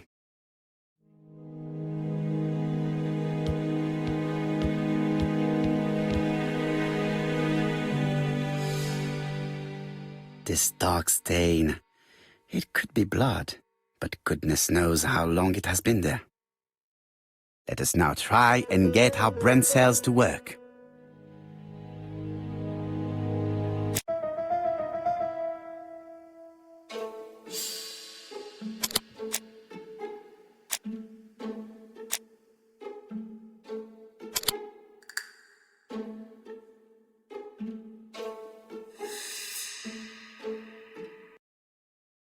The register shows that Cust did not sleep at the guest house on the day of the murder. Where was he? Bexhill. The Bexhill paper reveals it. Cust bought this newspaper in Bexhill on July the 25th. No use continuing the inspection of this room. I've seen all there is to see.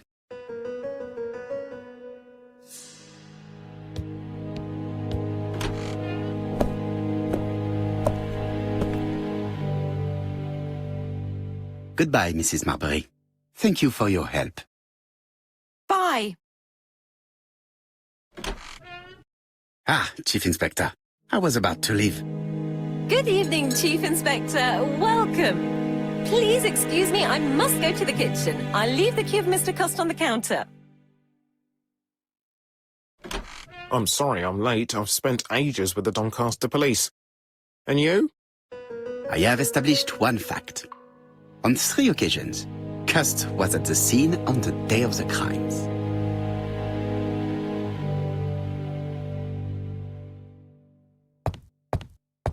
I had best talk to Jap. I've listened closely to what you have to say, Poirot. For me, there's no doubt Cust is guilty. Do you have any element that might prove the contrary? That is what we're going to look for. Let us now try and get our brain cells to work.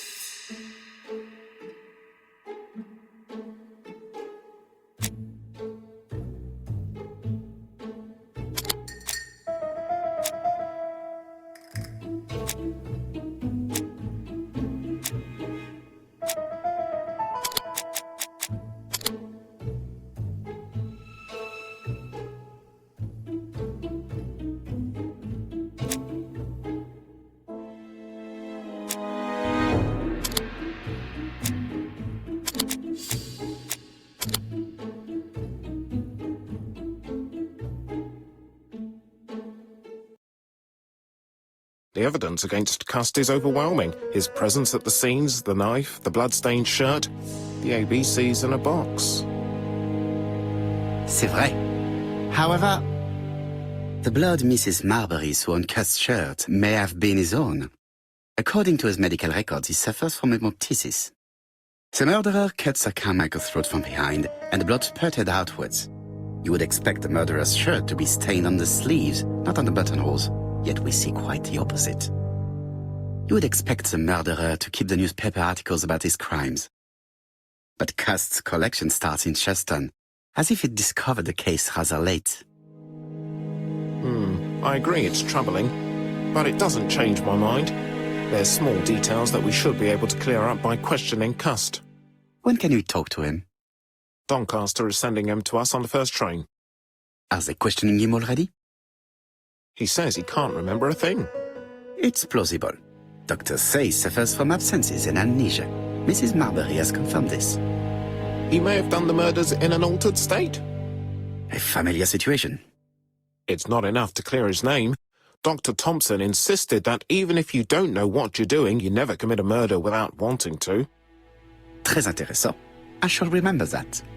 Right. I'll go and examine the suspect's room.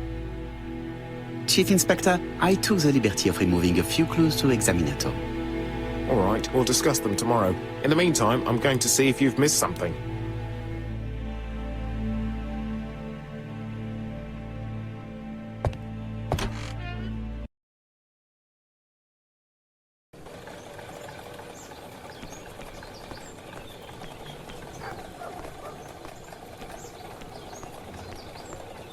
To Scotland Yard, please.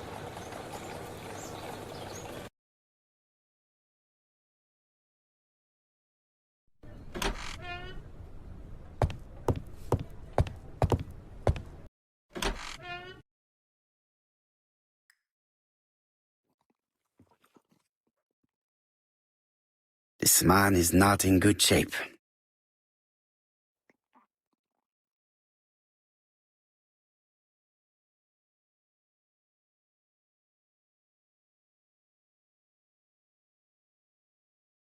He is worried and very tired, and other police have been hard on him.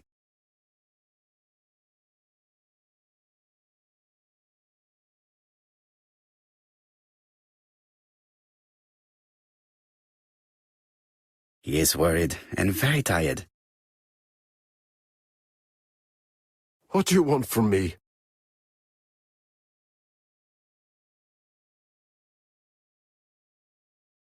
Good day, Mr. Cust. I am Hercule Poirot. Ah, you're the detective.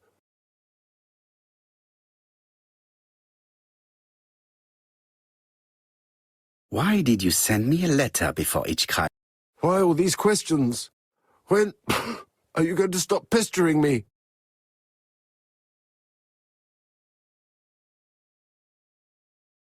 Maybe you forgot that you wrote these letters. Yes, it's true. Sometimes I forget. Maybe I did type them.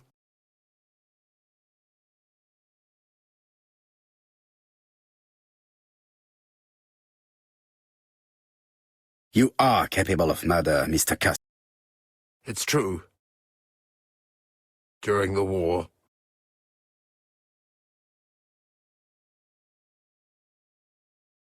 You suffered during the war. It's true. I was wounded. I suffered. But the army was the only place I didn't feel inferior. No questions. Just orders to follow. But ever since you were wounded, you have absences, bouts of amnesia. And headaches. Professor Clark treated you. Yes, a few years ago he really helped me with my burned throat.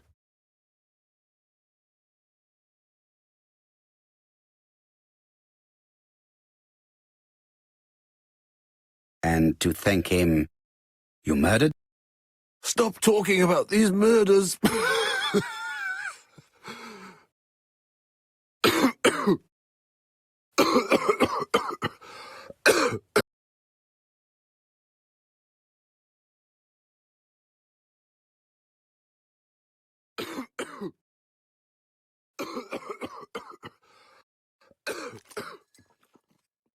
Take this. It will help you. Thank you.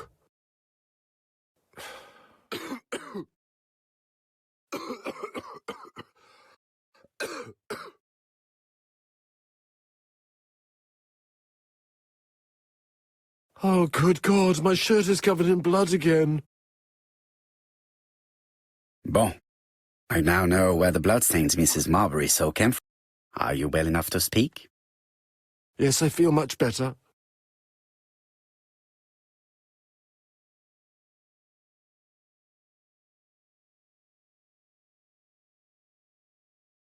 But you killed him, as well as 2 other people. That's what they all say.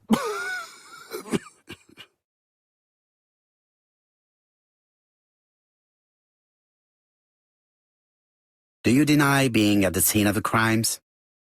So? There was no harm in being there. It was only for my work. You were seen at all the crime scenes. Yes, I was. I travel a lot, but not for pleasure. I am terribly unwell in trains. But I had to respect my engagements. My employer gave me very precise written instructions about the towns I had to visit. Let's see. The company you claim to work for, Silky Legs, has never heard of you. And as for these letters they sent you, they were written on your own typewriter. The company sent me the typewriter when I started working for them. Yes, but the letters were received afterward.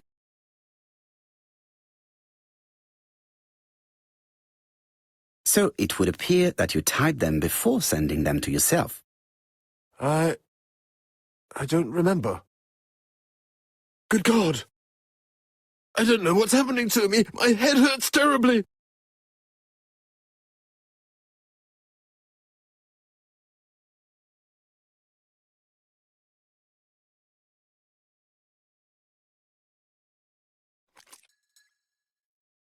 Take this.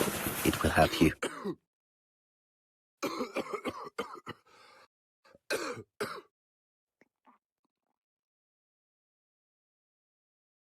Oh, I think I'll be fine. Let us see, Cust. Look at me. You know very well that you committed these murders? Yes, I know. But I'm not wrong in saying that you do not know why you committed them. No, I don't.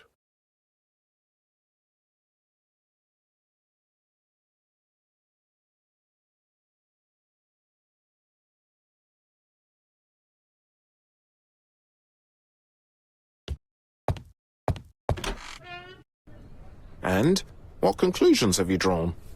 Plenty. It might help us to understand him a little better. Let us now try and get our brain cells to work.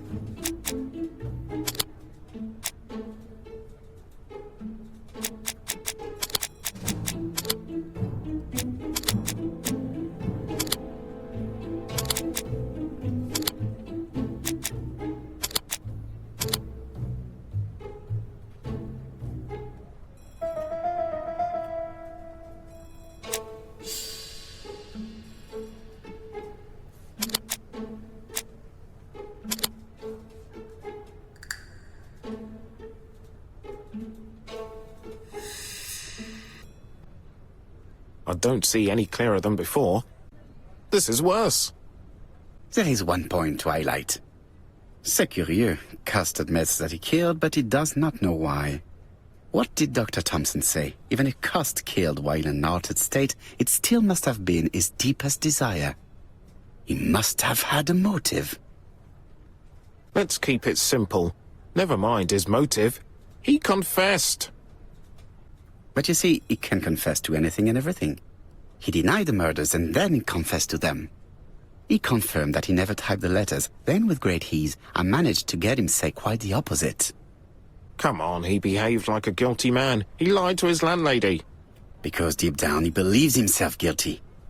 From the papers, he noticed that he had always been at the scene of the crimes. He must think that he killed and then simply forgot what he had done. How can you be so sure? Let us look at his psychological profile. You will understand my point of view. Let us now try and get our brain cells to work.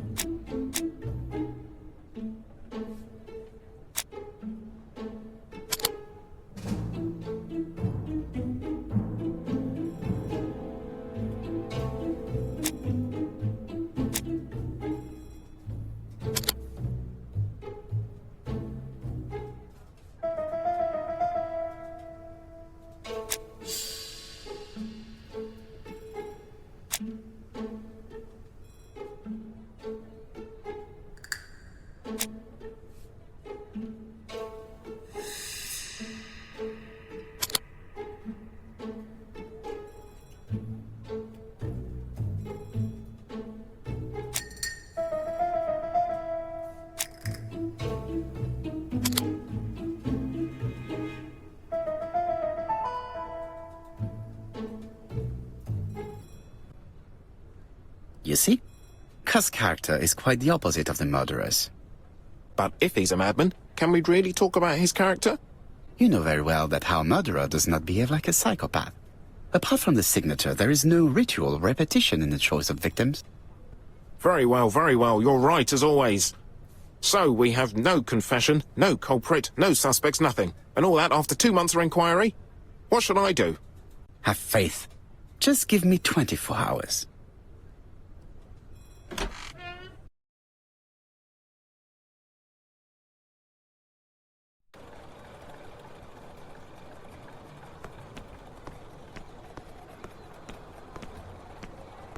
To Whitehaven, please.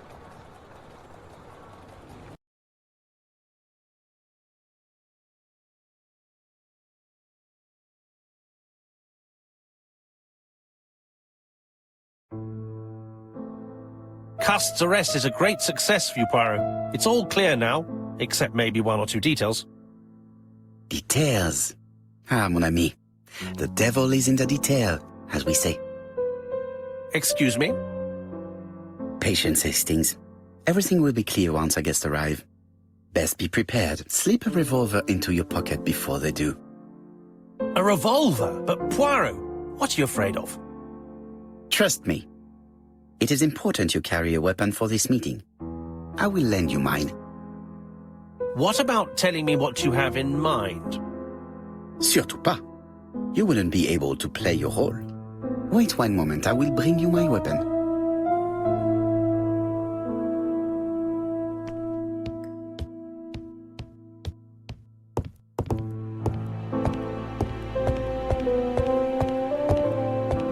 The white ammunition are blank cartridges. The others are real bullets.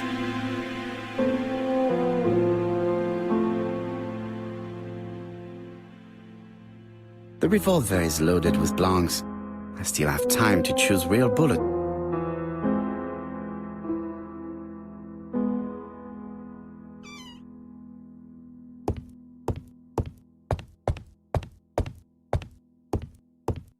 What about telling me what you have in mind? Surtout pas. You wouldn't be able to play your role. Wait 1 moment, I will bring you my weapon.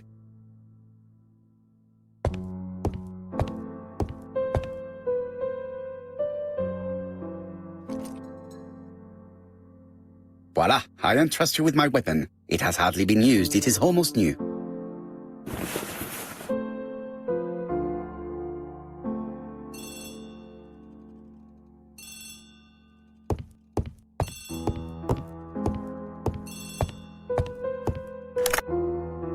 Chief Inspector, is that you? Yes. Sorry, but we haven't found anything. Have you checked the typewriter? And the packaging, the letter, and the ribbon reel. We've only found prints left by Cust and his landlady. Well, never mind, I shall make do. So, are you still going to hold your meeting? Of course, Chief Inspector. I can hear my guests coming up the stairs. Why have you brought us here, Mr. Poirot? Since Cust's arrest, I thought it was all done and dusted. Miss Gray formally identified him, as well as Miss Barnard. Yes, and the stockings he saw drove the same brand as the ones found at my aunt's. This is all true. However, a case is not closed if some questions remain open. And one question is, why did the murderer send me his letters? Why did he challenge me, Hercule Poirot? Perhaps he wanted to play with you, to taunt you. Xenophobia? Maybe he didn't like you because you're foreign. I may be wrong, but maybe by provoking you, he was looking for glory? All these theories should be studied. Let us now try and get our brain cells to work.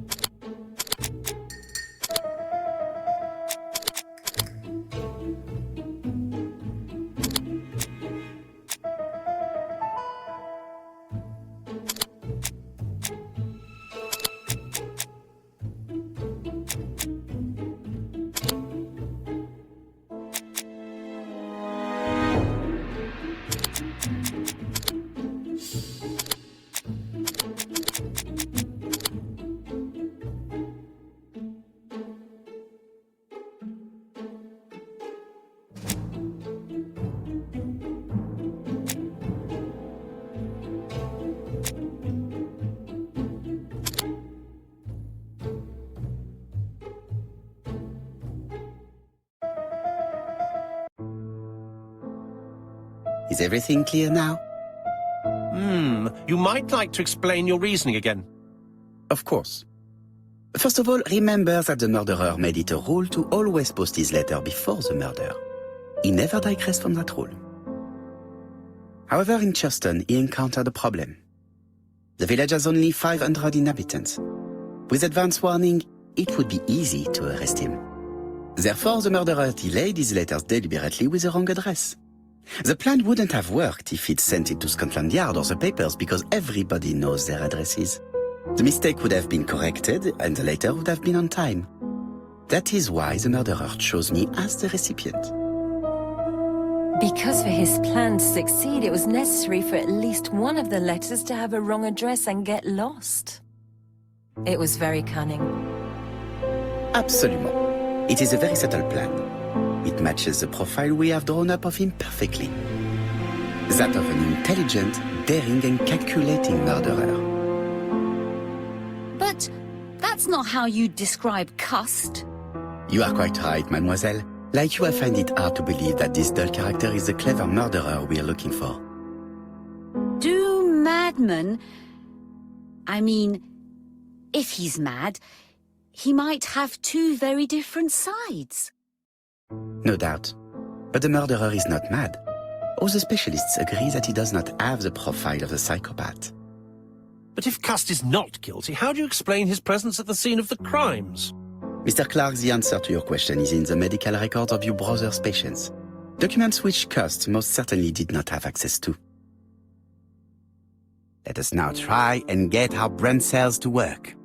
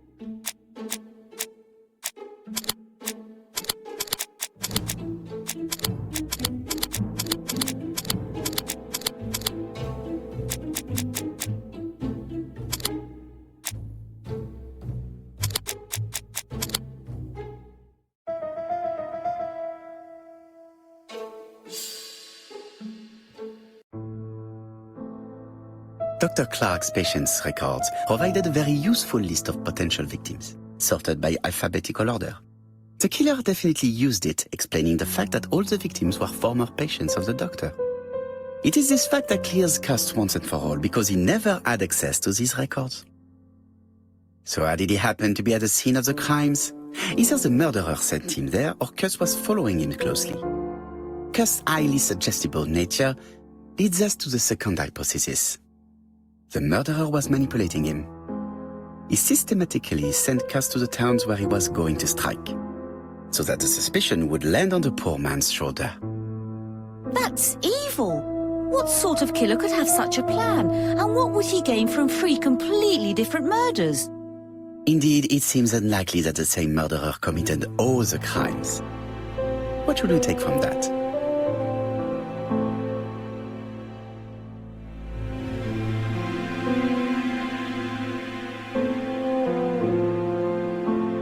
Just one murder was of benefit to the murderer. The others were just diversions.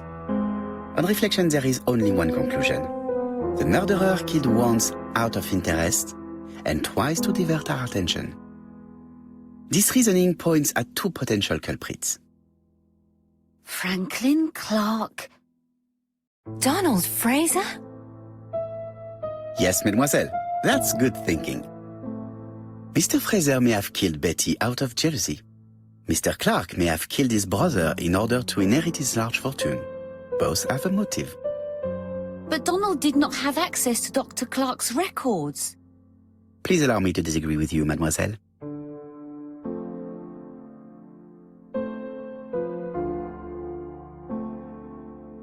He works for Court and Brunskill, one of whose clients was Sir Carmichael. It doesn't prove that I went to Comeside. You could have done it, and you may have used the opportunity to take a look at Sir Carmichael's records. You think I'm guilty? You or Mr. Franklin Clark? That's ridiculous. Both of you have a motive. The question is, which of you has the profile that most resembles the murderer? Let us now try and get our brain cells to work.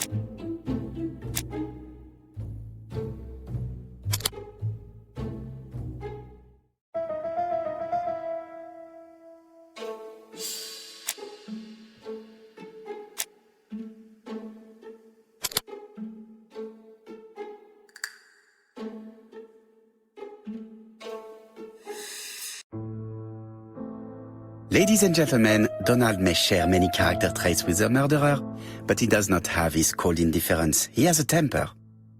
It is hard to imagine him planning anything.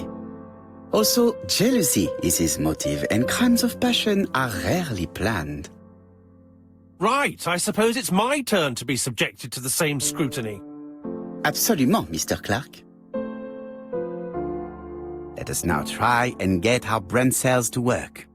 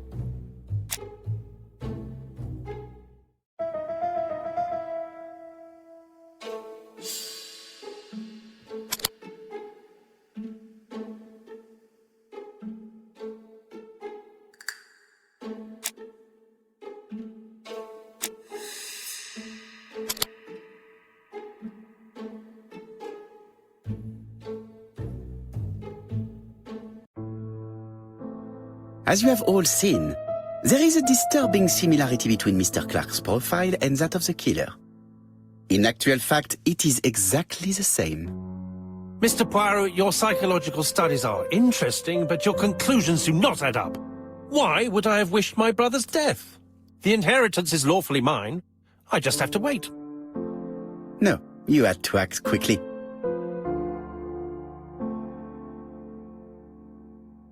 Because of Miss Grey. Mademoiselle, although you haven't been telling the truth, there is no doubt in my mind that you would have found a way to marry Sir Carmichael after Lady Clark's death. For you, Mr. Clark, it was a disaster. If Miss Grey had children by your brother, you would not have inherited a thing.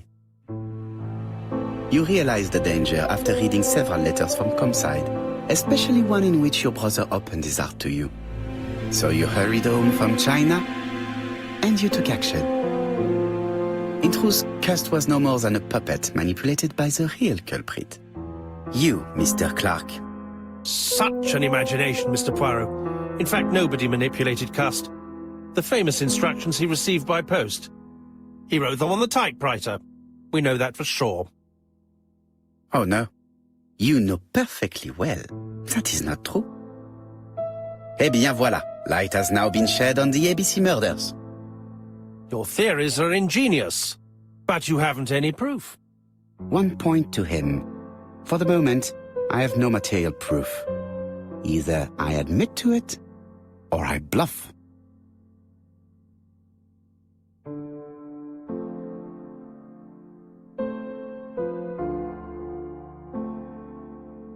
One thing proves it. The prints you left on Cust's typewriter. Enough. Oh, of course you wiped the typewriter before sending it. But not carefully enough. Scotland Yard has found your print along with those of Cust. I understand why you never wanted to lend me your new typewriter, and why you were searching through your brother's things. And the hole you dug on the moors. What did you hide there? The knife you used to kill your brother? Game, set, match. You win, Mr. Poirot. But it was worth trying.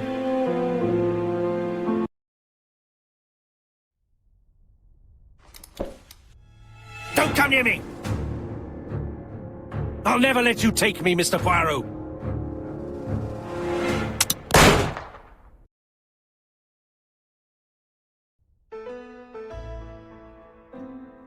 I'm sorry, Mr. Clark, there is no easy death for you. I expected your reaction, so I used blanks. I'm sorry, mademoiselle, but your second chance has been lost. Franklin Clark will never inherit his brother's fortune.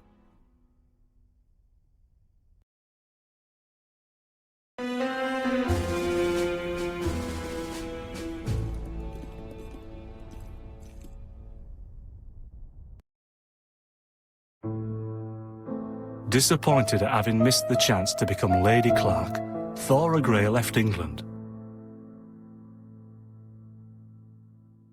Donald Fraser and Megan Barnard married.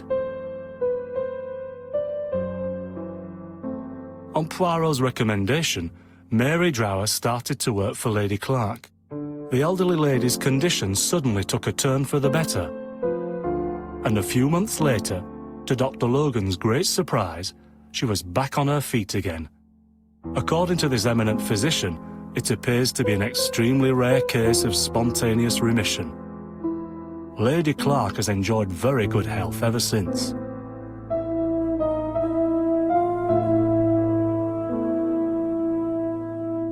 Journal of an Innocent, the incredible story of ABC. As for A.B. Cust, after being advised by Poirot, he made a great deal of money by selling his story to the press. And as for me, and with business booming, the Black Swan has become the #1 tourist attraction in the whole of Yorkshire, even more popular than York Minster.